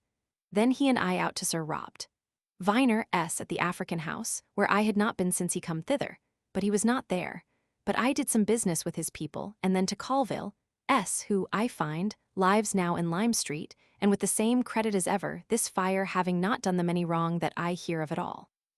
Thence he and I together to Westminster Hall, in our way talking of matters and passages of state, the viciousness of the court, the contempt the king brings himself into thereby, his minding nothing, but doing all things just as his people about him will have it, the Duke of York becoming a slave to this whoredenham, and wholly minds her, that there really was a moors between the Duchess and Sidney.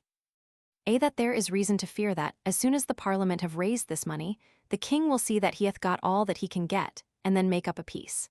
He tells me, what I wonder at, but that I find it confirmed by Mr. Pierce, whom I met by and by in the hall, that Sir W. Coventry is of the cabal with the Duke of York, and Brunker with this Denham, which is a shame, and I am sorry for it, and that Sir W. Coventry do make her visits, but yet I hope it is not so. Pierce tells me that as little agreement as there is between the Prince and Duke of Albemarle, yet they are likely to go to sea again. For the first will not be trusted alone, and nobody will go with him but this Duke of Albemarle. He tells me much how all the commanders of the fleet and officers that are sober men do cry out upon their bad discipline, and the ruin that must follow it if it continue. But that which I wonder most at, it seems their secretaries have been the most exorbitant in their fees to all sorts of the people, that it is not to be believed that they durst do it. So as it is believed, they have got L800 apiece by the very vacancies in the fleet. He tells me that Lady Castlemaine is concluded to be with child again, and that all the people about the king do make no scruple of saying that the king do lie with Mrs. Stewart, who, he says, is a most excellent-natured lady. This day the king begins to put on his vest, and I did see several persons of the House of Lords and Commons too, great courtiers, who are in it, being a long cassock close to the body, of black cloth, and pinked with white silk under it, and a coat over it, and the legs ruffled with black riband like a pigeon's leg. And upon the whole, I wish the king may keep it, for it is a very fine and handsome garment. Evelyn describes the new fashion as a comely dress after a Persian mode. See Diary, October 18, 1666. He adds that he had described the comeliness and usefulness of the Persian clothing in his pamphlet entitled Tyrannus or the Mode. I do not impute to this discourse the change which soon happened, but it was an identity I could not but take notice of. Rugg, in his diurnal, thus describes the new court costume, 1666, Oct. 11. In this month his Majesty and whole court changed the fashion of their clothes, viz. A close coat of cloth, pinked with a white taffety under the cuts. This in length reached the calf of the leg, and upon that a surcoat cut at the breast, which hung loose and shorter than the vest 6 inches. The breeches the Spanish cut, and buskins some of cloth, some of leather, but of the same color as the vest or garment, of never the like fashion since William the Conqueror. It is represented in a portrait of Lord Arlington by Sir P. Lely, formerly belonging to Lord de Clifford, and engraved in Lodge's Portraits. Louis Roman XIV ordered his servants to wear the dress. See November 22. Walking with Pierce in the Court of Wards out comes Sir W. Coventry, and he and I talked of business. Among others, I proposed the making Sir J. Minns a commissioner and make somebody else controller. He tells me it is the thing he hath been thinking of, and hath spoke to the Duke of York of it. He believes it will be done, but that which I fear is that Penn will be controller, which I shall grudge a little. The Duke of Buckingham called him aside and spoke a good while with him. I did presently fear it might be to discourse something of his design to blemish my Lord of Sandwich, in pursuance of the wild motion he made the other day in the house. Sir W. Coventry, when he come to me again, told me that he had wrought a miracle, which was, the convincing the Duke of Buckingham that something he did not name what that he had intended to do was not fit to be done, and that the Duke is gone away of that opinion. This makes me verily believe it was something like what I feared. By and by the house rose, and then we parted, and I with Sir G. Carteret and walked in the Exchequer Court, discoursing of businesses. Among others, I observing to him how friendly Sir W. Coventry had carried himself to him in these late inquiries, when if he had borne him any spleen, he could have had what occasion he pleased offered him, he did confess he found the same thing, and would thank him for it. I did give him some other advices, and so away with him to his lodgings at Whitehall to dinner, where my Lady Carteret is, and mighty kind, both of them to me. Their son and my Lady Jemima will be here very speedily. She tells me the ladies are to go into a new fashion shortly, and that is to wear short coats above their ankles, which she and I do not like, but conclude this long train to be mighty graceful. But she cries out of the vices of the court, and how they are going to set up plays already, and how, the next day after the late great fast, the Duchess of York did give the king and queen a play. Nay, she told me that they have heretofore had plays at court the very nights before the fast for the death of the late king. She do much cry out upon these things, and that which she believes will undo the whole nation, and I fear so too.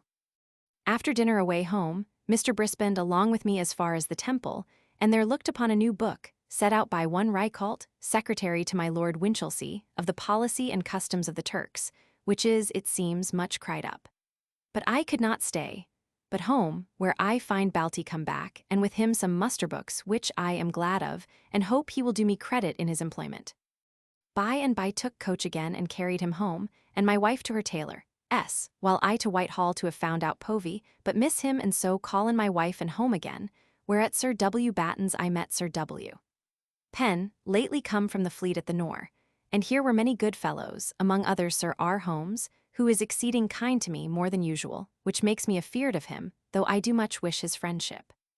Thereupon, after a little stay, I withdrew, and to the office and a while, and then home to supper and to my chamber to settle a few papers, and then to bed. This day the great debate was in Parliament. The manner of raising the L1800000, they voted the king on Friday. And at last, after many proposals, one moved that the chimney money might be taken from the king, and an equal revenue of something else might be found for the king, and people be enjoined to buy off this tax of chimney money for ever at 8 years' purchase, which will raise present money, as they think, L1600000, and the state be eased of an ill burthen, and the king be supplied of something as food or better for his use. The House seems to like this, and put off the debate to tomorrow. 16th. Up, and to the office, where sat to do little business but hear clamors for money. At noon home to dinner, and to the office again, after hearing my brother play a little upon the lyra viol, which he do so as to show that he hath a love to musique and a spirit for it, which I am well pleased with. All the afternoon at the office, and at night with Sir W. Batten, Sir W. Penn, J. Minns, at W. Penn's lodgings, advising about business and orders fit presently to make about discharging of ships come into the river, and which to pay first, and many things in order thereto. But it vexed me that, it being now past 7 o'clock, and the businesses of great weight, and I had done them by 8 o'clock, and sending them to be signed, they were all gone to bed, and Sir W. Penn, though awake, would not, being in bed, have them brought to him to sign. This made me quite angry. Late at work at the office, and then home to supper and to bed. Not come to any resolution at the Parliament today about the manner of raising this L1800000. 17th. Up and busy about public and private business all the morning at the office. At noon home to dinner, alone with my brother, with whom I had now the first private talk I have had, and find he hath preached but twice in his life. I did give him some advice to study pronunciation, but I do fear he will never make a good speaker, nor, I fear, any general good scholar, for I do not see that he minds optics or mathematiques of any sort, nor anything else that I can find. I know not what he may be at divinity and ordinary school learning. However, he seems sober, and that pleases me. After dinner took him and my wife and Barker, for so is our new woman called, and is yet but a sorry girl, and set them down at unthanks, and so to Whitehall, and there find some of my brethren with the Duke of York, but so few I put off the meeting. So stayed and heard the Duke discourse, which he did mighty scurrilously, of the French, and with reason that they should give Beaufort orders when he was to bring, and did bring, his fleet hither, that his rendezvous for his fleet, and for all slugs to come to should be between Calais and Dover. Which did prove the taking of La Roche, who, among other slugs behind, did, by their instructions, make for that place, to rendezvous with the fleet. And Beaufort, seeing them as he was returning, took them for the English fleet, and wrote word to the King of France that he had passed by the English fleet, and the English fleet durst not meddle with him. The court is all full of vests, only my Lord St. Albans not pinked but plain black, and they say the king says the pinking upon white makes them look too much like magpies, and therefore hath bespoke one of plain velvet. Thence to St. James's by coach, and spoke at 4 o'clock or 5 with Sir W.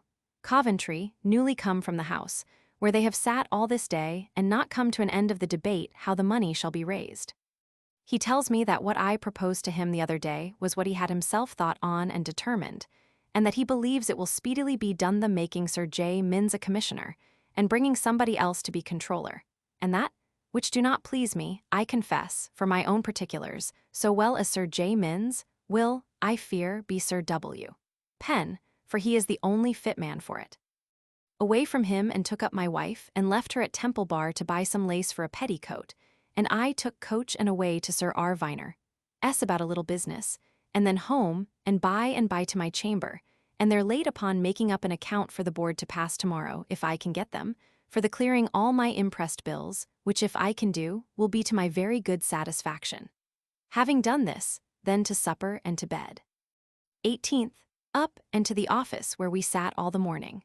The waters so high in the roads, by the late rains, that our letters come not in till today, and now I understand that my father is got well home, but had a painful journey of it. At noon with Lord Brunker to St. Ellen's, where the master of the late Pope's head tavern is now set up again, and there dined at Sir W. Warren's cost, a very good dinner. Here my Lord Brunker proffered to carry me and my wife into a play at court tonight, and to lend me his coach home, which tempted me much, but I shall not do it. Thence rose from table before dinner ended, and homewards met my wife, and so away by coach towards Lovett's, in the way wondering at what a good pretty wench our Barker makes, being now put into good clothes and fashionable at my charge. But it becomes her, so that I do not now think much of it, and is an example of the power of good clothes and dress, where I stood godfather. But it was pretty that, being a Protestant, a man stood by and was my proxy to answer for me. A priest christened it, and the boy's name is Samuel.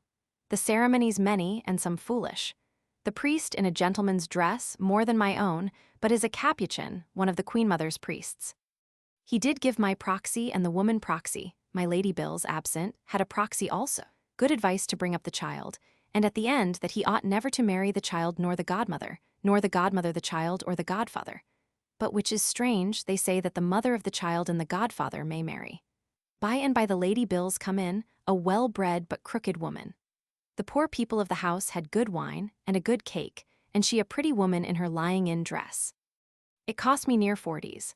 The whole christening, to midwife 20s, nurse 10s, maid 2s, 6d, and the coach 5s. I was very well satisfied with what I have done, and so home and to the office, and thence to Sir W. Batten S., and there hear how the business of buying off the chimney money is passed in the house. And so the king to be satisfied some other way, and the king supplied with the money raised by this purchasing off of the chimneys. So home, mightily pleased in mind that I have got my bills of imprest cleared by bills signed this day, to my good satisfaction. To supper, and to bed. 19th. Up and by coach to my Lord Ashley's, and thence, he being gone out, to the Exchequer chamber, and there find him and my Lord Bellas's about my Lord Bellas's accounts, which was the business I went upon. This was soon ended, and then I with Creed back home to my house, and there he and I did even accounts for salary, and by that time dinner was ready and Mary at dinner, and then abroad to Povy's, who continues as much confounded in all his business as ever he was, and would have had me paid money, as like a fool as himself, which I troubled him in refusing, but I did persist in it. After a little more discourse, I left them, and to Whitehall, where I met with Sir Robert Viner, who told me a little of what in going home I had seen. Also a little of the disorder and mutiny among the seamen at the treasurer's office, which did trouble me then and all day since, considering how many more seamen will come to town every day and no money for them. A parliament sitting, and the exchange close by, and an enemy to hear of and laugh at it. The King of Denmark was induced to conclude a treaty with the United Provinces, a secret article of which bound him to declare war against England. The order in council for the printing and publishing a declaration of war against Denmark is dated Whitehall, Sept. 19, 1666. Annexed is a true declaration of all transactions between His Majesty of Great Britain and the King of Denmark, with a declaration of war against the said king, and the motives that obliged His Majesty thereunto. Calendar of State Papers, 1666-67, p. 140.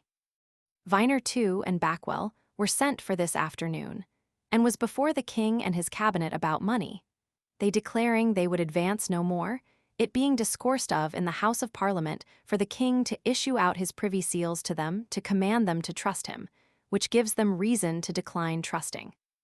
But more money they are persuaded to lend, but so little that, with horror I speak it. Coming after the council was up, with Sir G. Carteret, Sir W. Coventry, Lord Brunker, and myself, I did lay the state of our condition before the Duke of York, that the fleet could not go out without several things it wanted, and we could not have without money, particularly rum and bread, which we have promised the man Swan to help him to L200 of his debt, and a few other small sums of L200 apiece to some others, and that I do foresee the Duke of York would call us to an account why the fleet is not abroad, and we cannot answer otherwise than our want of money, and that indeed we do not do the king any service now, but do rather abuse and betray his service by being there and seeming to do something, while we do not. Sir G. Carteret asked me, just in these words, for in this and all the rest I set down the very words for memory's sake, if there should be occasion, whether L50 or L60 would do us any good. And when I told him the very rum man must have L200, he held up his eyes as if we had asked a million. Sir W. Coventry told the Duke of York plainly he did rather desire to have his commission called in than serve in so ill a place, where he cannot do the king's service, and I did concur in saying the same.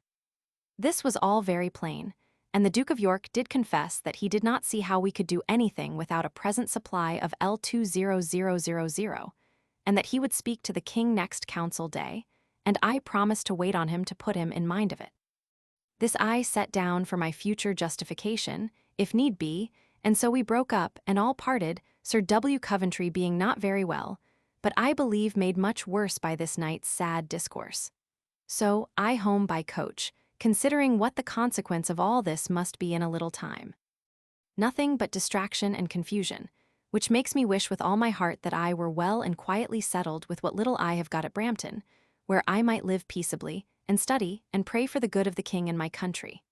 Home, and to Sir W. Batten, S., where I saw my lady, who is now come downstairs after a great sickness. Sir W. Batten was at the pay today, and tells me how rude the men were, but did go away quietly, being promised pay on Wednesday next. God send us money for it, so to the office, and then to supper and to bed.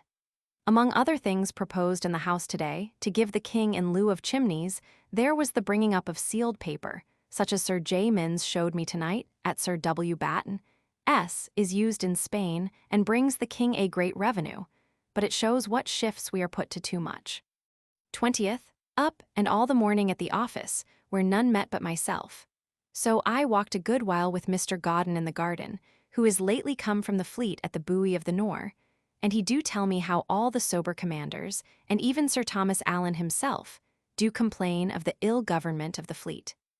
How Holmes and Jennings have commanded all the fleet this year, that nothing is done upon deliberation, but if a sober man give his opinion otherwise than the prince would have it, the prince would cry, "Damn him, do you follow your orders, and that is enough for you." He tells me he hears of nothing but of swearing and drinking and whoring, and all manner of profaneness, quite through the whole fleet. He being gone, there comes to me Commissioner Middleton, whom I took on purpose to walk in the garden with me, and to learn what he observed when the fleet was at Portsmouth. He says that the fleet was in such a condition, as to discipline, as if the devil had commanded it, so much wickedness of all sorts. Inquiring how it come to pass that so many ships miscarried this year, he tells me that he inquired. And the pilots do say that they dare not do nor go but as the captains will have them. And if they offer to do otherwise, the captains swear they will run them through. He says that he heard Captain Digby, my Lord of Bristol's son, a young fellow that never was but 1 year, if that, in the fleet, say that he did hope he should not see a tarpaulin have the command of a ship within this 12 months. He observed while he was on board the Admiral, when the fleet was at Portsmouth, that there was a faction there. Holmes commanded all on the prince's side, and Sir Jeremy Smith on the Duke's, and every body that come did apply themselves to one side or other. And when the Duke of Albemarle was gone away to come hither, then Sir Jeremy Smith did hang his head, and walked in the general's ship but like a private commander. He says he was on board the prince, when the news come of the burning of London. And all the prince said was, that now Shipton's prophecy was out. And he heard a young commander presently swear, that now a citizen's wife that would not take under half a piece before, would be occupied for half a crown, and made mighty sport of it. He says that Hubbard that commanded this year the admiral's ship is a proud conceited fellow, though I thought otherwise of him, and fit to command a single ship but not a fleet, and he do wonder that there hath not been more mischief this year than there hath.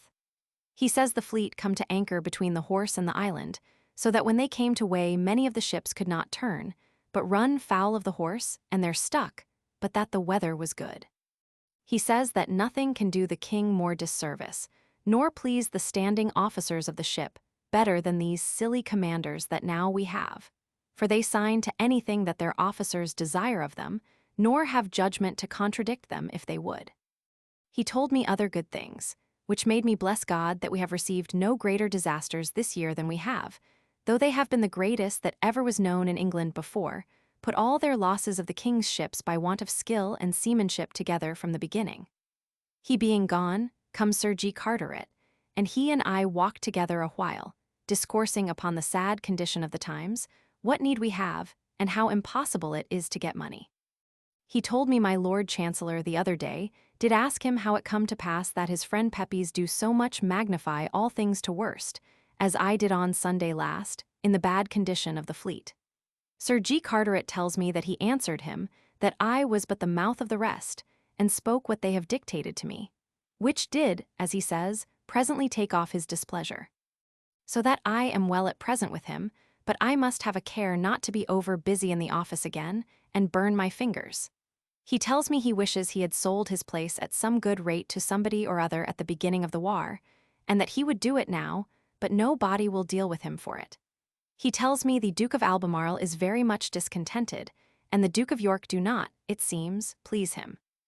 He tells me that our case as to money is not to be made good at present, and therefore wishes a good and speedy peace before it be too late, and from his discourse, methinks I find that there is something moving towards it. Many people at the office, but having no more of the office I did put it off till the next meeting. Thence, with Sir G. Carteret, home to dinner, with him, my lady and Mr. Ashburnham, the cofferer. Here they talk that the Queen hath a great mind to alter her fashion, and to have the feet seen, which she loves mightily, and they do believe that it come into it in a little time. Here I met with the King's declaration about his proceedings with the King of Denmark, and particularly the business of Bergen. But it is so well writ that, if it be true, the King of Denmark is one of the most absolute wickedness in the world for a person of his quality. After dinner home, and there met Mr. Povey by appointment, and there he and I all the afternoon, till late at night, evening of all accounts between us, which we did to both our satisfaction. But that which troubles me most is, that I am to refund to the ignoble Lord Peterborough what he had given us 6 months ago, because we did not supply him with money, but it is no great matter.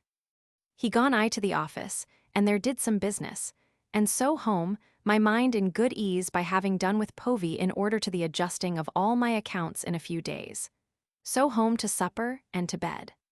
21st, Lord's Day, up, and with my wife to church, and her new woman Barker with her the first time. The girl will, I think, do very well. Here a lazy sermon, and so home to dinner, and took in my Lady Pen and Peg, Sir William being below with the fleet, and mighty merry we were.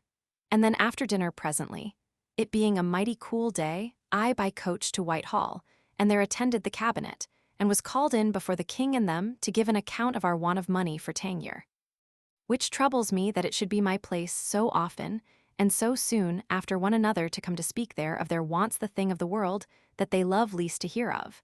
And that which is no welcome thing to be the solicitor for, and to see how like an image the king sat, and could not speak one word when I had delivered myself was very strange.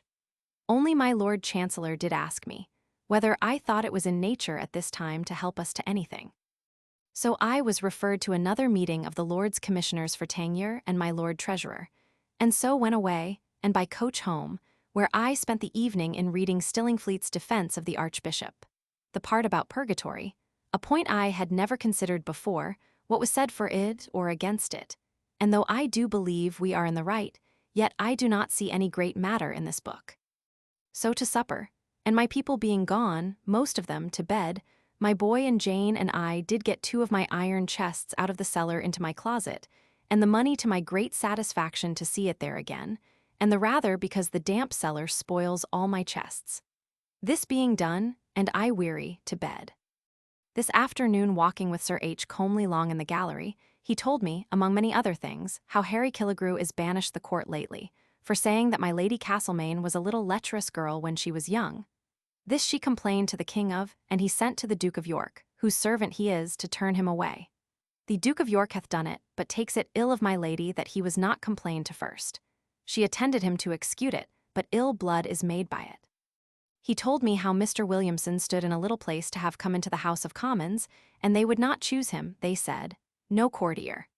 And which is worse, Bab May went down in great state to Winchelsea with the Duke of York's letters, not doubting to be chosen. And there the people chose a private gentleman in spite of him, and cried out they would have no court pimp to be their burgess, which are things that bode very ill. This afternoon I went to see and sat a good while with Mrs. Martin, and there was her sister Doll, with whom, contrary to all expectation, I did what I would, and might have done anything else. 22nd. Up and by coach to Westminster Hall, there thinking to have met Betty Mitchell, who I heard yesterday stayed all night at her father's, but she was gone. So I stayed a little and then down to the bridge by water, and there overtook her and her father. So saluted her and walked over London Bridge with them, and there parted, the weather being very foul, and so to the Tower by water, and so heme, where I find Mr. Caesar playing the treble to my boy upon the theorbo, the first time I heard him, which pleases me mightily. After dinner I carried him and my wife towards Westminster, by coach, myself, lighting at the Temple. And there, being a little too soon, walked in the Temple Church, looking with pleasure on the monuments and epitaphs, and then to my Lord Bellass's, where Creed and Povey by appointment met to discourse of some of their tenure accounts between my lord and Vernetti, who will prove a very knave. That being done I away with Povey to Whitehall, and thence I to unthank S, and there take up my wife and so home, it being very foul and dark. Being there come, I to the settling of some of my money matters in my chests, and evening some accounts, which I was at late, to my extraordinary content, and especially to see all things hit so even and right, and with an apparent profit and advantage since my last accounting, but how much I cannot particularly yet come to a judge. 23rd. Up, and to the office all the morning. At noon Sir W. Batten told me Sir Richard Ford would accept of 1/3 of my profit of our private man-o'-war, and bear 1/3 of the charge, and be bound in the Admiralty. So I shall be excused being bound, which I like mightily of, and did draw up a writing, as well as I could, to that purpose, and signed and sealed it, and so he and Sir R. Ford are to go to enter into bond this afternoon. Home to dinner, and after dinner, it being late, I down by water to Shadwell, to see Betty Mitchell, the first time I was ever at their new dwelling since the fire, and there find her in the house all alone. I find her mighty modest, but had her lips as much as I would, and indeed she is mighty pretty, that I love her exceedingly. I paid her L10 ones. That I received upon a ticket for her husband, which is a great kindness I have done them, and having kissed her as much as I would, I away, poor wretch, and down to Dipford to see Sir J. Minns ordering of the pay of some ships there, which he do most miserably, and so home. Bagwell's wife, seeing me come the field's way, did get over her pails to come after and talk with me, which she did for a good way, and so parted, and I home, and to the office, very busy, and so to supper and to bed. 24th. Up and down to the Old Swan, and there find little Mitchell come to his new shop that he hath built there in the room of his house that was burned. I hope he will do good here. I drank and bade him joy, for I love him and his wife well, him for his care, and her for her person, and so to Whitehall where we attended the Duke. And to all our complaints for want of money, which now we are tired out with making. The Duke only tells us that he is sorry for it, and hath spoke to the king of it, and money we shall have as soon as it can be found. And though all the issue of the war lies upon it, yet that is all the answer we can get, and that is as bad or worse than nothing. Thence to Westminster Hall, where the term is begun, and I did take a turn or two, and so away by coach to Sir R. Viner, S., and there received some money, and then home and to dinner. After dinner to little business, and then abroad with my wife, she to see her brother, who is sick, and she believes is from some discontent his wife hath given him by her loose carriage, which he is told, and he hath found has been very suspicious in his absence, which I am sorry for. I to the hall, and there walked long, among others talking with Mr. Hayes, Prince Rupert's secretary, a very ingenious man, and one, I think, fit to contract some friendship with. Here I stayed late, walking to and again, hearing how the Parliament proceeds, which is mighty slowly in the settling of the money business, and great factions growing every day among them. I am told also how Holmes did last Sunday deliver in his articles to the King and Cabinet against Smith, and that Smith hath given in his answer, and lays his not accompanying the fleet to his pilot, who would not undertake to carry the ship further, which the pilot acknowledges. The thing is not accommodated, but only taken up, and both sides commanded to be quiet, but no peace like to be. The Duke of Albemarle is Smith's friend, and hath publicly swore that he would never go to sea again unless Holmes's commission were taken from him.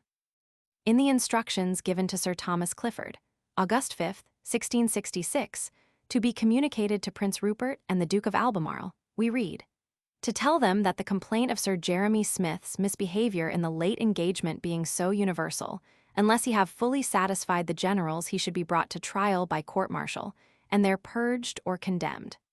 The Duke of Albemarle answered the king, August 14th. Wishes to clear a gallant man falsely accused, Sir Jeremiah Smith, who had more men killed and hurt, and his ship received more shot than any in the fleet. There is not a more spirited man serves in the fleet. On October 27th, H. Muddiman wrote to Sir Edward Stradling, Sir Jeremy Smith has got as much credit by his late examination as his enemies wished him disgrace, the King and Duke of York being fully satisfied of his valor in the engagement. It appears that he had 147 men killed and wounded, while the most eminent of his accusers had but 2 or 3.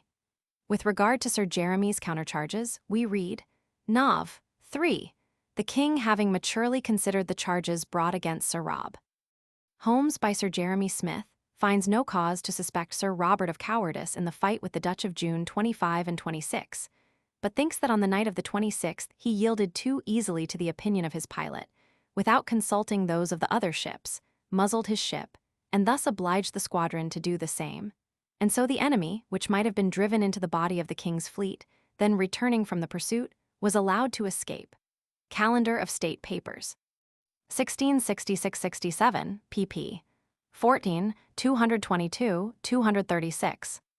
I find by Hayes that they did expect great glory in coming home in so good condition as they did with the fleet, and therefore I the less wonder that the prince was distasted with my discourse the other day about the bad state of the fleet. But it pleases me to hear that he did expect great thanks, and lays the fault of the want of it upon the fire, which deadened everything, and the glory of his services. About 7 at night home, and called my wife, and it being moonshine took her into the garden, and there laid open our condition as to our estate, and the danger of my having it all in the house at once, in case of any disorder or troubles in the state, and therefore resolved to remove part of it to Brampton, and part some whither else, and part in my own house, which is very necessary, and will tend to our safety, though I shall not think it safe out of my own sight. So to the office, and then to supper and to bed. 25th. Up betimes and by water to Whitehall, and there with Sir G. Carteret to Sir W. Coventry, who is come to his winter lodgings at Whitehall, and there agreed upon a method of paying of tickets. And so I back again home and to the office, where we sate all the morning, but to little purpose but to receive clamours for money. At noon home to dinner, where the 2 Misses Daniels come to see us, and dined with us. After dinner I out with my wife to Mrs. Pierce's, where she hath not been a great while, from some little unkindness of my wife. To her when she was last here, but she received us with mighty respect and discretion, and was making herself mighty fine to go to a great ball tonight at court, being the Queen's birthday. So the ladies for this one day do wear laces, but to put them off again tomorrow. Thence I to my Lord Brunker, and with him to Mrs. Williams's where we met Nip. I was glad to see the jade, made her sing, and she told us they begin at both houses to act on Monday next. But I fear, after all the sorrow, their gains will be but little. Mrs. Williams says the Duke's house will now be much the better of the two, because of their women, which I am glad to hear. Thence with Lord Brunker to Whitehall, and there spoke with Sir W. Coventry about some office business, and then I away to Mrs. Pierce's, and there saw her new closet, which is mighty rich and fine. Her daughter Betty grows mighty pretty. Thence with my wife home, and to do business at the office. Then to Sir W. Batten, who tells me that the House of Parliament makes mighty little haste in settling the money, and that he knows not when it will be done, but they fall into faction, and libels have been found in the House. Among others, one yesterday, wherein they reckon up divers great sums to be given away by the King, among others, L10000 to Sir W. Coventry, for wear and tear, the point he stood upon to advance that sum by, for them to give the King, Sir G. Carteret L50000 for something else, I think supernumeraries, and so to Matt Wren L5000 for passing the Canary Company's patent, and so a great many other sums to other persons. So home to supper and to bed. 26th. Up, and all the morning and most of the afternoon within doors, beginning to set my accounts in order from before this fire, I being behindhand with them ever since. And this day I got most of my tradesmen to bring in their bills and paid them. Dined at home and busy again after dinner, and then abroad by water to Westminster Hall, where I walked till the evening, and then out, the first time I ever was abroad with Doll Lane, to the Dog Tavern, and there drank with her, a bad face, but good-bodied girl. Did nothing but salute and play with her and talk, and thence away by coach, home, and so to do a little more in my accounts, and then to supper and to bed. Nothing done in the house, yet as to the finishing of the bill for money, which is a mighty sad thing, all lying at stake for it. 27th. Up, and there comes to see me my Lord Belasses, which was a great honor. He tells me great news, yet but what I suspected, that Vernady is fled, and so hath cheated him and 20 more, but most of all, I doubt Mr. Povey. Thence to talk about public business, he tells me how the two houses begin to be troublesome, the lords to have quarrels one with another. My Lord Duke of Buckingham having said to the Lord Chancellor, who is against the passing of the bill for prohibiting the bringing over of Irish cattle, that whoever was against the bill was there led to it by an Irish interest or an Irish understanding, which is as much as to say he is a fool. This bred heat from my Lord Chancellor, and something he said did offend my Lord of Ossory, my Lord Duke of Ormond's son, and they too had hard words, upon which the latter sends a challenge to the former, of which the former complains to the House, and so the business is to be heard on Monday next. Then as to the Commons, some ugly knives, like poignards, to stab people with, about 200 or 300 of them were brought in yesterday to the house, found in one of the house's rubbish that was burned, and said to be the house of a Catholic. This and several letters out of the country, saying how high the Catholics are everywhere and bold in the owning their religion, have made the Commons mad, and they presently voted that the King be desired to put all Catholics out of employment and other high things, while the business of money hangs in the hedge. So that upon the whole, God knows we are in a sad condition like to be, there being the very beginnings of the late troubles. He gone, I at the office all the morning. At noon home to dinner, where Mrs. Pierce and her boy and Nip, who sings as well and is the best company in the world, dined with us, and infinite merry. The playhouses begin to play next week. Towards evening I took them out to the New Exchange, and there my wife bought things, and I did give each of them a pair of jessamine. Jessamine jasminum, the flowers of which are of a delicate sweet smell, and often used to perfume gloves.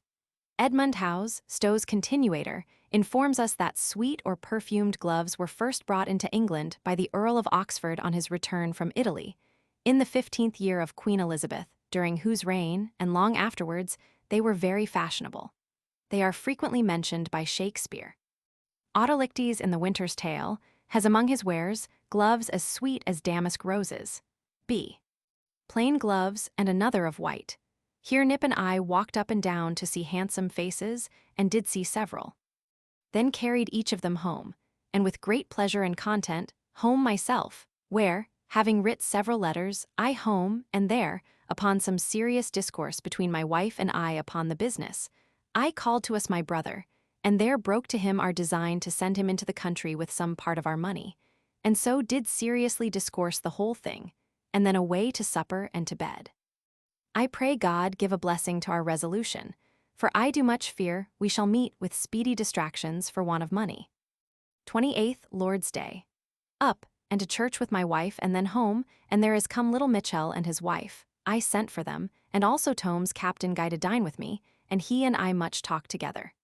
He cries out of the discipline of the fleet, and confesses really that the true English valor we talk of is almost spent and worn out, few of the commanders doing what they should do, and he much fears we shall therefore be beaten the next year. He assures me we were beaten home the last June fight, and that the whole fleet was ashamed to hear of our bonfires. He commends Smith, and cries out of Holmes for an idle, proud, conceited, though stout fellow. He tells me we are to owe the loss of so many ships on the sands, not to any fault of the pilots, but to the weather. But in this I have good authority to fear there was something more. He says the Dutch do fight in very good order, and we in none at all. He says that in the July fight, both the Prince and Holmes had their bellyfuls, and were fain to go aside, though, if the wind had continued, we had utterly beaten them. He do confess the whole to be governed by a company of fools, and fears our ruin. After dinner he gone, I with my brother to Whitehall, and he to Westminster Abbey. I presently to Mrs. Martin's, and there met Widow Burruffs and Doll, and did tumble them all the afternoon as I pleased. And having given them a bottle of wine, I parted and home by boat, my brother going by land.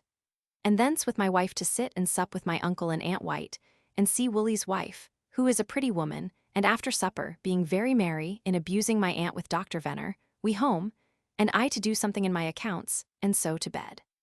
The Revenge having her forecastle blown up with powder to the killing of some men in the river, and the diamonds being overset in the careening at Sheerness, are further marks of the method all the king's work is now done in. The Foresight also and another come to disasters in the same place this week in the cleaning, which is strange. 29th. Up, and to the office to do business, and thither comes to me Sir Thomas Tedeman, and he and I walked a good while in the garden together, discoursing of the disorder and discipline of the fleet, wherein he told me how bad everything is, but was very wary in speaking anything to the dishonor of the Prince or Duke of Albemarle, but do magnify my Lord Sandwich much before them both, for ability to serve the king, and do heartily wish for him here. For he fears that we shall be undone the next year, but that he will, however, see an end of it.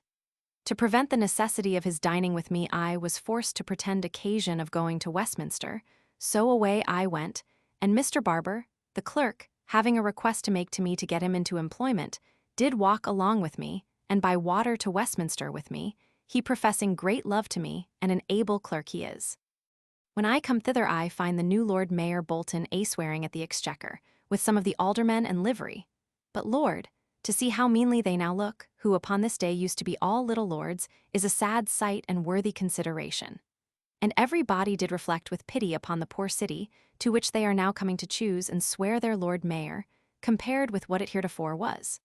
Thence by coach, having in the hall bought me a velvet riding cap, cost me 20s.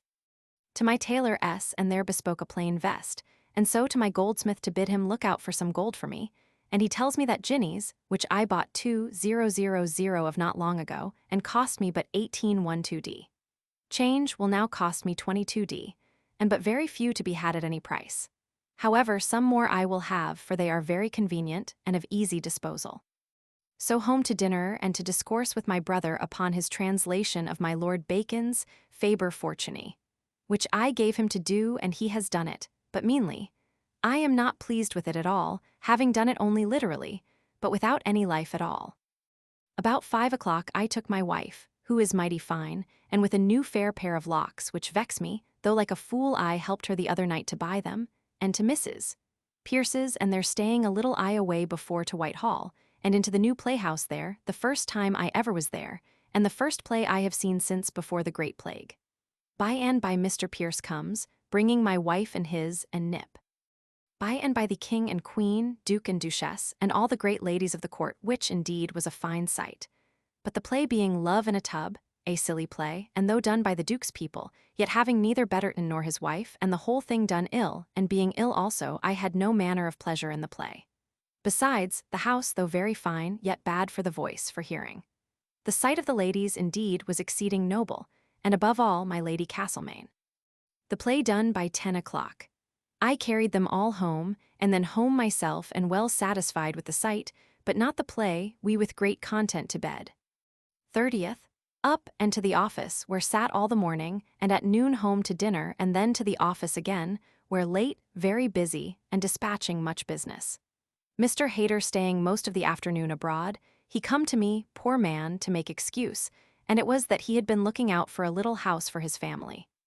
His wife being much frightened in the country with the discourses of troubles and disorders like to be, and therefore durst not be from him, and therefore he is forced to bring her to town that they may be together. This is now the general apprehension of all people. Particulars I do not know, but my own fears are also great, and I do think it time to look out to save something, if a storm should come. At night home to supper, and singing with my wife, who hath lately begun to learn, and I think will come to do something, though her ear is not good, nor I confess, have patience enough to teach her, or hear her sing now and then a note out of tune, and am to blame that I cannot bear with that in her which is fit I should do with her as a learner, and one that I desire much could sing, and so should encourage her. This I was troubled at, for I do find that I do put her out of heart, and make her fearful to sing before me, so after supper to bed. 31st, out with Sir W. Batten toward Whitehall, being in pain in my cods by being squeezed the other night in a little coach when I carried Pierce and his wife and my people. But I hope I shall be soon well again. This day is a great day at the house, so little to do with the Duke of York, but soon parted. Coming out of the court I met Colonel Atkins, who tells me the whole city rings today of Sir Jeremy Smith's killing of Holmes in a duel, at which I was not much displeased, for I fear every day more and more mischief from the man if he lives. But the thing is not true, for in my coach I did by and by meet Sir Jer. Smith going to court. So I by coach to my goldsmith, there to see what gold I can get, which is but little, and not under 22d. So away home to dinner, and after dinner to my closet, where I spent the whole afternoon till late at evening of all my accounts publique and private, and to my great satisfaction, I do find that I do bring my accounts to a very near balance, notwithstanding all the hurries and troubles I have been put to by the late fire, that I have not been able to even my accounts since July last before.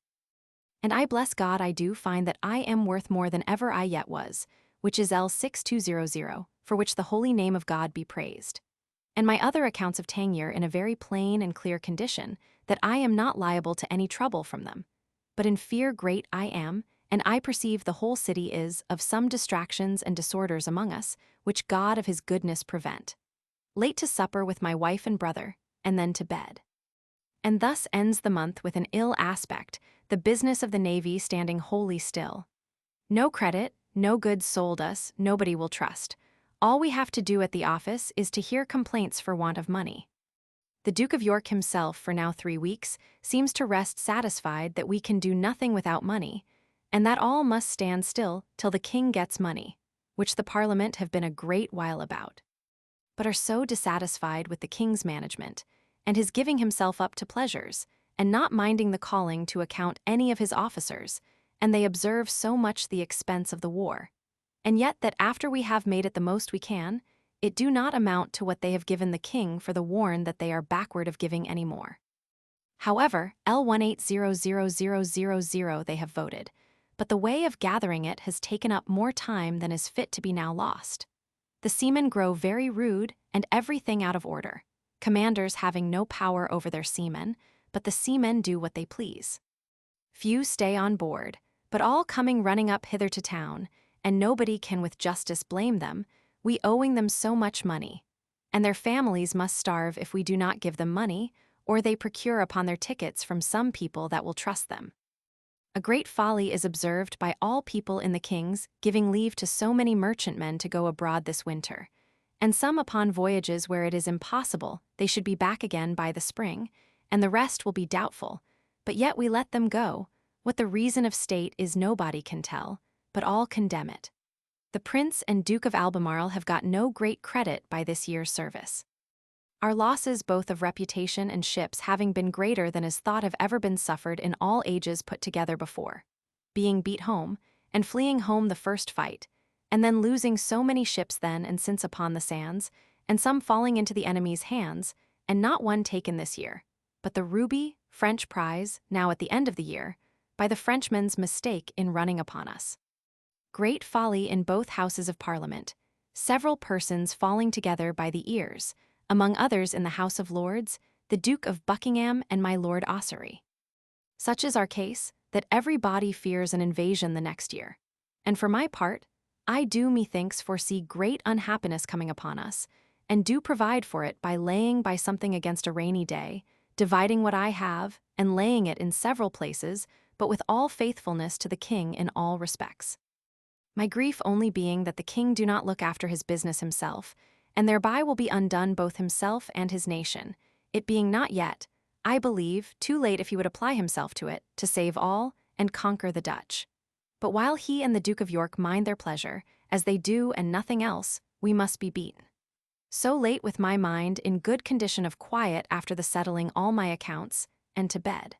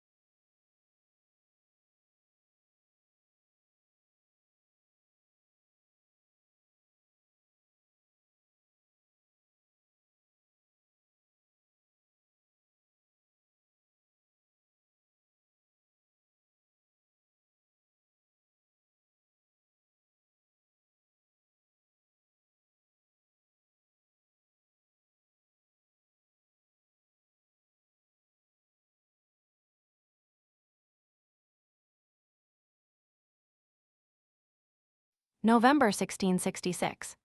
November 1st.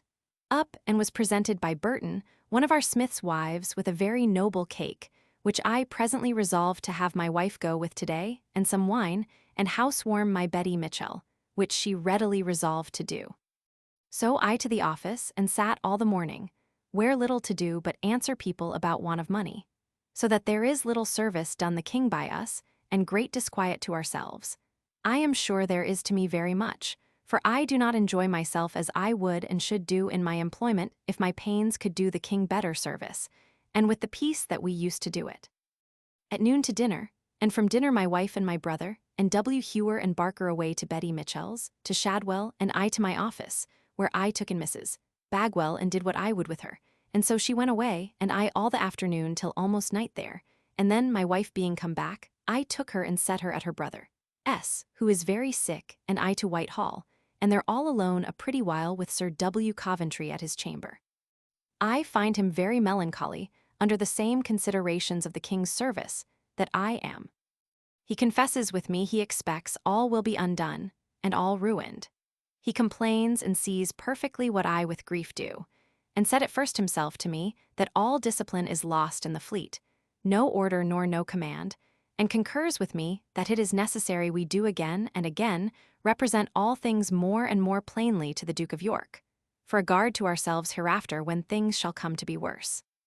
He says the house goes on slowly in finding of money, and that the discontented party do say they have not done with us, for they will have a further bout with us as to our accounts, and they are exceedingly well instructed where to hit us.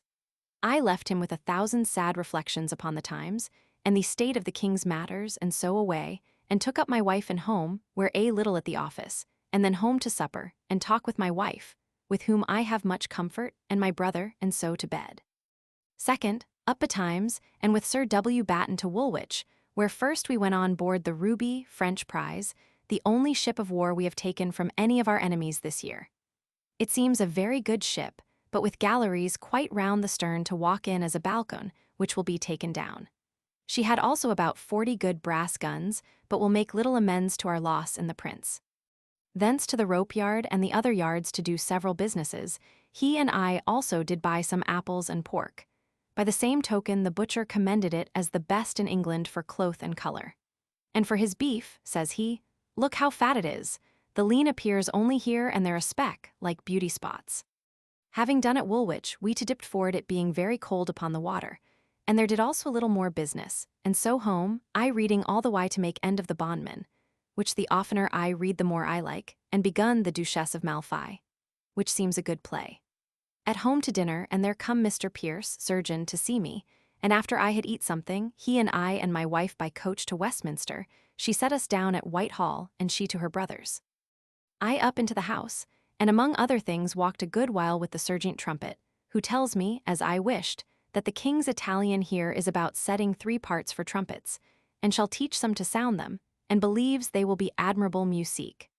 I also walked with Sir Stephen Fox an hour, and good discourse of public business with him, who seems very much satisfied with my discourse, and desired more of my acquaintance.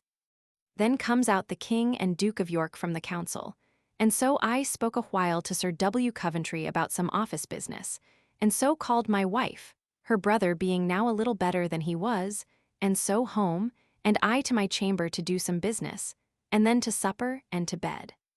Third, this morning comes Mr. Lovett and brings me my print of the Passion, varnished by him, and the frame black, which indeed is very fine, though not so fine as I expected. However, pleases me exceedingly. This, and the sheets of paper he prepared for me, come to L3, which I did give him, and though it be more than is fit to lay out on pleasure, yet, it being ingenious, I did not think much of it. He gone, I to the office, where all the morning to little purpose, nothing being before us but clamours for money.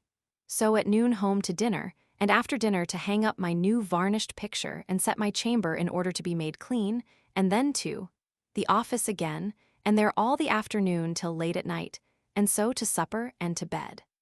Fourth, Lord's Day. Comes my tailor's man in the morning and brings my vest home, and coat to wear with it, and belt, and silver-hilted sword. So I rose and dressed myself, and I like myself mightily in it, and so do my wife. Then, being dressed, to church, and after church pulled my Lady Penn and Mrs. Markham into my house to dinner, and Sir J. Minns he got Mrs. Pegg along with him. I had a good dinner for them, and very merry, and after dinner to the waterside, and so, it being very cold to Whitehall, and was mighty fearful of an ague, my vest being new and thin, and the coat cut not to meet before upon my breast. Here I waited in the gallery till the council was up, and among others did speak with Mr. Cooling, my Lord Chamberlain's secretary, who tells me my Lord General is become mighty low in all people's opinion, and that he hath received several slurs from the King and Duke of York. The people at court do see the difference between his and the prince's management, and my Lord Sandwich, S. That this business which he is put upon of crying out against the Catholics and turning them out of all employment will undo him when he comes to turn out the officers out of the army, and this is a thing of his own seeking. That he is grown a drunken sot, and drinks with nobody but Troutbeck, whom nobody else will keep company with. Of whom he told me this story, that once the Duke of Albemarle in his drink taking notice as of a wonder that Nan Hyde should ever come to be Duchess of York. Nay, says Troutbeck, ne'er wonder at that, for if you will give me another bottle of wine, I will tell you as great, if not greater, a miracle. And what was that, but that our dirty Bess, meaning his Duchess, should come to be Duchess of Albemarle? Here we parted, and so by and by the council rose, and out comes Sir G. Carteret and Sir W. Coventry, and they and my Lord Brunker and I went to Sir G. Carteret's lodgings, there to discourse about some money demanded by Sir W. Warren, and having done that broke up. And Sir G. Carteret and I alone together a while, where he shows a long letter, all in cipher, from my Lord Sandwich to him. The contents he hath not yet found out, but he tells me that my lord is not sent for home, as several people have inquired after of me. He spoke something reflecting upon me in the business of pursers, that their present bad behavior is what he did foresee, and had convinced me of, And yet when it come last year to be argued before the Duke of York, I turned and said as the rest did. I answered nothing to it, but let it go, and so to other discourse of the ill state of things, of which all people are full of sorrow and observation, and so parted, and then by water landing in Southwark home to the Tower and so home, and there began to read Potter's Discourse upon 1666, which pleases me mightily, and then broke off and to supper and to bed. 5th, a holiday. Lay long, then up, and to the office, where vexed to meet with people come from the fleet at the Nore, where so many ships are laid up and few going abroad. And yet Sir Thomas Allen hath sent up some lieutenants with warrants to press men for a few ships to go out this winter, while every day thousands appear here, to our great trouble and affright, before our office and the ticket office, and no captains able to command one man aboard. Thence by water to Westminster, and there at the Swan find Sarah is married to a shoemaker yesterday, so I could not see her, but I believe I shall hereafter at good leisure. Thence by coach to my Lady Peterborough, and there spoke with my lady, who had sent to speak with me. She makes mighty moan of the badness of the times, and her family as to money. My lord's passionateness for want thereof, and his want of coming in of rents, and no wages from the Duke of York. No money to be had there for wages nor disbursements, and therefore praise my assistance about his pension. I was moved with her story, which she largely and handsomely told me, and promised I would try what I could do in a few days, and so took leave, being willing to keep her lord fair with me, both for his respect to my Lord Sandwich and for my own sake hereafter, when I come to pass my accounts. Thence to my Lord Crewe's, and there dined, and mightily made of having not to my shame been there in 8 months before. Here my Lord and Sir Thomas Crewe, Mr. John and Dr. Crewe, and 2 strangers, the best family in the world for goodness and sobriety. Here beyond my expectation I met my Lord Hinchingbrooke, who is come to town 2 days since from Hinchingbrooke, and brought his sister and brother Carteret with him, who are at Sir G. Carteret's. After dinner I and Sir Thomas Crewe went aside to discourse of public matters, and do find by him that all the country gentlemen are publicly jealous of the courtiers in the Parliament, and that they do doubt everything that they propose, and that the true reason why the country gentlemen are for a land tax and against a general excise is because they are fearful that if the latter be granted they shall never get it down again, whereas the land tax will be but for so much. And when the war ceases, there will be no ground got by the court to keep it up. He do much cry out upon our accounts, and that all that they have had from the king hath been, but estimates both from my Lord Treasurer and us, and from all people else, so that the Parliament is weary of it. He says the House would be very glad to get something against Sir G. Carteret, and will not let their inquiries die till they have got something. He do, from what he hath heard at the committee for examining the burning of the city, conclude it as a thing cert that it was done by plots, it being proved by many witnesses that endeavors were made in several places to increase the fire, and that both in city and country it was bragged by several papists that upon such a day or in such a time we should find the hottest weather that ever was in England, and words of plainer sense. But my Lord Crewe was discoursing at table how the judges have determined in the case whether the landlords or the tenants, who are, in their leases, all of them generally tied to maintain and uphold their houses, shall bear the loss of the fire. And they say that tenants should against all casualties of fire beginning either in their own or in their neighbors, but where it is done by an enemy, they are not to do it. And this was by an enemy, there having been one convicted and hanged upon this very score. This is an excellent salvo for the tenants, and for which I am glad because of my father's house. After dinner and this discourse I took coach, and at the same time find my Lord Hinchingbrooke and Mr. John Crewe and the doctor going out to see the ruins of the city. So I took the doctor into my hackney coach, and he is a very fine sober gentleman, and so through the city. But Lord, what pretty and sober observations he made of the city and its desolation, till anon we come to my house, and there I took them upon Tower Hill to show them what houses were pulled down there since the fire. And then to my house, where I treated them with good wine of several sorts, and they took it mighty respectfully, and a fine company of gentlemen they are. But above all, I was glad to see my Lord Hinchingbrooke drink no wine at all. Here I got them to appoint Wednesday come Senate to dine here at my house, and so we broke up and all took coach again, and I carried the doctor to Chancery Lane, and thence I to Whitehall, where I stayed walking up and down till night, and then got almost into the playhouse, having much mind to go and see the play at court this night. But fearing how I should get home, because of the bonfires and the lateness of the night to get a coach, I did not stay.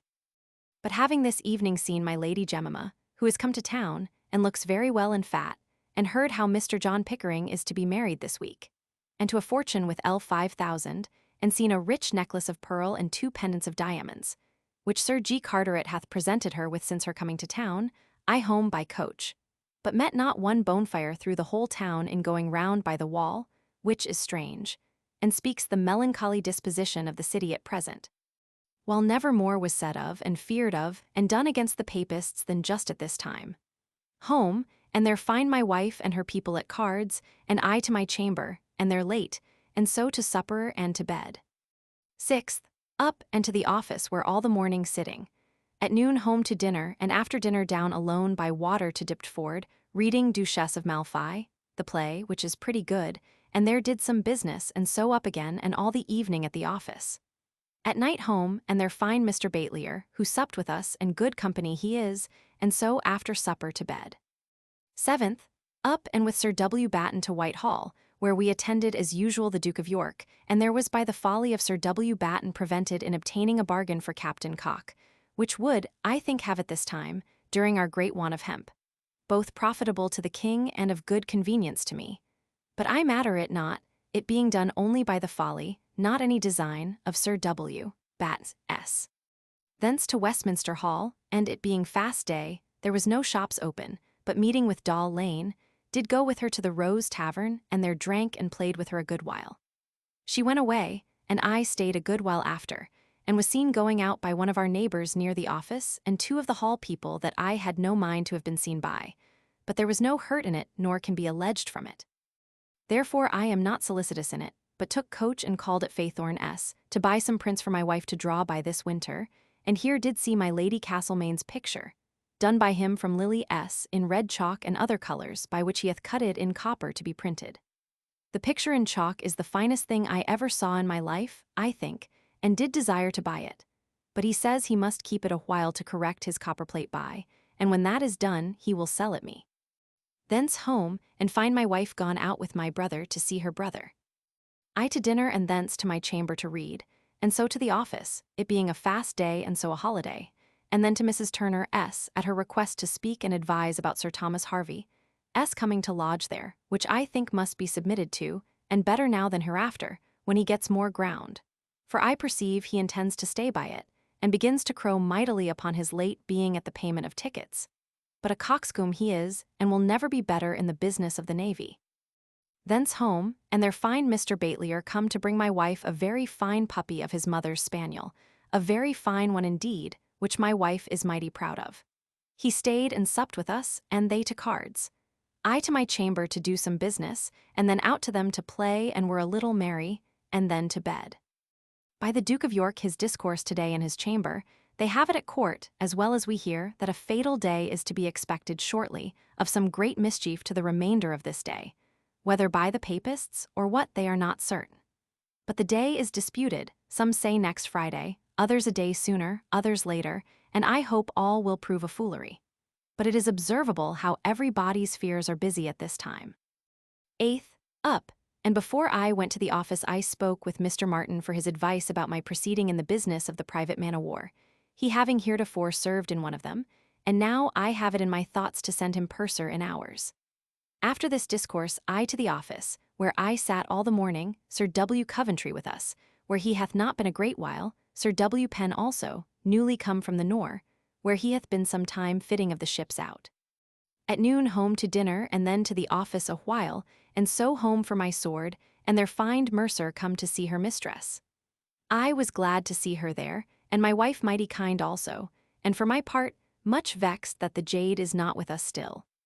Left them together, designing to go abroad tomorrow night to Mrs. Pierce's to dance, and so I to Westminster Hall, and there met Mr. Gray, who tells me the house is sitting still, and now it was 6 o'clock, and likely to sit till midnight, and have proceeded fair to give the king his supply presently, and herein have done more today than was hoped for. So to Whitehall to Sir W. Coventry, and there would fain have carried Captain Cock's business for his bargain of hemp, but am defeated and disappointed, and know hardly how to carry myself in it between my interest and desire not to offend Sir W. Coventry. Sir W. Coventry did this night tell me how the business is about Sir J. Minns, that he is to be a commissioner, and my Lord Brunker and Sir W. Penn are to be controller jointly, which I am very glad of, and better than if they were either of them alone. And do hope truly that the king's business will be better done thereby, and infinitely better than now it is. Thence by coach home, full of thoughts of the consequence of this alteration in our office, and I think no evil to me. So at my office late, and then home to supper and to bed. Mr. Gray did assure me this night that he was told this day, by one of the greater ministers of state in England and one of the king's cabinet, that we had little left to agree on between the Dutch and us towards a peace, but only the place of treaty, which do astonish me to hear, but I am glad of it, for I fear the consequence of the war. But he says that the king, having all the money he is like to have, we shall be sure of a peace in a little time. 9th, up into the office, where did a good deal of business, and then at noon to the exchange and to my little goldsmith's, whose wife is very pretty and modest that ever I saw any. Upon the change, where I seldom have of late been, I find all people mightily at a loss what to expect, but confusion and fears in every man's head and heart. Whether war or peace, all fear the event will be bad. Thence home and with my brother to dinner, my wife being dressing herself against night. After dinner I to my closet all the afternoon, till the porter brought my vest back from the tailor, and then to dress myself very fine, about 4 or 5 o'clock, and by that time comes Mr. Batelier and Mercer, and away by coach to Mrs. Pierce's, by appointment, where we find good company. A fair lady, my Lady Pretyman, Mrs. Corbet, Nip. And for men, Captain Downing, Mr. Lloyd, Sir W. Coventry's clerk, and one Mr. Tripp, who dances well. After some trifling discourse, we to dancing and very good sport, and mightily pleased I was with the company. After our first bout of dancing, Nip and I to sing, and Mercer and Captain Downing, who loves and understands musique, would by all means have my song of beauty retire, which Nip had spread abroad, and he extols it above anything he ever heard, and without flattery, I know it is good in its kind. This being done and going to dance again, comes news that Whitehall was on fire, and presently more particulars that the Horse Guard was on fire. Nov. 9th. Between 7 and 8 at night, there happened a fire in the Horse Guard house, in the tilt yard, over against Whitehall, which, at first arising, it is supposed, from some snuff of a candle falling amongst the straw, broke out with so sudden a flame that at once it seized the northwest part of that building. But being so close under His Majesty's own eye, it was, by the timely help His Majesty and His Royal Highness caused to be applied, immediately stopped, and by 10 o'clock wholly mastered, with the loss only of that part of the building it had at first seized. The London Gazette, number 103b. And so we run up to the garret and find it so, a horrid great fire, and by we saw and heard part of it blown up with powder. The ladies begun presently to be afeard, one fell into fits. The whole town in an alarm. Drums beat and trumpets, and the guards everywhere spread, running up and down in the street. And I begun to have mighty apprehensions how things might be at home, and so was in mighty pain to get home, and that increased all is that we are in expectation, from common fame, this night or tomorrow, to have a massacre, by the having so many fires one after another, as that in the city, and at same time begun in Westminster, by the palace, but put out. And since in Southwark, to the burning down some houses. And now this do make all people conclude there is something extraordinary in it. But nobody knows what. By and by comes news that the fire has slackened, so then we were a little cheered up again, and to supper and pretty merry. But above all, there comes in the dumb boy that I knew in Oliver's time, who is mightily acquainted here and with Downing. And he made strange signs of the fire, and how the king was abroad, and many things they understood. But I could not, which I wondering at, and discoursing with Downing about it. Why, says he, it is only a little use, and you will understand him, and make him understand you with as much ease as may be. So I prayed him to tell him that I was afeard that my coach would be gone, and that he should go down and steal one of the seats out of the coach and keep it, and that would make the coachman to stay. He did this, so that the dumb boy did go down, and like a cunning rogue went into the coach, pretending to sleep, and by fell to his work, but finds the seats nailed to the coach. So he did all he could, but could not do it. However, stayed there, and stayed the coach till the coachman's patience was quite spent, and beat the dumb boy by force, and so went away. So the dumb boy come up and told him all the story, which they below did see all that passed, and knew it to be true. After supper, another dance or two, and then news that the fire is as great as ever, which put us all to our wits' end. And I mightily to go home, but the coach being gone, and it being about 10 at night, and rainy dirty weather, I knew not what to do, but to walk out with Mr. Batelier, myself resolving to go home on foot and leave the women there. And so did, but at the Savoy got a coach and come back and took up the women. And so, having by people come from the fire, understood that the fire was overcome and all well, we merrily parted and home, stopped by several guards and constables quite through the town, round the wall as we went, all being in arms. We got well home, being come home, we to cards, till 2 in the morning and drinking lamb's wool. A beverage consisting of ale mixed with sugar, nutmeg, and the pulp of roasted apples. A cup of lamb's wool they drank unto him then. The King and the Miller of Mansfield, Percy's Reliques, Series Roman 3, Book 2, Number 20. So to bed. 10th, up into the office, where Sir W. Coventry come to tell us that the Parliament did fall foul of our accounts again yesterday, and we must arm to have them examined, which I am sorry for. It will bring great trouble to me, and shame upon the office. My head full this morning how to carry on Captain Cock's bargain of hemp, which I think I shall by my dexterity do, and to the King's advantage as well as my own. At noon with my Lord Brunker and Sir Thomas Harvey, to Cock's house, and their Mrs. Williams and other company, and an excellent dinner. Mr. Temple's wife, after dinner, fell to play on the harpsichon till she tired everybody, that I left the house without taking leave, and no creature left standing by her to hear her. Thence I home and to the office, where late doing of business, and then home. Read an hour, to make an end of Potter's discourse of the number 666, which I like all along, but his close is most excellent, and, whether it be right or wrong, is mighty ingenious. Then to supper and to bed. This is the fatal day that every body hath discoursed for a long time to be the day that the Papists, or I know not who, had designed to commit a massacre upon. But however, I trust in God we shall rise tomorrow morning as well as ever. This afternoon creed comes to me, and by him, as also my Lady Pen, I hear that my Lady Denham is exceeding sick, even to death, and that she says, and every body else discourses, that she is poisoned, and creed tells me that it is said that there hath been a design to poison the king. What the meaning of all these sad signs is, the Lord knows, but every day things look worse and worse. God fit us for the worst. 11th Lord's Day. Up and to church, myself and wife, where the old Dunce Meriton, brother to the known Meriton, of St. Martin S., Westminster, did make a very good sermon beyond my expectation. Home to dinner, and we carried in Peg Pen, and there also come to us little Mitchell and his wife, and dined very pleasantly. Anon to church, my wife and I and Betty Mitchell, her husband being gone to Westminster.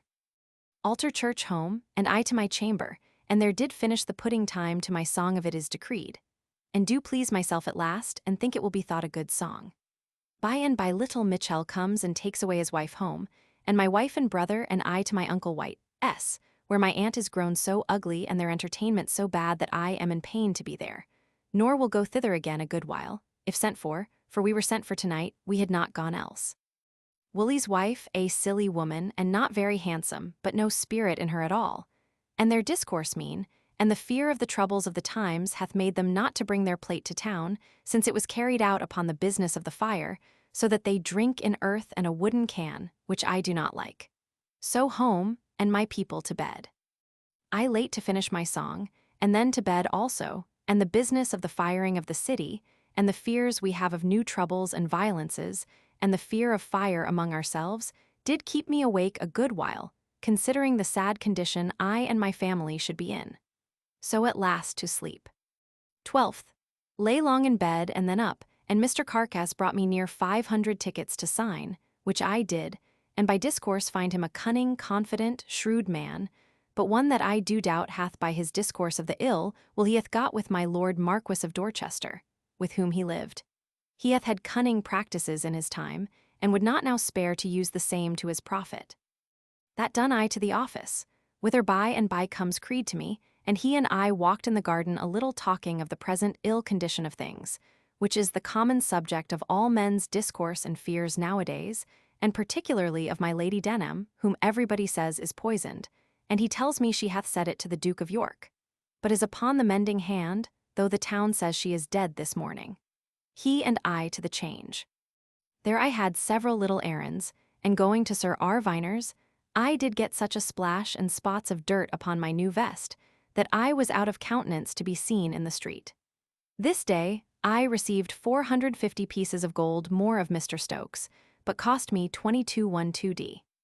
Change, but I am well contented with a tie having now near L 2800 in gold, and will not rest till I get full L 3000, and then will venture my fortune for the saving that and the rest. Home to dinner, though Sir R. Viner would have stayed us to dine with him, he being sheriff. But poor man was so out of countenance that he had no wine ready to drink to us, his butler being out of the way, though we know him to be a very liberal man. And after dinner I took my wife out, intending to have gone and have seen my Lady Jemima at Whitehall. But so great a stop there was at the New Exchange that we could not pass in half an hour, and therefore light and bought a little matter at the Exchange, and then home, and then at the office a while, and then home to my chamber. And after my wife and all the maids abed but Jane, whom I put confidence in, she and I, and my brother and Tom and W. Hewer, did bring up all the remainder of my money. And my plate chest out of the cellar, and placed the money in my study, with the rest, and the plate in my dressing room. But indeed I am in great pain to think how to dispose of my money, it being wholly unsafe to keep it all in coin in one place. But now I have it all at my hand, I shall remember it better to think of disposing of it. This done, by 1 in the morning to bed. This afternoon going towards Westminster, Creed and I did stop, the Duke of York being just going away from seeing of it at Paul's, and in the Convocation House yard did there see the body of Robert Braybrooke, Bishop of London, that died 1404. He fell down in his tomb out of the great church into St. Faith's this late fire, and is here seen his skeleton with the flesh on, but all tough and dry like a spongy dry leather, or touchwood all upon his bones. His head turned aside. A great man in his time, and Lord Chancellor, and his skeletons now exposed to be handled and derided by some, though admired for its duration by others, many flocking to see it. 13th. At the office all the morning, at noon home to dinner, and out to Bishopsgate Street, and there bought some drinking glasses, a case of knives, and other things, against tomorrow, in expectation of my Lord Hinchingbroke's coming to dine with me. So home, and having set some things in the way of doing, also against tomorrow, I to my office, there to dispatch business, and do here receive notice from my Lord Hinchingbroke that he is not well, and so not in condition to come to dine with me tomorrow, which I am not in much trouble for, because of the disorder my house is in, by the bricklayers coming to mend the chimney in my dining room for smoking, which they were upon almost till midnight, and have now made it very pretty, and do carry smoke exceeding well. This evening come all the Howblons to me, to invite me to sup with them tomorrow night. I did take them home, and there we sat and talked a good while, and a glass of wine, and then parted till tomorrow night. So at night, well satisfied in the alteration of my chimney, to bed. 14th. Up and by water to Whitehall, and thence to Westminster, where I bought several things, as a hone, ribbon, gloves, books, and then took coach and to Nip's lodging, whom I find not ready to go home with me. So I away to do a little business, among others to call upon Mr. Osborne for my 10-year warrant for the last quarter, and so to the Exchange for some things for my wife, and then to Nip's again, and there stayed reading of Waller's verses, while she finished dressing, her husband being by. I had no other pastime. Her lodging very mean, and the condition she lives in, yet makes a show without doors, God bless us. I carried him along with us into the city, and set him down in Bishopsgate Street, and then home with her. She tells me how Smith of the Duke's house hath killed a man upon a quarrel in play, which makes every body sorry, he being a good actor, and they say, a good man however this happens. The ladies of the court do much bemoan him, she says. Here she and we alone at dinner to some good victuals that we could not put off, that was intended for the great dinner of my Lord Hinchingbroke's, if he had come. After dinner I to teach her my new recitative of It is Decreed, of which she learnt a good part, and I do well like it and believe shall be well pleased when she hath it all, and that it will be found an agreeable thing. Then carried her home, and my wife and I intended to have seen my Lady Jemima at Whitehall. But the Exchange Street was so full of coaches, everybody, as they say, going thither to make themselves fine against tomorrow night, that after half an hour's stay, we could not do any, only my wife to see her brother, and I to go speak one word with Sir G. Carteret about office business, and talk of the general complexion of matters, which he looks upon, as I do, with horror, and gives us all for an undone people, that there is no such thing as a peace in hand, nor possibility of any without our begging it, they being as high or higher in their terms than ever, and tells me that just now my Lord Hollies had been with him, and wept to think in what a condition we are fallen.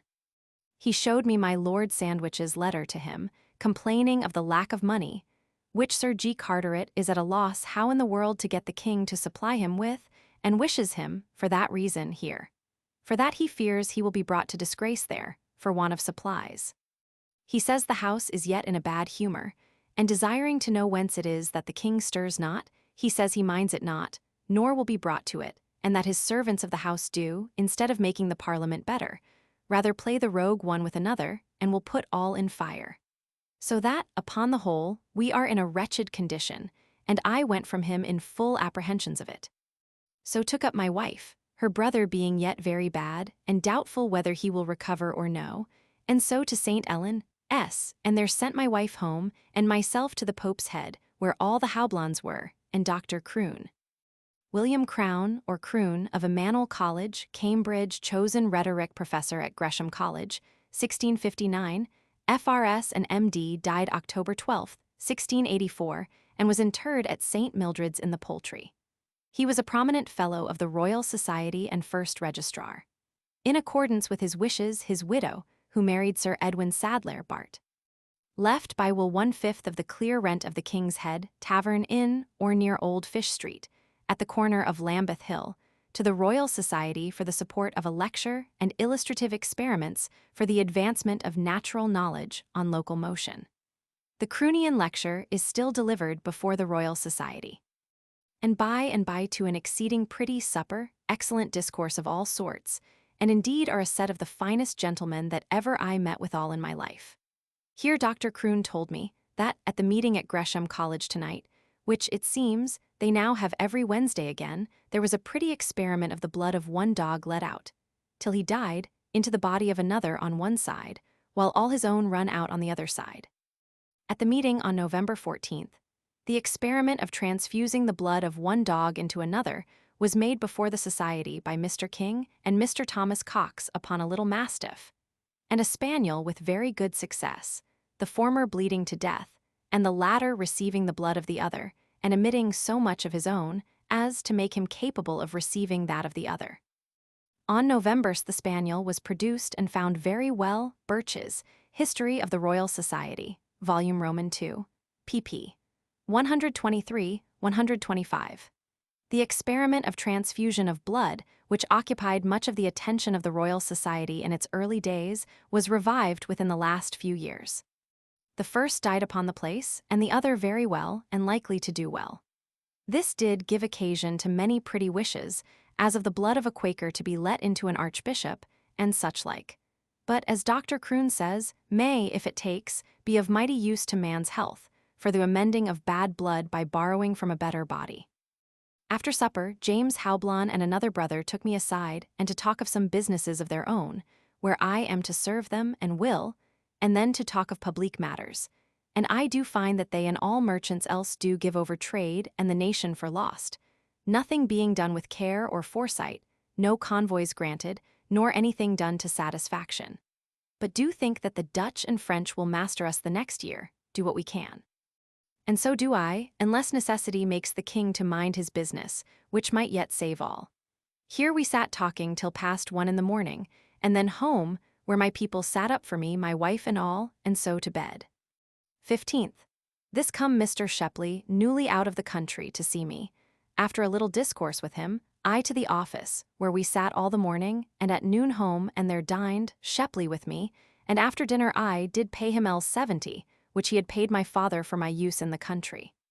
He being gone, I took coach and to Mrs. Pierce's, where I find her as fine as possible, and himself going to the ball at night at court, it being the Queen's birthday, and so I carried them in my coach, and having set them into the house and gotten Mr. Pierce to undertake the carrying and my wife, I to unthanks, where she appointed to be, and there told her, and back again about business to Whitehall, while Pierce went and fetched her and carried her in. I, after I had met with Sir W. Coventry and given him some account of matters, I also to the ball, and with much ado got up to the loft, where with much trouble I could see very well. Anon the house grew full, and the candles light, and the king and queen and all the ladies set. And it was, indeed, a glorious sight to see Mrs. Stuart in black and white lace, and her head and shoulders dressed with diamonds, and the like a great many great ladies more, only the queen none. And the king in his rich vest of some rich silk and silver trimming, as the Duke of York and all the dancers were, some of cloth of silver, and others of other sorts, exceeding rich. Presently after the king was come in, he took the queen, and about 14 more couple there was, and began the brancels. As many of the men as I can remember presently, were, the king, Duke of York, Prince Rupert, Duke of Monmouth, Duke of Buckingham, Lord Douglas, Mr. Hamilton, Colonel Russell, Mr. Griffith, Lord Ossory, Lord Rochester. And of the ladies, the Queen, Duchess of York, Mrs. Stuart, Duchess of Monmouth, Lady Essex Howard, Mrs. Temple Swede's ambassadress, Lady Arlington, Lord George Berkeley's daughter, and many others I remember not. But all most excellently dressed in rich petticoats and gowns, and diamonds and pearls. After the brancels, then to a corrent, and now and then a French dance, but that so rare that the corrents grew tiresome, that I wished it done. Only Mrs. Stuart danced mighty finely, and many French dances, specially one the king called the new dance, which was very pretty, but upon the whole matter, the business of the dancing of itself was not extraordinary pleasing. But the clothes and sight of the persons was indeed very pleasing, and worth my coming, being never likely to see more gallantry while I live, if I should come 20 times. About 12 at night it broke up, and I to hire a coach with much difficulty, but Pierce had hired a chair for my wife. And so she being gone to his house, he and I, taking up Barker at Unthank, to his house, whither his wife was come home a good while ago and gone to bed. So away home with my wife, between displeased with the dull dancing and satisfied at the clothes and persons. My Lady Castlemaine, without whom all is nothing, being there, very rich, though not dancing. And so after supper, it being very cold, to bed. 16th. Up again betimes to attend the examination of Mr. Gauden's accounts, where we all met, but I did little but fit myself for the drawing my great letter to the Duke of York of the state of the navy for want of money. At noon to the Change, and thence back to the new tavern come by us, the 3 Tuns, where D. Gauden did feast us all with a chine of beef and other good things, and an infinite dish of fowl, but all spoiled in the dressing. This noon I met with Mr. Hook, and he tells me the dog which was filled with another dog's blood at the college the other day is very well and like to be so as ever, and doubts not its being found of great use to men. And so do Dr. Whistler, who dined with us at the tavern. Thence home in the evening, and I to my preparing my letter, and did go a pretty way in it, staying late upon it, and then home to supper and to bed, the weather being on a sudden set in to be very cold. 17th. Up, and to the office where all the morning. At noon home to dinner, and in the afternoon shut myself in my chamber, and there till 12 at night finishing my great letter to the Duke of York, which do lay the ill condition of the navy so open to him, that it is impossible if the king and he minds anything of their business, but it will operate upon them to set all matters right, and get money to carry on the war, before it be too late, or else lay out for a peace upon any terms. It was a great convenience tonight that what I had writ foul in shorthand, I could read to W. Hewer, and he take it fair in shorthand, so as I can read it tomorrow to Sir W. Coventry, and then come home, and Hewer read it to me while I take it in longhand to present, which saves me much time. So to bed. 18th, Lord's Day. Up by candlelight and on foot to Whitehall, where by appointment I met Lord Brunker at Sir W. Coventry's chamber, and there I read over my great letter, and they approved it. And as I do our business in defense of the board, so I think it is as good a letter in the manner, and believe it is the worst in the matter of it, as ever come from any office to a prince. Back home in my Lord Brunker's coach, and there W. Hewer and I to write it over fair, dined at noon, and Mercer with us, and mighty merry, and then to finish my letter. And it being 3 o'clock ere we had done, when I come to Sir W. Batts. He was in a huff, which I made light of, but he signed the letter, though he would not go, and liked the letter well. Sir W. Penn, it seems, he would not stay for it. So, making slight of Sir W. Penn's putting so much weight upon his hand to Sir W. Batten, I down to the Tower Wharf, and there got a sculler, and to Whitehall, and there met Lord Brunker, and he signed it, and so I delivered it to Mr. Sheeving. William Chiffinch, pimp to Charles Roman II, and receiver of the secret pensions paid by the French court. He succeeded his brother, Thomas Chiffinch, who died in April 1666, as keeper of the King's private closet, see note, Volume V, p. 265. He is introduced by Scott into his Peveril of the Peak. And he to Sir W. Coventry in the cabinet, the King and Council being sitting, where I leave it to its fortune, and I by water home again, and to my chamber to even my journal. And then comes Captain Cock to me, and he and I a great deal of melancholy discourse of the times, giving all over for gone, though now the Parliament will soon finish the bill for money. But we fear, if we had it, as matters are now managed, we shall never make the best of it, but consume it all to no purpose or a bad one. He being gone, I again to my journal and finished it, and so to supper and to bed. 19th. Lay pretty long in bed talking with pleasure with my wife, and then up and all the morning at my own chamber fitting some tangier matters against the afternoon for a meeting. This morning also came Mr. Caesar, and I heard him on the lute very finely, and my boy begins to play well. After dinner I carried and set my wife down at her brother, S., and then to Berkshire House, where my Lord Chancellor hath been ever since the fire, but he is not come home yet, so I to Westminster Hall, where the Lords newly up and the Commons still sitting. Here I met with Mr. Robinson, who did give me a printed paper wherein he states his pretence to the post office, and intends to petition the Parliament in it. Thence I to the Bullhead Tavern, where I have not been since Mr. Chetwynd and the time of our club, and here had 6 bottles of claret filled, and I sent them to Mrs. Martin, whom I had promised some of my own, and, having none of my own, sent her this. Thence to my Lord Chancellor, S., and there Mr. Creed and Gauden, Comely, and Sir G. Carteret walking in the park over against the house. I walked with Sir G. Carteret, who I find displeased with the letter I have drawn and sent in yesterday, finding fault with the account we give of the ill state of the navy, but I said little, only will justify the truth of it. Here we walked to and again till one dropped away after another, and so I took coach to Whitehall, and there visited my Lady Jemima at Sir G. Carteret's lodgings. Here was Sir Thomas Crew, and he told me how hot words grew again today in the House of Lords between my Lord Ossory and Ashley, the former saying that something said by the other was said like one of Oliver's counsel. Ashley said that he must give him reparation, or he would take it his own way. The House therefore did bring my Lord Ossory to confess his fault, and ask pardon for it, as he was also to my Lord Buckingham, for saying that something was not truth that my Lord Buckingham had said. This will render my Lord Ossory very little in a little time. By and by away, and calling my wife went home, and then a little at Sir W. Batten's to hear news, but nothing, and then home to supper, whither Captain Cock, half foxed, come and sat with us, and so away, and then we to bed. 20th. Called up by Mr. Shepley, who is going into the country today to Hinchingbroke, I sent my service to my lady, and in general for news, that the world do think well of my lord, and do wish he were here again, but that the publique matters of the state as to the war are in the worst condition that is possible. By and by Sir W. Warren, and with him half an hour discoursing of several businesses, and some I hope will bring me a little profit.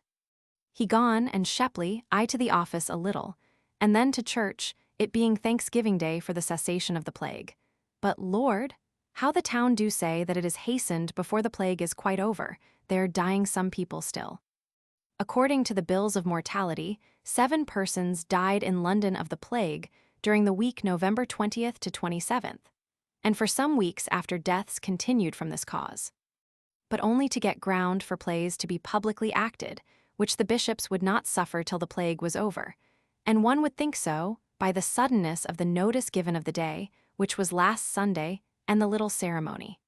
The sermon being dull of Mr. Minns, and people with great indifferency come to hear him. After church home, where I met Mr. Gregory, who I did then agree with to come to teach my wife to play on the viol, and he being an able and sober man, I am mightily glad of it. He had dined, therefore went away, and I to dinner, and after dinner by coach to Berkshire House, and there did get a very great meeting, the Duke of York being there, and much business done, though not in proportion to the greatness of the business, and my Lord Chancellor sleeping and snoring the greater part of the time. Among other things, I declared the state of our credit as to tallies to raise money by, and there was an order for payment of L5,000 to Mr. Godden, out of which I hope to get something against Christmas. Here we sat late, and here I did hear that there are some troubles like to be in Scotland, there being a discontented party already risen, that have seized on the governor of Dumfries and imprisoned him. William Fielding, writing to Sir Phil. Musgrave from Carlisle on November 15th says, Major Baxter, who has arrived from Dumfries, reports that this morning a great number of horse and foot came into that town, with drawn swords and pistols, galloped up to Sir Jas. Turner's lodgings, seized him in his bed, carried him without clothes to the marketplace, threatened to cut him to pieces, and seized and put into the toll booth all the foot soldiers that were with him. They also secured the minister of Dumfries. Many of the party were lairds and county people from Galloway, 200 horse well mounted. One minister was with them who had swords and pistols, and are 300 foot, some with clubs, others with scythes. On November Throb. Mayne wrote to Williamson. On the 15th 120 fanatics from the Glenkins, Derry, and neighbouring parishes in Dumfriesshire, none worth L10 except 2 mad fellows, the lairds of Barscobb and Corsuck, came to Dumfries early in the morning, seized Sir Jas.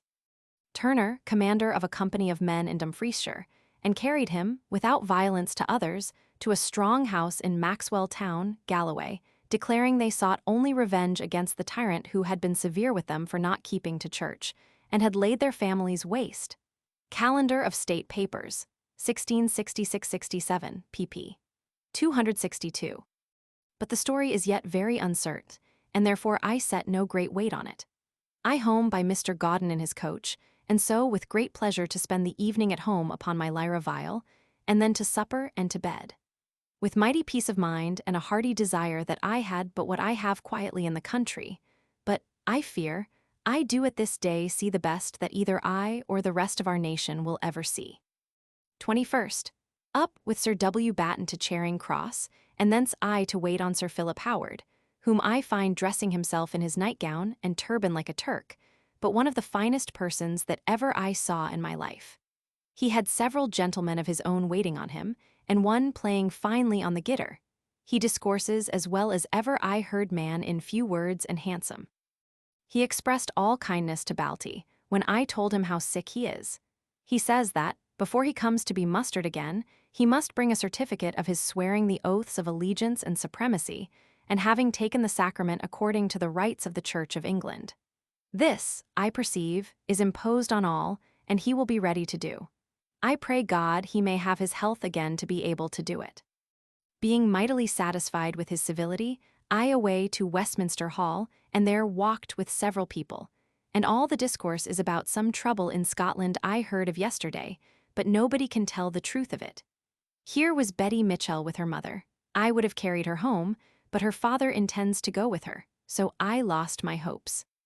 And thence I to the excise office about some tallies, and then to the exchange, where I did much business, and so home to dinner, and then to the office, where busy all the afternoon till night, and then home to supper, and after supper an hour reading to my wife and brother something in Chaucer with great pleasure, and so to bed.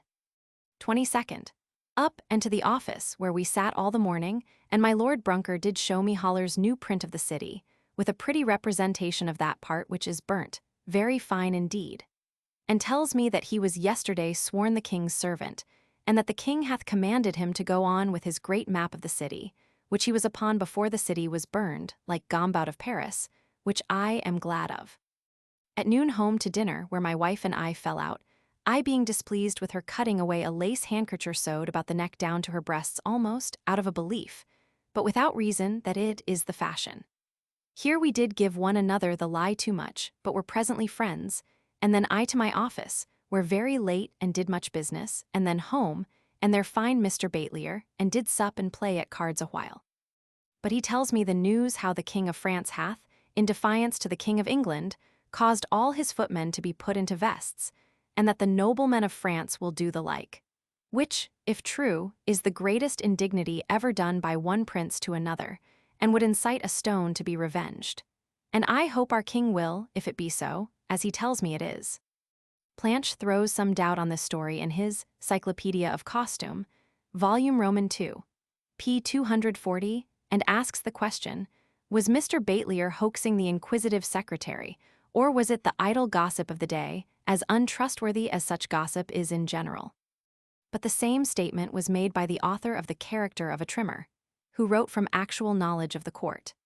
About this time, a general humor, in opposition to France, had made us throw off their fashion and put on vests, that we might look more like a distinct people, and not be under the servility of imitation, which ever pays a greater deference to the original than is consistent with the equality all independent nations should pretend to. France did not like this small beginning of ill humors, at least of emulation, and wisely considering that it is a natural introduction, first to make the world their apes, that they may be afterwards their slaves.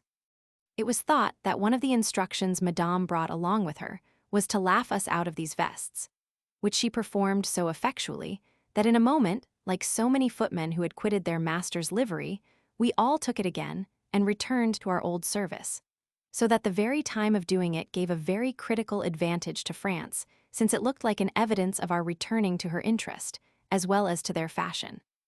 The Character of a Trimmer, Miscellanies by the Marquis of Halifax, p. 164.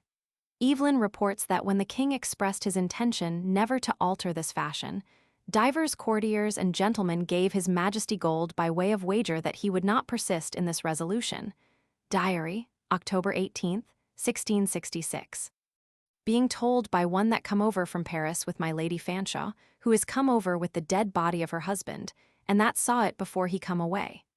This makes me mighty merry, it being an ingenious kind of affront, but yet it makes me angry to see that the King of England is become so little as to have the affront offered him. So I left my people at cards, and so to my chamber to read, and then to bed. Batelier did bring us some oysters tonight, and some bottles of new French wine of this year, mighty good, but I drank but little. This noon Bagwell's wife was with me at the office, and I did what I would, and at night comes Mrs. Burrows, and appointed to meet upon the next holiday and go abroad together. 23rd. Up and with Sir J. Minns to Whitehall, where we and the rest attended the Duke of York, where, among other things, we had a complaint of Sir William Jennings against his lieutenant, Leneve, one that had been long the Duke's page, and for whom the Duke of York hath great kindness. It was a drunken quarrel, where one was as blamable as the other.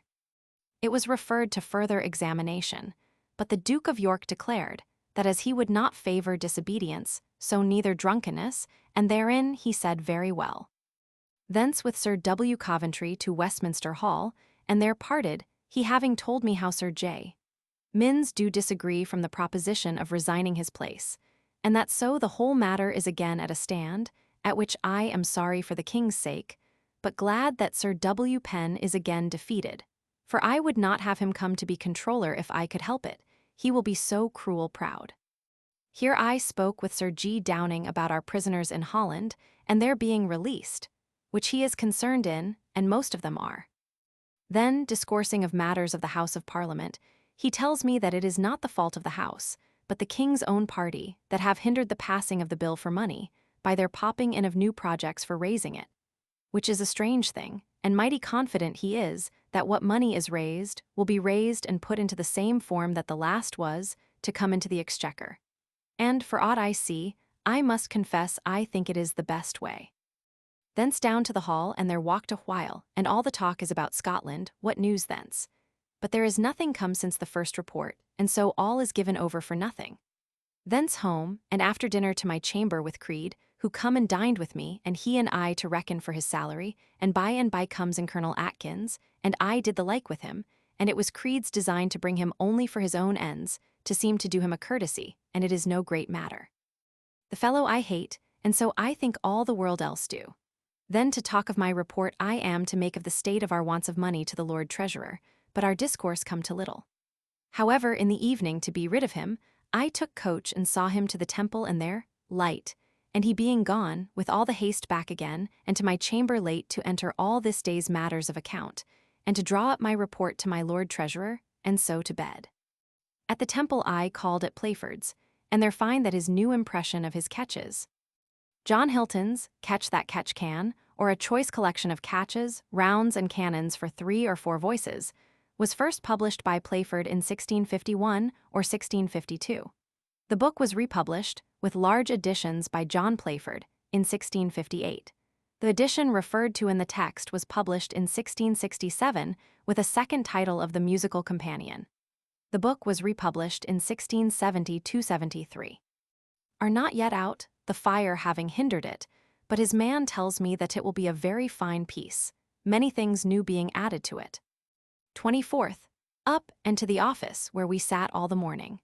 At noon rose and to my closet, and finished my report to my Lord Treasurer of our Tangier wants, and then with Sir J. Minns by coach to Stepney to the Trinity House, where it is kept again now since the burning of their other house in London. And here a great many met at Sir Thomas Allen's feast, of his being made an elder brother, but he is sick, and so could not be there. Here was much good company, and very merry. But the discourse of Scotland, it seems, is confirmed, and that they are 4,000 of them in arms, and do declare for king and covenant, which is very ill news. I pray God deliver us from the ill consequences we may justly fear from it. Here was a good venison pasty or 2 and other good victuals, but towards the latter end of the dinner I rose, and without taking leave went away from the table, and got Sir J. Minns' coach and away home, and thence with my report to my Lord Treasurer's, where I did deliver it to Sir Philip Warwick for my lord, who was busy, my report for him to consider against tomorrow's council. Sir Philip Warwick, I find, is full of trouble in his mind to see how things go, and what our wants are, and so I have no delight to trouble him with discourse, though I honor the man with all my heart, and I think him to be a very able and right honest man.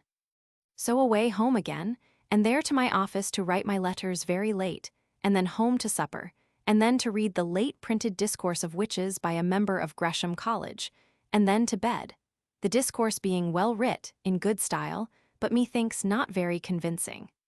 This day Mr. Martin is come to tell me his wife is brought to bed of a girl, and I promise to christen it next Sunday. 25th, Lord's Day. Up, and with Sir J. Minns by coach to Whitehall, and their coming late, I to Wright's to the chapel, where in my usual place I heard one of the king's chaplains, one Mr. Floyd, preach. He was out 2 or 3 times in his prayer, and as many in his sermon, but yet he made a most excellent good sermon, of our duty to imitate the lives and practice of Christ and the saints departed, and did it very handsomely and excellent style, but was a little overlarge in magnifying the graces of the nobility and prelates that we have seen in our memories in the world, whom God hath taken from us. At the end of the sermon an excellent anthem, but it was a pleasant thing, an idle companion in our pew, a prating, bold counsellor that hath been heretofore at the Navy Office, and noted for a great eater and drinker, not for quantity, but of the best, his name Tom Bales, said, I know a fitter anthem for this sermon, speaking only of our duty of following the saints, and I know not what. Cook should have sung, Come, follow me. I after sermon up into the gallery, and then to Sir G. Carteret S. to dinner, where much company. Among others, Mr. Carteret and my Lady Jemima, and here was also Mr. Ashburnham, the great man, who is a pleasant man, and that hath seen much of the world and more of the court.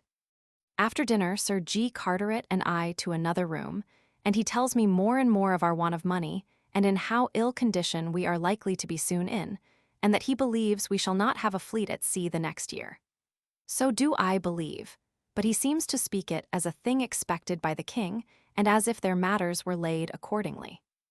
Thence into the court, and there delivered copies of my report to my Lord Treasurer, to the Duke of York, Sir W. Coventry, and others, and attended there till the council met, and then was called in, and I read my letter. My Lord Treasurer declared that the king had nothing to give till the Parliament did give him some money. So the king did of himself bid me to declare to all that would take our tallies for payment, that he should, soon as the Parliament's money do come in, take back their tallies, and give them money. Which I giving him occasion to repeat to me, it coming from him against the gree. Apparently a translation of the French contre le gree, and presumably an expression in common use. Against the grain is generally supposed to have its origin in the use of a plane against the grain of the wood. I perceive, of my Lord Treasurer, I was content therewith, and went out, and glad that I have got so much.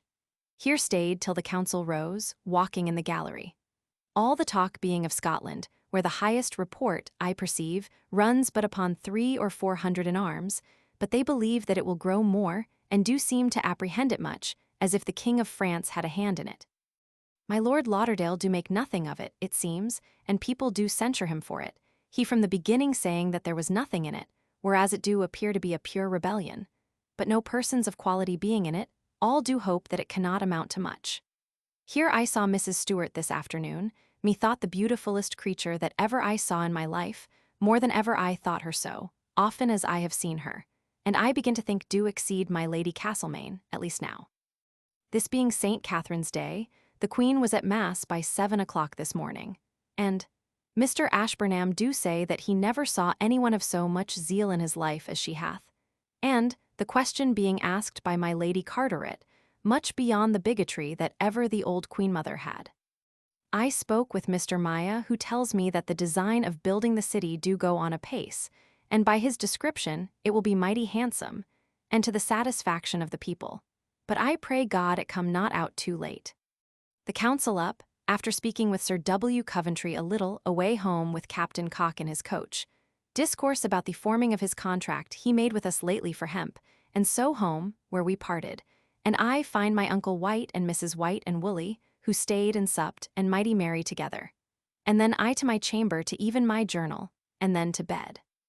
I will remember that Mr. Ashburnham today at dinner told how the rich fortune Mrs. Mallet reports of her servants, that my Lord Herbert would have had her. My Lord Hinchingbroke was indifferent to have her. They had quarrelled, see August 26th. She, perhaps, was piqued at Lord Hinchingbroke's refusal to compass the thing without consent of friends. See February 25th, whence her expression, indifferent to have her. It is worthy of remark that their children intermarried. Lord Hinchingbroke's son married Lady Rochester's daughter B. My Lord John Butler might not have her. My Lord of Rochester would have forced her. Of the lady thus sought after, whom Pepys calls a beauty as well as a fortune, and who shortly afterwards, about the 4th February, became the wife of the Earl of Rochester, then not 20 years old, no authentic portrait is known to exist.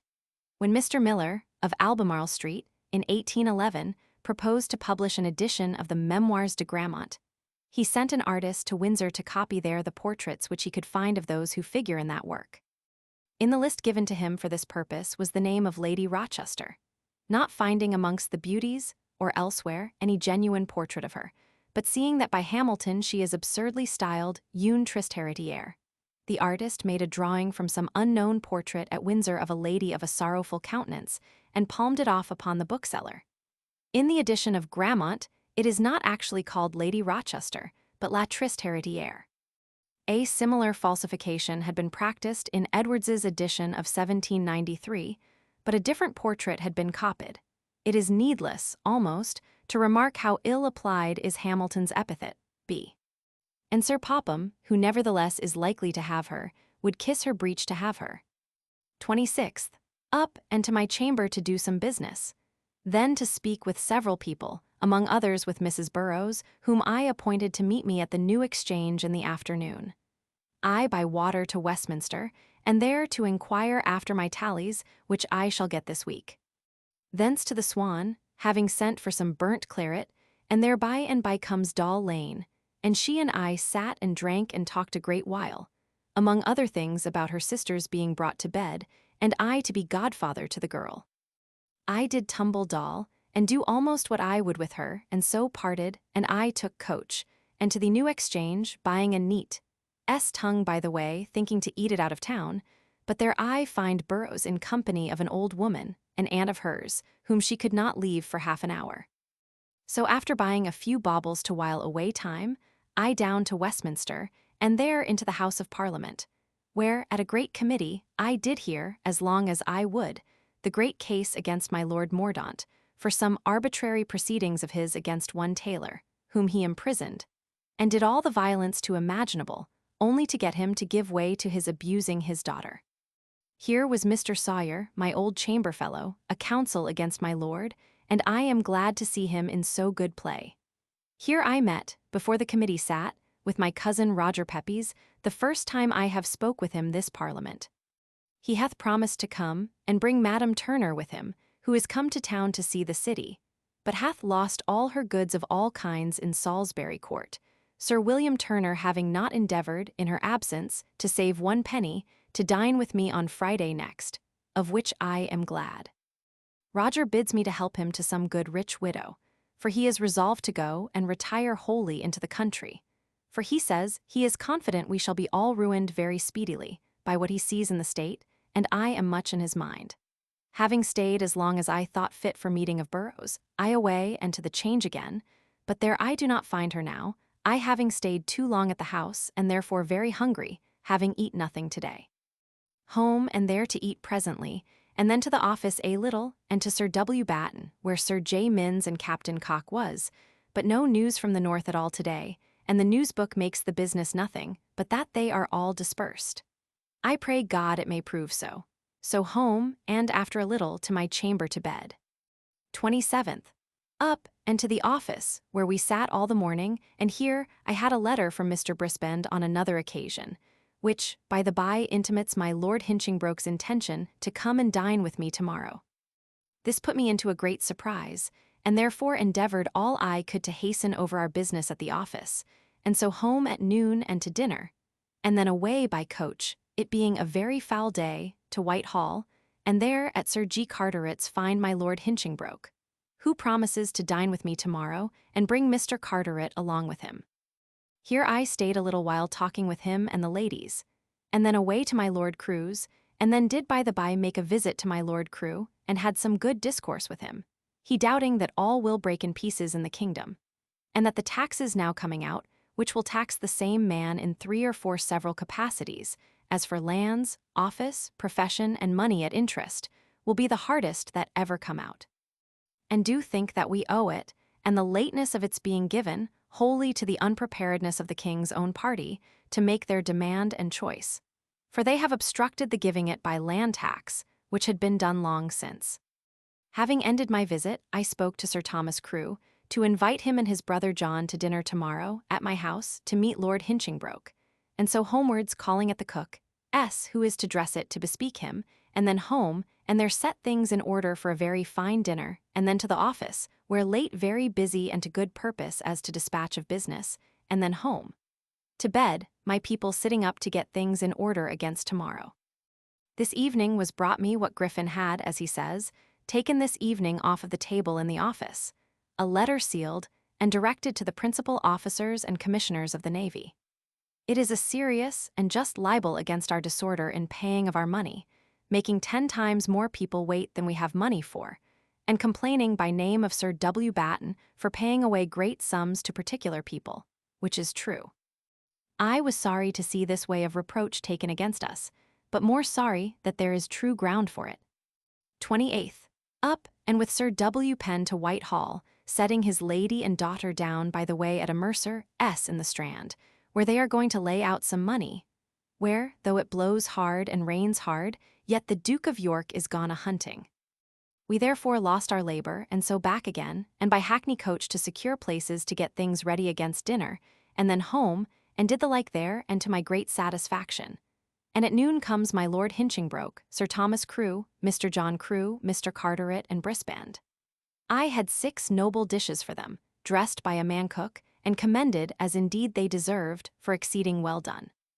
We eat with great pleasure, and I enjoyed myself in it with reflections upon the pleasures which I at best can expect, yet not to exceed this, eating in silver plates, and all things mighty rich and handsome about me. A great deal of fine discourse, sitting almost till dark at dinner, and then broke up with great pleasure, especially to myself. And they away, only Mr. Carteret and I to Gresham College, where they meet now weekly again, and here they had good discourse how this late experiment of the dog, which is in perfect good health, may be improved for good uses to men, and other pretty things, and then broke up. Here was Mr. Henry Howard, that will hereafter be Duke of Norfolk, who is admitted this day into the society, and being a very proud man, and one that values himself upon his family, writes his name, as he do everywhere, Henry Howard of Norfolk. Thence home, and there comes my Lady Penn, Peg, and Mrs. Turner, and played at cards and supped with us, and were pretty merry, and Peg with me in my closet a good while, and did suffer me, a la baser mouchet toucher says coses upon her breast, wherein I had great pleasure, and so spent the evening and then broke up, and I to bed, my mind mightily pleased with the day's entertainment. 29th. Up and to the office, where busy all the morning. At noon home to dinner, where I find Balti come out to see us, but looks like death, and I do fear he is in a consumption. He has not been abroad many weeks before, and hath now a well day, and a fit day of the headache in extraordinary torture. After dinner left him and his wife, they having their mother hard by and my wife, and I a wet afternoon to Whitehall to have seen my Lady Carteret and Jemima, but as God would have it they were abroad, and I was well contented at it. So my wife and I to Westminster Hall, where I left her a little, and to the Exchequer, and then presently home again, calling at our man cook S for his help tomorrow, but he could not come. So I home to the office, my people all busy to get a good dinner tomorrow again. I laid at the office, and all the news I hear I put into a letter this night to my Lord Brunker at Chatham thus. I doubt not of your lordship's hearing of Sir Thomas Clifford's succeeding Sir H. Pollard in the comptrollership of the King's house. But perhaps are ill, but confirmed, tidings from the Barbados may not yet, it coming but yesterday. Viz., that about 11 ships, whereof 2 of the King, S. the Hope and Coventry, going thence with men to attack St. Christopher, S., were seized by a violent hurricane, and all sunk to only of 13 escaping, and those with loss of masts. And see my Lord Willoughby himself is involved in the disaster, and I think 2 ships thrown upon an island of the French, and so all the men, too, become their prisoners. T said, too, that 18 Dutch men of war are past the Channel, in order to meet with our Smyrna ships, and some, I hear, do fright us with the King of Sweden, S seizing our mast ships at Gothenburg. But we have too much ill news true, to afflict ourselves with what is uncertain. That which I hear from Scotland is, the Duke of York saying, yesterday, that he is confident the Lieutenant General there hath driven them into a pound, somewhere towards the mountains. Having writ my letter, I home to supper and to bed, the world being mightily troubled at the ill news from Barbados, and the consequence of the Scotch business, as little as we do make of it. And to show how mad we are at home, here, and unfit for any troubles. My Lord St. John did, a day or 2 since, openly pull a gentleman in Westminster Hall by the nose, one Sir Andrew Henley, while the judges were upon their benches, and the other gentleman did give him a rap over the pate with his cane, of which fray the judges, they say, will make a great matter. Men are only sorry the gentle man did proceed to return a blow. For, otherwise, my lord would have been soundly fined for the affront, and maybe yet for his affront to the judges. 30th. Up and with Sir W. Batten to Whitehall, and there we did attend the Duke of York and had much business with him. And pretty to see, it being St. Andrew's Day, how some few did wear St. Andrew's cross, but most did make a mockery at it, and the House of Parliament, contrary to practice, did sit also. People having no mind to observe the Scotch saints' days till they hear better news from Scotland. Thence to Westminster Hall and the Abbey, thinking as I had appointed to have met Mrs. Burrows there, but not meeting her I home, and just overtook my cousin Roger Pepys, Mrs. Turner, Dick, and Joyce Norton, coming by invitation to dine with me. These ladies I have not seen since before the plague. Mrs. Turner is come to town to look after her things in her house, but all is lost. She is quite weary of the country, but cannot get her husband to let her live here any more, which troubles her mightily. She was mighty angry with me, that in all this time I never writ to her, which I do think and take to myself as a fault, and which I have promised to mend. Here I had a noble and costly dinner for them, dressed by a man cook, as that the other day was, and pretty merry we were, as I could be with this company and so great a charge. We sat long, and after much talk of the plenty of her country and fish, but in nothing also that is pleasing, we broke up with great kindness, and when it begun to be dark we parted, they in one coach home, and I in another to Westminster Hall, where by appointment Mrs. Burrows and I were to meet, but did not after I had spent the whole evening there. Only I did go drink at the Swan, and there did meet with Sarah, who is now newly married, and there I did lay the beginnings of a future, a more con L. Thence it being late away called at Mrs. Burrows' mother's door, and she come out to me, and I did hazer whatever I would. And then parted, and home, and after some playing at cards with my wife, we to supper and to bed.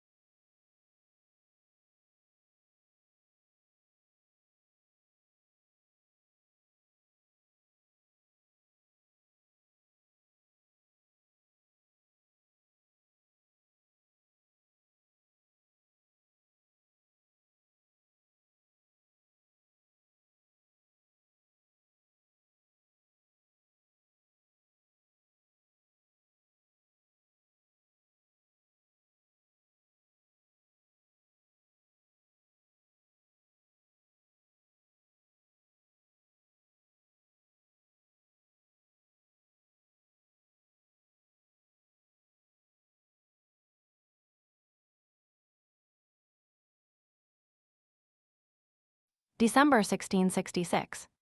December 1st. Up and to the office, where we sat all the morning. At home to dinner, and then abroad walking to the Old Swan, and in my way I did see a cellar in Tower Street in a very fresh fire, the late great winds having blown it up. The fire continued burning in some cellars of the ruins of the city for 4 months, though it rained in the month of October 10 days without ceasing. Rug S. Diurnal. B. It seemed to be only of logwood that hath kept the fire all this while in it. Going further, I met my late Lord Mayor Bloodworth, under whom the city was burned, and went with him by water to Whitehall. But Lord, the silly talk that this fellow had, only how ready he would be to part with all his estate in these difficult times to advance the king's service, and complaining that now, as every body did lately in the fire, every body endeavors to save himself and let the whole perish. But a very weak man he seems to be. I left him at Whitehall, he giving 6d, towards the boat, and I to Westminster Hall, where I was again defeated in my expectation of boroughs. However, I was not much sorry for it, but by coach home, in the evening, calling at Faithorne's, buying 3 of my Lady Castlemaine's heads, printed this day, which indeed is, as to the head, I think, a very fine picture and like her. I did this afternoon get Mrs. Mitchell to let me only have a sight of a pamphlet lately printed, but suppressed and much called after, called The Catholics' Apology, lamenting the severity of the Parliament against them, and comparing it with the lenity of other princes to Protestants, giving old and late instances of their loyalty to their princes, whatever is objected against them, and excusing their disquiets in Queen Elizabeth's time, for that it was impossible for them to think her a lawful queen, if Queen Mary, who had been owned as such, were so, one being the daughter of the true, and the other of a false wife, and that of the gunpowder treason, by saying that it was only the practice of some of us, if not the king, to trepan some of their religion into it, it never being defended by the generality of their church, nor indeed known by them. And ends with a large catalogue, in red letters, of the Catholics which have lost their lives in the quarrel of the late king and this. The thing is very well writ indeed. So home to my letters, and then to my supper and to bed. 2nd Lord's Day. Up and to church, and after church home to dinner, where I met Betty Mitchell and her husband, very merry at dinner. And after dinner, having borrowed Sir W. Penn's coach, we to Westminster, they two and my wife and I to Mr. Martin's, where find the company almost all come to the christening of Mrs. Martin's child, a girl. A great deal of good plain company. After sitting long, till the church was done, the parson comes, and then we to christen the child. I was godfather and Mrs. Holder her husband, a good man, I know well, and a pretty lady that waits, it seems, on my Lady Bath at Whitehall, her name Mrs. Noble, were godmothers. After the christening comes in the wine and the sweetmeats, and then to prate and tattle, and then very good company they were, and I among them. Here was old Mrs. Mitchell and Howlett, and several married women of the hall, whom I knew maids. Here was also Mrs. Burrows and Mrs. Bales, the young widow, whom I led home, and having stayed till the moon was up, I took my pretty gossip to Whitehall with us, and I saw her in her lodging, and then my own company again took coach, and no sooner in the coach but something broke, that we were fain there to stay till a smith could be fetched, which was above an hour, and then it costing me 6s. To mend. Away round by the Wall and Cow Lane. Cow Lane, West Smithfield, now named King Street, was famous for its coachmakers. For fear it should break again, and in pain about the coach all the way. But to ease myself therein Betty Mitchell did sit at the same end with me. Being very much pleased with this, we at last come home, and so to supper, and then sent them by boat home, and we to bed. When I come home I went to Sir W. Batten S., and there I hear more ill news still, that all our New England fleet, which went out lately, are put back a 3rd time by foul weather, and dispersed, some to one port and some to another, and their convoys also to Plymouth, and whether any of them be lost or not, we do not know. This, added to all the rest, do lay us flat in our hopes and courages, every body prophesying destruction to the nation. 3rd. Up, and among a great many people that come to speak with me, one was my Lord Peterborough's gentleman, who comes to me to dun me to get some money advanced for my lord. And I demanding what news, he tells me that at court they begin to fear the business of Scotland more and more, and that the Duke of York intends to go to the north to raise an army, and that the king would have some of the nobility and others to go and assist. But they were so served the last year. among others his lord, in raising forces at their own charge, for fear of the French invading us, that they will not be got out now, without money advanced to them by the king. And this is like to be the king's case for certain, if ever he comes to have need of any army. He and others gone, I by water to Westminster, and there to the Exchequer, and put my tallies in a way of doing for the last quarter. But my not following it the last week has occasioned the clerks some trouble, which I am sorry for, and they are mad at. Thence at noon home, and there find Kate Joyce, who dined with me. Her husband and she are weary of their new life of being an innkeeper, and will leave it, and would fain get some office. But I know none the fool is fit for, but would be glad to help them, if I could, though they have enough to live on, God be thanked. Though their loss hath been to the value of L 3,000 W. Joyce now has all the trade, she says, the trade being come to that end of the town. She dined with me, my wife being ill of her months in bed. I left her with my wife, and away myself to Westminster Hall by appointment and there found out boroughs, and I took her by coach as far as the Lord Treasurer's and called at the Cake House by Hales, and there in the coach eat and drank and then carried her home. So having set her down in the palace I to the Swan, and there did the first time Baser the little sister of Sarah that is come into her place, and so away by coach home, where to my viol and supper and then to bed, being weary of the following of my pleasure and sorry for my omitting, though with a true salvo to my vows. The stating my last month's accounts in time, as I should, but resolved to settle, and clear all my business before me this month, that I may begin afresh the next year, and enjoy some little pleasure freely at Christmas. So to bed, and with more cheerfulness than I have done a good while, to hear that for cert the Scot rebels are all routed, they having been so bold as to come within 3 miles of Edinburgh, and there given 2 or 3 repulses to the king's forces, but at last were mastered. 300 or 400 killed or taken, among which their leader, 1 Wallis, and 7 ministers, they having all taken the covenant a few days before, and sworn to live and die in it, as they did. And so all is likely to be there quiet again. There is also the very good news come of 4 New England ships come home safe to Falmouth with masts for the king, which is a blessing mighty unexpected, and without which, if for nothing else, we must have failed the next year. But God be praised for thus much good fortune, and send us the continuance of his favor in other things. So to bed. 4th, up and to the office, where we sat all the morning. At noon dined at home. After dinner presently to my office, and there late and then home to even my journal and accounts, and then to supper much eased in mind, and last night's good news, which is more and more confirmed with particulars to very good purpose, and so to bed. 5th, up and by water to Whitehall, where we did much business before the Duke of York, which being done, I away home by water again, and there to my office till noon busy. At noon home, and good groom dined with us, who teaches my wife to sing. After dinner, I did give him my song, Beauty Retire, which he has often desired of me, and without flattery I think is a very good song. He gone, I to the office, and there late, very busy doing much business, and then home to supper and talk, and then scold with my wife for not reckoning well the times that her musique master hath been with her, but setting down more than I am sure, and did convince her they had been with her, and in an ill humor of anger with her to bed.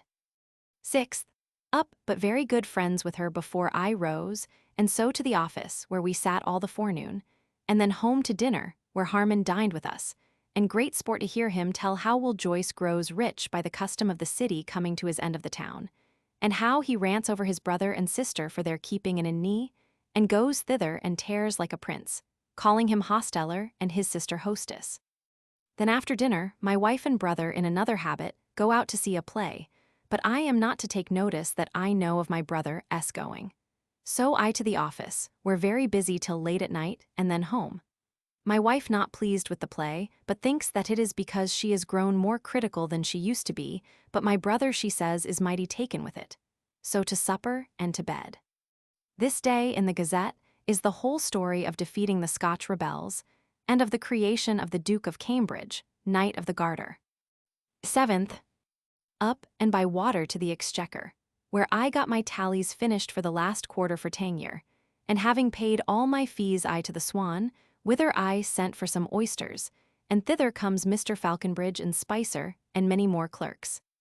And there we eat and drank, and a great deal of their sorry discourse, and so parted, and I by coach home, meeting Balti in the street about Charing Cross walking, which I am glad to see, and spoke to him about his mustering business.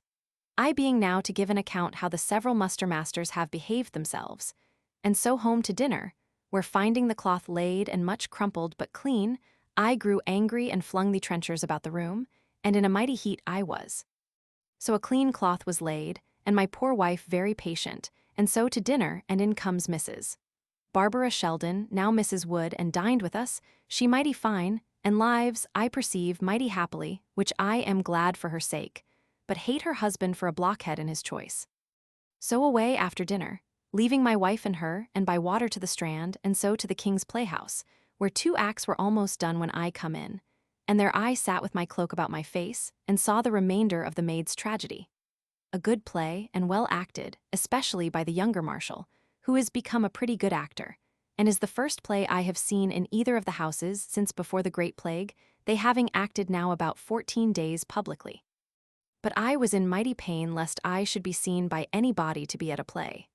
Soon as done I home, and then to my office a while, and then home and spent the night evening my Tangier accounts, much to my satisfaction, and then to supper, and mighty good friends with my poor wife, and so to bed. 8th, up, and to the office, where we sat all the morning, and at noon home to dinner, and there find Mr. Pierce and his wife and Betty, a pretty girl, who in discourse at table told me the great proviso passed the House of Parliament yesterday, which makes the King and Court mad, the King having given order to my Lord Chamberlain to send to the playhouses and bawdy houses, to bid all the Parliament men that were there to go to the Parliament presently. This is true, it seems, but it was carried against the court by 30 or 40 voices. It is a proviso to the poll bill that there shall be a committee of 9 persons that shall have the inspection upon oath and power of giving others of all the accounts of the money given and spent for this war. This hath a most sad face, and will breed very ill blood. He tells me, brought in by Sir Robert Howard, who is one of the King's servants, at least hath a great office, and hath got, they say, L20000 since the King come in. Mr. Pierce did also tell me as a great truth, as being told it by Mr. Cowley, who was by, and heard it, that Tom Killigrew should publicly tell the King that his matters were coming into a very ill state. But that yet there was a way to help all, which is, says he, there is a good, honest, able man that I could name, that if your Majesty would employ, and command to see all things well executed, all things would soon be mended. And this is one Charles Stuart, who now spends his time in employing his lips about the court, and hath no other employment. But if you would give him this employment, he were the fittest man in the world to perform it. This, he says, is most true, but the King do not profit by any of this, but lays all aside and remembers nothing, but to his pleasures again, which is a sorrowful consideration. Very good company we were at dinner, and merry, and after dinner, he being gone about business, my wife and I and Mrs. Pierce and Betty and Balti, who come to see us today very sick, and went home not well together out, and our coach broke the wheel off upon Ludgate Hill. So we were fain to part ourselves and get room in other people's coaches, and Mrs. Pierce and I in one, and I carried her home and set her down, and myself to the King's Playhouse, which troubles me since, and hath cost me a forfeit of 10s, which I have paid, and there did see a good part of the English Monsieur, which is a mighty pretty play, very witty and pleasant. And the women do very well, but above all little Nelly, that I am mightily pleased with the play, and much with the house, more than ever I expected, the women doing better than ever I expected, and very fine women. Here I was in pain to be seen, and hid myself, but, as God would have it, Sir John Chichley come, and sat just by me. Thence to Mrs. Pierce S., and there took up my wife and away home, and to the office and Sir W. Batten S., of whom I hear that this proviso in Parliament is mightily ill taken by all the court party as a mortal blow, and that strikes deep into the King's prerogative, which troubles me mightily. Home, and set some papers right in my chamber, and then to supper and to bed, we being in much fear of ill news of our colliers. A fleet of 200 sail, and 14 Dutch men of war between them and us, and they coming home with small convoy, and the city in great want, coals being at L33s. Per chaldron, as I am told. I saw smoke in the ruins this very day. 9th Lord's Day. Up, not to church, but to my chamber, and there begun to enter into this book my journal of September, which in the fire time I could not enter here, but in loose papers. At noon dined, and then to my chamber all the afternoon and night, looking over and tearing and burning all the unnecessary letters, which I have had upon my file for 4 or 5 years backward, which I intend to do quite through all my papers, that I may have nothing by me but what is worth keeping and fit to be seen, if I should miscarry. At this work till midnight, and then to supper and to bed. 10th, up, and at my office all the morning, and several people with me, Sir W. Warren, who I do every day more and more admire for a miracle of cunning and forecast in his business, and then Captain Cock, with whom I walked in the garden, and he tells me how angry the court is at the late proviso brought in by the House. How still my Lord Chancellor is, not daring to do or say anything to displease the Parliament, that the Parliament is in a very ill humor, and grows every day more and more so, and that the unskillfulness of the court, and their difference among one another, is the occasion of all not agreeing in what they would have, and so they give leisure and occasion to the other part to run away with what the court would not have. Then comes Mr. Gauden, and he and I in my chamber discoursing about his business, and to pay him some 10-year orders which he delayed to receive till I had money instead of tallies. But do promise me consideration for my victualling business for this year, and also as treasurer for 10 year, which I am glad of, but would have been gladder to have just now received it. He gone, I alone to dinner at home, my wife and her people being gone down the river today for pleasure, though a cold day and dark night to come up. In the afternoon I to the excise office to enter my tallies, which I did, and come presently back again, and then to the office and did much business, and then home to supper, my wife and people being come well and hungry home from Erith. Then I to begin the setting of a base to It is decreed, and so to bed. 11th, up and to the office where we sat, and at noon home to dinner, a small dinner because of a good supper. After dinner my wife and I by coach to St. Clement's Church, to Mrs. Turner's lodgings, hard by, to take our leaves of her. She is returning into the north to her children, where I perceive her husband hath clearly got the mastery of her, and she is likely to spend her days there, which for her sake I am a little sorry for, though for his it is but fit she should live where he hath a mind. Here were several people come to see and take leave of her, she going tomorrow. Among others my Lady Mordaunt, which was Betty Turner, a most homely widow, but young and pretty rich and good-natured. Thence, having promised to write every month to her, we home, and I to my office, while my wife to get things together for supper, dispatching my business at the office. Anon come our guests, old Mr. Baitlier and his son and daughter Mercer, which was all our company. We had a good venison pasty and other good cheer, and as merry as in so good, innocent, and understanding company I could be. He is much troubled that wines, laden by him in France before the late proclamation was out, cannot now be brought into England, which is so much to his and other merchants' loss. We sat long at supper, and then to talk, and so late parted, and so to bed. This day the poll bill was to be passed, and great endeavors used to take away the proviso. 12th, up, and to the office, where some accounts of Mr. Gauden's were examined, but I home most of the morning to even some accounts with Sir H. Comely, Mr. Moon, and others one after another. Sir H. Comely did with grief tell me how the Parliament hath been told plainly that the King hath been heard to say that he would dissolve them rather than pass this bill with the proviso, but tells me that the proviso is removed, and now carried that it shall be done by a bill by itself. He tells me how the King hath lately paid about L30000. £2,000 of this sum went to Alderman Edward Bakewell for 2 diamond rings, severally charged L1000 and L900, bought March 14th, 1665-66. Second addenda to Steinman's Memoir of the Duchess of Cleveland, privately printed, 1878, p. 4. To clear debts of my Lady Castlemaine, S., and that she and her husband are parted forever, upon good terms, never to trouble one another more. He says that he hears L400000 hath gone into the privy purse since this war, and that hath consumed so much of our money, and makes the king and court so mad to be brought to discover it. He gone, and after him the rest, I to the office, and at noon to the Change, where the very good news is just come of our 4 ships from Smyrna, come safe without convoy even into the Downs, without seeing any enemy.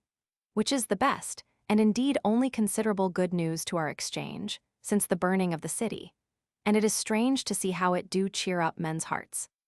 Here I saw shops now come to be in this exchange, and met little Baitlier, who sits here but at L3 per annum, whereas he sat at the other at L100, which he says he believes will prove of as good account to him now as the other did at that rent. From the change to Captain Cock, S., and there, by agreement, dined, and there was Charles Porter, Temple, Fern, de Basty, whose bad English and pleasant discourses was exceeding good entertainment, Matt. Wren, Major Cooper, and myself, mighty merry and pretty discourse. They talked for certain that now the king do follow Mrs. Stuart wholly, and my Lady Castlemaine not above once a week, that the Duke of York do not haunt my Lady Denham so much, that she troubles him with matters of state, being of my Lord Bristol's faction, and that he avoids, that she is ill still. After dinner I away to the office, where we sat late upon Mr. Godden's accounts, Sir J. Minns being gone home sick. I late at the office, and then home to supper and to bed, being mightily troubled with a pain in the small of my back through cold, or, which I think most true, my straining last night to get open my plate chest. In such pain all night I could not turn myself in my bed. News this day from Brampton, of Mr. and some, my sister's sweetheart, being dead. A clown. 13th. Up, and to the office where we sat. At noon to the change, and there met Captain Cock, and had a second time his direction to bespeak L100 of plate, which I did at Sir R. Viner's, being 12 plates more, and something else I have to choose. Thence home to dinner, and there W. Hewer dined with me, and showed me a gazette in April last, which I wonder should never be remembered by any body, which tells how several persons were then tried for their lives, and were found guilty of a design of killing the king and destroying the government, and as a means to it, to burn the city, and that the day intended for the plot was the 3rd of last September. The Gazette of April 23, 26, 1666, which contains the following remarkable passage. At the sessions in the Old Bailey, John Rathbone, an old army colonel, William Saunders, Henry Tucker, Thomas Flint, Thomas Evans, John Miles, Will Westcott, and John Cole, officers or soldiers in the late rebellion, were indicted for conspiring the death of His Majesty and the overthrow of the government. Having laid their plot and contrivance for the surprisal of the Tower, the killing His Grace the Lord General, Sir John Robinson, Lieutenant of the Tower, and Sir Richard Browne, and then to have declared for an equal division of lands, and see the better to effect this hellish design, the city was to have been fired, and the portcullis let down to keep out all assistance, and the horse guards to have been surprised in the inns where they were quartered, several ostlers having been gained for that purpose.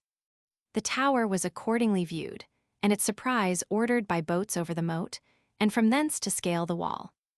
One Alexander, not yet taken, had likewise distributed money to these conspirators, and for the carrying on the design more effectually, they were told of a council of the great ones that sat frequently in London, from whom issued all orders, which council received their directions from another in Holland, who sat with the States, and that the 3rd of September was pitched on for the attempt, as being found by Lilly's Almanac, and a scheme erected for that purpose, to be a lucky day, a planet then ruling which prognosticated the downfall of monarchy.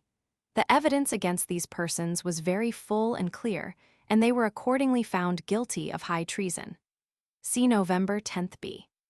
And the fire did indeed break out on the 2nd of September, which is very strange, methinks, and I shall remember it. At the office all the afternoon late, and then home to even my accounts in my Tangier book, which I did to great content in all respects, and joy to my heart, and so to bed. This afternoon Sir W. Warren and Mr. Moore, one after another, walked with me in the garden, and they both tell me that my Lord Sandwich is called home, and that he do grow more and more in esteem everywhere, and is better spoken of, which I am mighty glad of, though I know well enough his deserving the same before, and did foresee that it will come to it. In mighty great pain in my back still, but I perceive it changes its place, and do not trouble me at all in making of water, and that is my joy, so that I believe it is nothing but a strain. And for these 3 or 4 days I perceive my overworking of my eyes by candlelight do hurt them as it did the last winter, that by day I am well and do get them right. But then after candlelight they begin to be sore and run, so that I intend to get some green spectacles. 14th. Up and very well again of my pain in my back, it having been nothing but cold. By coach to Whitehall, seeing many smokes of the fire by the way yet, and took up into the coach with me a country gentleman, who asked me room to go with me, it being dirty one come out of the north to see his son, after the burning his house, a merchant. Here endeavoured to wait on the Duke of York, but he would not stay from the Parliament. So I to Westminster Hall, and there met my good friend Mr. Evelyn, and walked with him a good while, lamenting our condition for want of good counsel, and the king's minding of his business and servants. I out to the Bell Tavern, and thither comes Doll to me. And after an hour's stay, away and stayed in Westminster Hall till the rising of the House, having told Mr. Evelyn, and he several others, of my gazette which I had about me that mentioned in April last a plot, for which several were condemned of treason at the Old Bailey for many things, and among others for a design of burning the city on the 3rd of September. The House sat till 3 o'clock, and then up, and I home with Sir Stephen Fox to his house to dinner, and the coffer with us. There I find Sir S. Fox's lady, a fine woman, and 7 the prettiest children of theirs that ever I knew almost. A very genteel dinner, and in great state and fashion, and excellent discourse, and nothing like an old experienced man and a courtier, and such is the coffer Ashburnham. The House have been mighty hot today against the paper bill, showing all manner of averseness to give the king money, which these courtiers do take mighty notice of, and look upon the others as bad rebels as ever the last were. But the courtiers did carry it against those men upon a division of the House, a great many, that it should be committed, and so it was, which they reckon good news. After dinner we 3 to the excise office, and there had long discourse about our moneys, but nothing to satisfaction, that is, to show any way of shortening the time which our tallies take up before they become payable, which is now full 2 years, which is 20%. For all the king's money for interest, and the great disservice of his majesty otherwise. Thence in the evening round by coach home, where I founds his present, of a fair pair of candlesticks, and half a dozen of plates come, which cost him full L50, and is a very good present. And here I met with, sealed up from Sir H. Comely, the Lampoon, or the Mock Advice to a Painter. In a broadside, 1680, quoted by Mr. G. T. Drury in his edition of Waller's Poems, 1893, satirical reference is made to the fashionable form of advice to the painters. Each puny brother of the rhyming trade at every turn implores the painter's aid, and fondly enamored of own foul brat cries in an ecstasy, paint this, draw that. The series was continued, for we find advice to a painter upon the defeat of the rebels in the West and the execution of the late Duke of Monmouth. Poems on Affairs of State, Volume Roman II, p. 148, Advice to a Painter being a satire on the French king, and c. 1692, and Advice to a Painter, 1697, Poems on Affairs of State, Volume Roman II, p. 428. Abusing the Duke of York and my Lord Sandwich, Penn, and everybody, and the king himself, in all the matters of the navy and war. I am sorry for my Lord Sandwich, having so great a part in it, then to supper and musique and to bed. 15th, up into the office, where my Lord Brunker newly come to town from his being at Chatham and Harwich to spy enormities, and at noon I with him and his Lady Williams to Captain Cox, where a good dinner and very merry. Good news today upon the exchange that our Hamburg fleet is got in, and good hopes that we may soon have the like of our Gothenburg, and then we shall be well for this winter.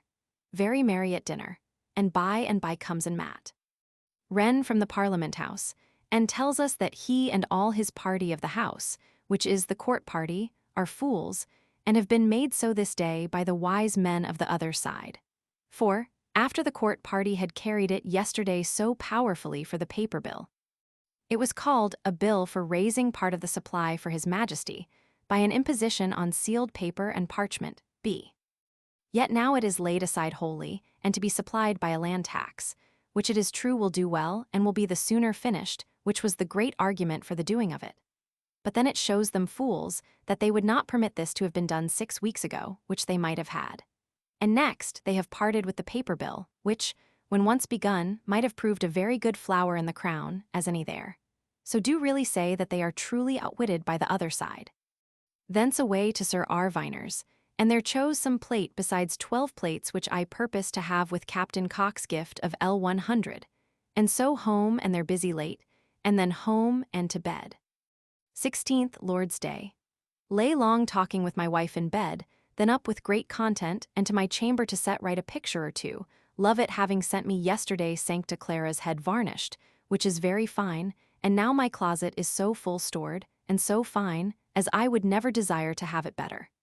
Dined without any strangers with me, which I do not like on Sundays. Then after dinner by water to Westminster to see Mrs. Martin, whom I found up in her chamber and ready to go abroad. I sat there with her and her husband and others a pretty while, and then away to Whitehall, and there walked up and down to the Queen's side, and there saw my dear Lady Castlemaine, who continues admirable, methinks, and I do not hear but that the King is the same to her still as ever. Anon to chapel, by the King's closet, and heard a very good anthemny. Then with Lord Brunker to Sir W. Coventry's chamber, and there we sat with him and talked. He is weary of anything to do, he says, in the Navy. He tells us this Committee of Accounts will inquire sharply into our office, and, speaking of Sir J. Minns, he says he will not bear anybody's faults but his own. He discoursed as bad of Sir W. Batten almost, and cries out upon the discipline of the fleet, which is lost, and that there is not in any of the fourth rates and under scarce left one sea commander, but all young gentlemen. And what troubles him, he hears that the gentlemen give out that in 2 or 3 years a tarpaulin shall not dare to look after being better than a boatswain. Which he is troubled at, and with good reason, and at this day Sir Robert Holmes is mighty troubled that his brother do not command in chief, but is commanded by Captain Hannam, who, Sir W. Coventry says, he believes to be at least of his good blood, is a longer-bred seaman, an elder officer, and an elder commander. But such is Sir R. Holmes's pride as never to be stopped, he being greatly troubled at my Lord Brunker's late discharging all his men and officers, but the standing officers at Chatham. And so are all other commanders, and a very great cry hath been to the King from them, all in my Lord's absence. But Sir W. Coventry do undertake to defend it, and my Lord Brunker got ground I believe by it. Who is angry at Sir W. Batten? And Sir W. Penn's bad words concerning it, and I have made it worse by telling him that they refused to sign to a paper which he and I signed on Saturday to declare the reason of his actions, which Sir W. Coventry likes, and would have it sent him and he will sign it, which pleases me well. So we parted, and I with Lord Brunker to Sir P. Neal's chamber, and there sat and talked a while, Sir Edward Walker being there, and telling us how he hath lost many fine rolls of antiquity in heraldry by the late fire, but hath saved the most of his papers. Here was also Dr. Wallis, the famous scholar and mathematician, but he promises little. Left them, and in the dark and cold home by water, and so to supper and to read and so to bed, my eyes being better today, and I cannot impute it to anything but by my being much in the dark tonight. For I plainly find that it is only excess of light that makes my eyes sore. This afternoon I walked with Lord Brunker into the park, and there talked of the times, and he do think that the King sees that he cannot never have much more money or good from this Parliament, and that therefore he may hereafter dissolve them, that as soon as he has the money settled he believes a peace will be clapped up, and that there are overtures of a peace, which if such as the Lord Chancellor can excuse he will take. For it is the Chancellor's interest, he says, to bring peace again, for in peace he can do all and command all, but in war he cannot, because he understands not the nature of the war as to the management thereof. He tells me he do not believe the Duke of York will go to sea again, though there are a great many about the King that would be glad of any occasion to take him out of the world, he standing in their ways, and seem to mean the Duke of Monmouth, who spends his time the most viciously and idly of any man, nor will be fit for anything, yet bespeaks as if it were not impossible, but the King would own him for his son, and that there was a marriage between his mother and him. Which God forbid should be, if it be not true, nor will the Duke of York easily be gulled in it. But this put to our other distractions makes things appear very sad, and likely to be the occasion of much confusion in a little time, and my Lord Brunker seems to say that nothing can help us but the King's making a peace soon as he hath this money, and thereby putting himself out of debt, and so becoming a good husband, and then he will neither need this nor any other Parliament, till he can have one to his mind. For no Parliament can, as he says, be kept long good, but they will spoil one another, and that therefore it hath been the practice of kings to tell Parliaments what he hath for them to do, and give them so long time to do it in, and no longer. Harry Kemb, one of our messengers, is lately dead. 17th. Up and several people to speak with me, and then comes Mr. Caesar, and then good groom, and what with one and the other, nothing but musique with me this morning, to my great content. And the more, to see that God Almighty hath put me into condition to bear the charge of all this. So out to the change, and did a little business, and then home, where they 2 musicians and Mr. Cook come to see me, and Mercer to go along with my wife this afternoon to a play. To dinner, and then our company all broke up, and to my chamber to do several things. Among other things, to write a letter to my Lord Sandwich, it being one of the burdens upon my mind that I have not writ to him since he went into Spain, but now I do intend to give him a brief account of our whole year's actions since he went, which will make amends. My wife well home in the evening from the play, which I was glad of, it being cold and dark, and she having her necklace of pearl on, and none but Mercer with her. Spent the evening in fitting my books, to have the number set upon each, in order to my having an alphabet of my whole, which will be of great ease to me. This day Captain Batters come from sea in his fireship, and come to see me, poor man, as his patron, and a poor painful wretch he is as can be. After supper to bed. 18th.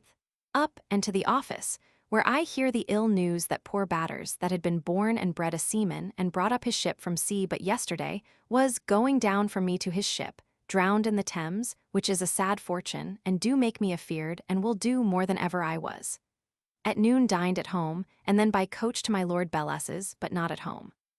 So to Westminster Hall, where the lords are sitting still, I to see Mrs. Martin, who is very well, and intends to go abroad tomorrow after her childbed. She do tell me that this child did come is meme jour that it ought to hazer after my avoir eat con elle before her married did venir home. Thence to the Swan, and there I sent for Sarah, and mighty merry we were. So to Sir Robert Viner, about my plate, and carried home another dozen of plates, which makes my stock of plates up 212 dozen, and at home find Mr. Thomas Andrews, with whom I stayed and talked a little and invited him to dine with me at Christmas, and then I to the office, and they're late doing business, and so home and to bed. Sorry for poor Batters. 19th. Up, and by water down to Whitehall, and there with the Duke of York did our usual business, but nothing but complaints of want of money success, and Sir W. Coventry's complaint of the defects of our office, indeed Sir J. Minns's, without any amendment, and he tells us so plainly of the Committee of Parliament's resolution to inquire home into all our managements that it makes me resolve to be wary, and to do all things betimes to be ready for them. Thence going away met Mr. Hingston the organist, my old acquaintance in the court, and I took him to the Dog Tavern and got him to set me a bass to my It Is Decreed, which I think will go well, but he commends the song not knowing the words, but says the air is good, and believes the words are plainly expressed. He is of my mind against having of 8 ths unnecessarily in composition. This did all please me mightily. Then to talk of the king's family. He says many of the musique are ready to starve, they being 5 years behindhand for their wages. Nay, Evans, the famous man upon the harp having not his equal in the world, did the other day die for mere want, and was fain to be buried at the almas of the parish, and carried to his grave in the dark at night without one link, but that Mr. Hingston met it by chance, and did give 12d. to buy 2 or 3 links. He says all must come to ruin at this rate, and I believe him.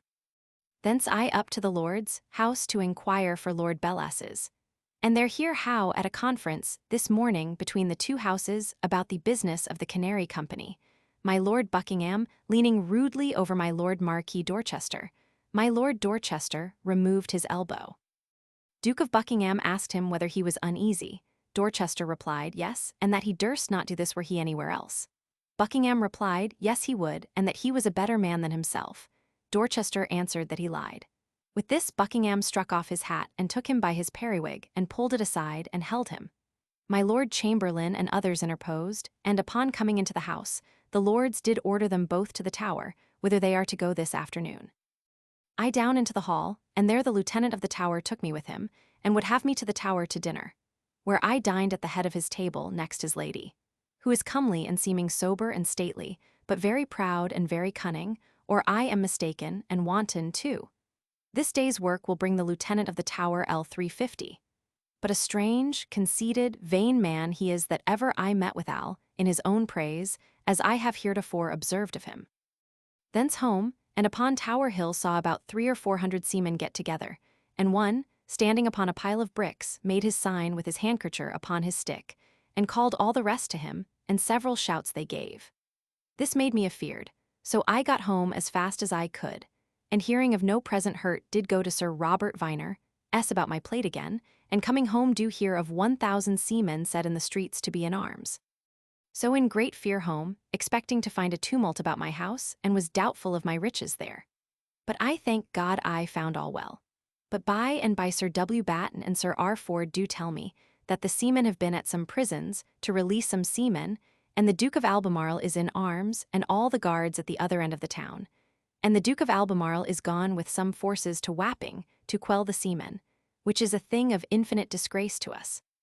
I sat long talking with them, and, among other things, Sir R. Ford did make me understand how the House of Commons is a beast not to be understood, it being impossible to know beforehand the success almost of any small plain thing, there being so many to think and speak to any business, and they have so uncertain minds and interests and passions. He did tell me, and so did Sir W. Batten, how Sir Alan Broderick and Sir Alan Apsley did come drunk the other day into the house, and did both speak for half an hour together, and could not be either laughed or pulled or bid to sit down and hold their peace, to the great contempt of the king's servants and cause, which I am grieved at with all my heart. We were full in discourse of the sad state of our times, and the horrid shame brought on the king's service by the just clamours of the poor seamen, and that we must be undone in a little time. Home full of trouble on these considerations, and, among other things, I to my chamber, and there to ticket a good part of my books, in order to the numbering of them for my easy finding them to read as I have occasion. So to supper and to bed, with my heart full of trouble. 20th, up and to the office, where we sat all the morning, and here among other things come Captain Cock, and I did get him to sign me a note for the L100 to pay for the plate he do present me with, which I am very glad of. At noon home to dinner, where was Balty come, who is well again, and the most recovered in his countenance that ever I did see. Here dined with me also Mrs. Batters, poor woman, now left a sad widow by the drowning of her husband the other day. I pity her, and will do her what kindness I can. Yet I observe something of ill nature in myself more than should be, that I am colder towards her in my charity than I should be to one so painful as he and she have been, and full of kindness to their power to my wife and I after dinner out with Balty, setting him down at the Maypole in the Strand. And then I to my Lord Bellas's, and there spoke with Mr. Moon about some business, and so away home to my business at the office, and then home to supper and to bed.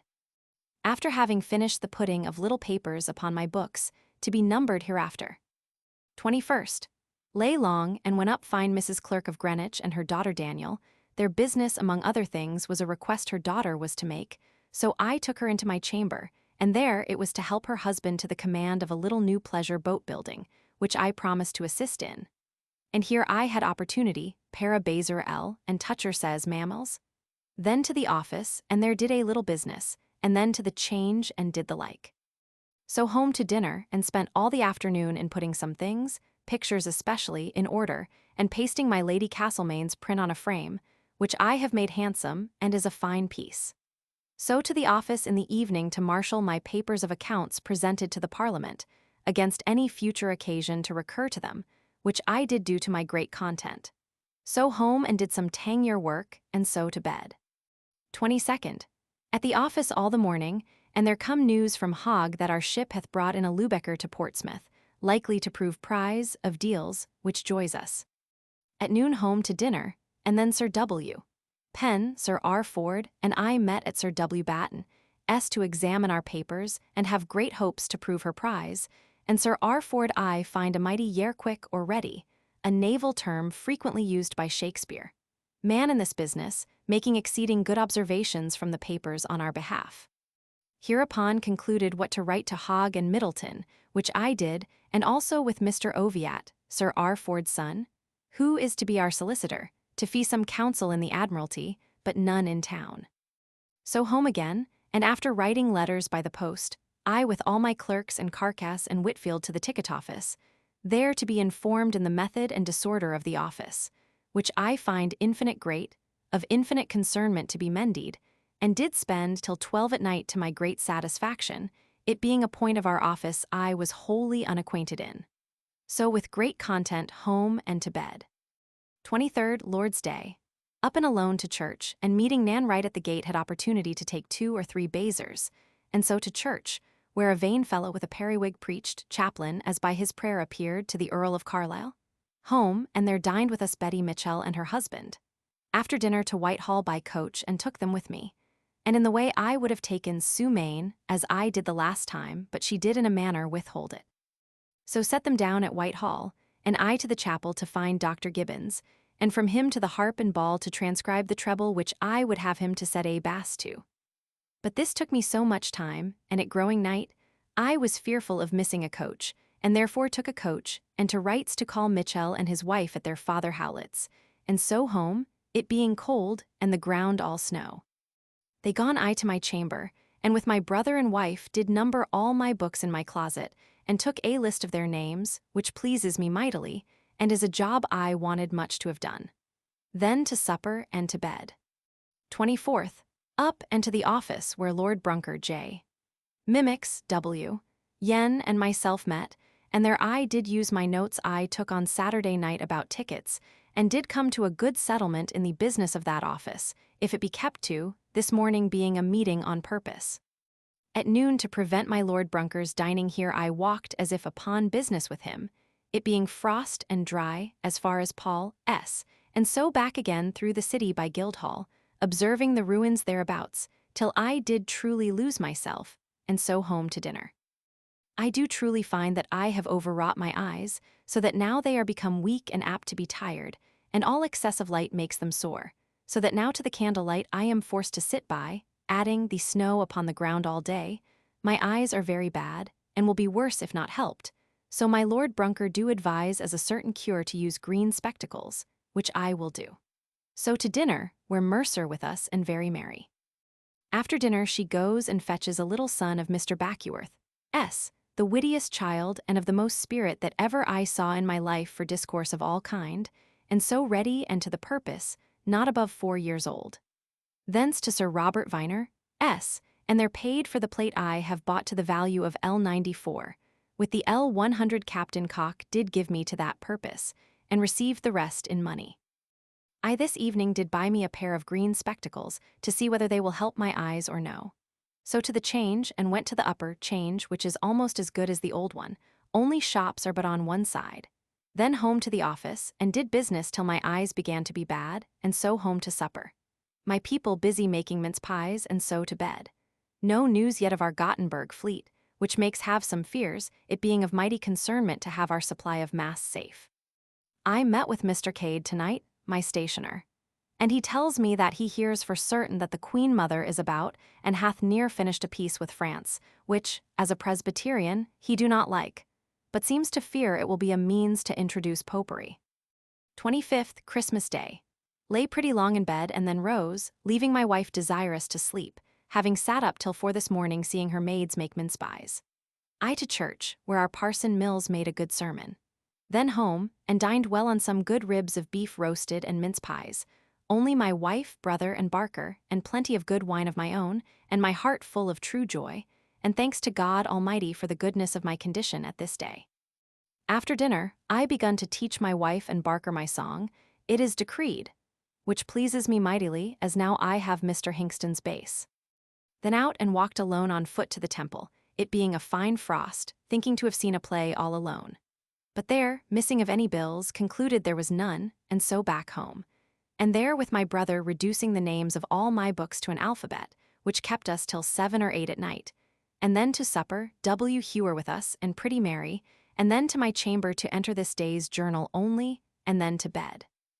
My head a little thoughtful how to behave myself in the business of the victualling, which I think will be prudence to offer my service in doing something in passing the purser's accounts, thereby to serve the king, get honor to myself, and confirm me in my place in the victualling, which at present yields not work enough to deserve my wages.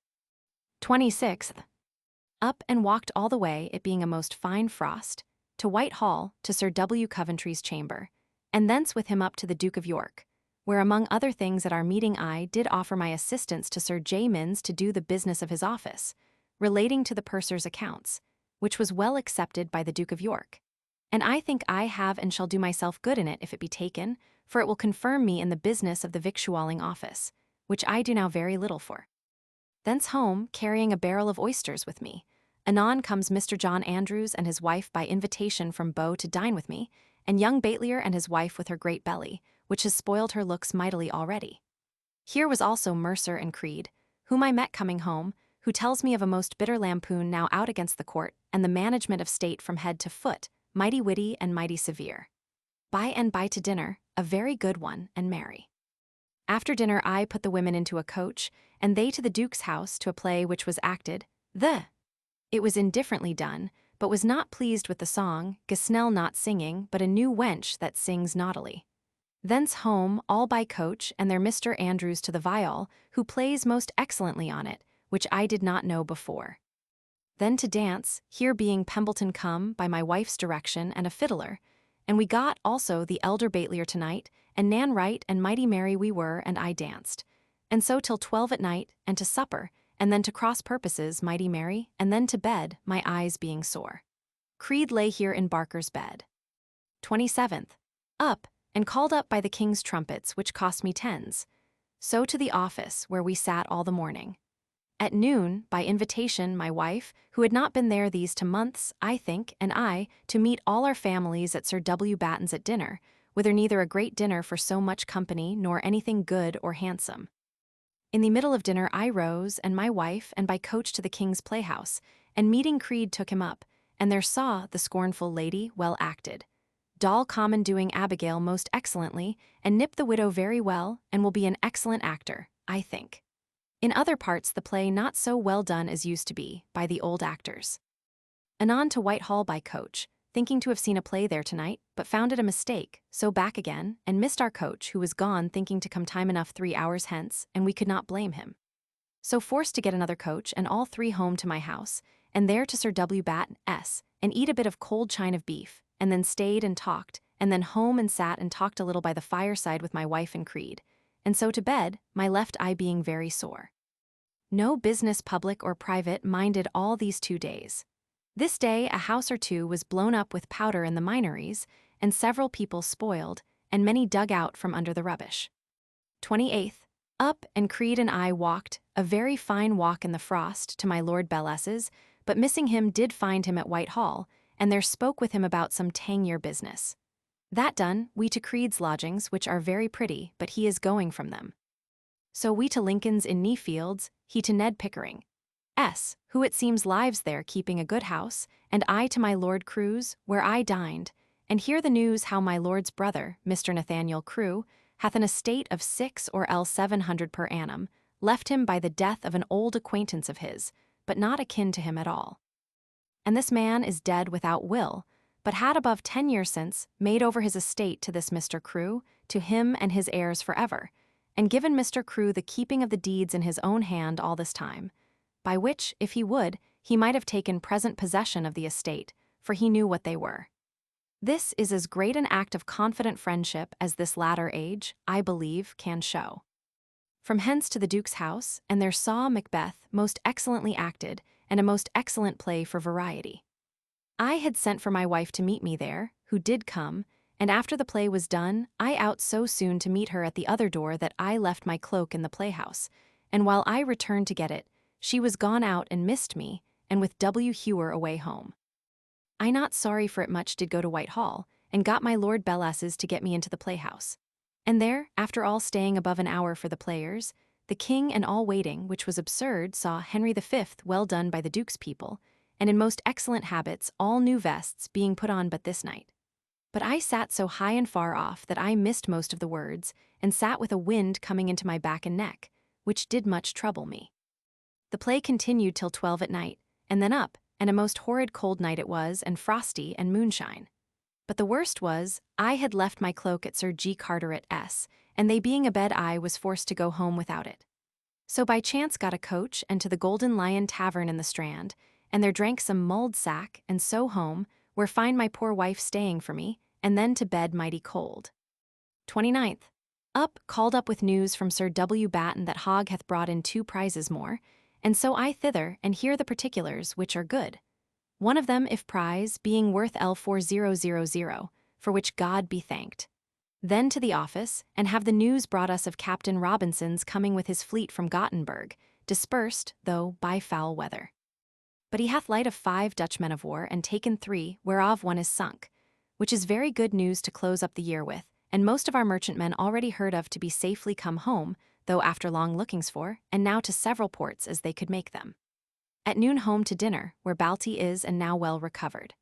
Then to the office to do business, and at night, it being very cold, home to my chamber and their late writing, but my left eye still very sore.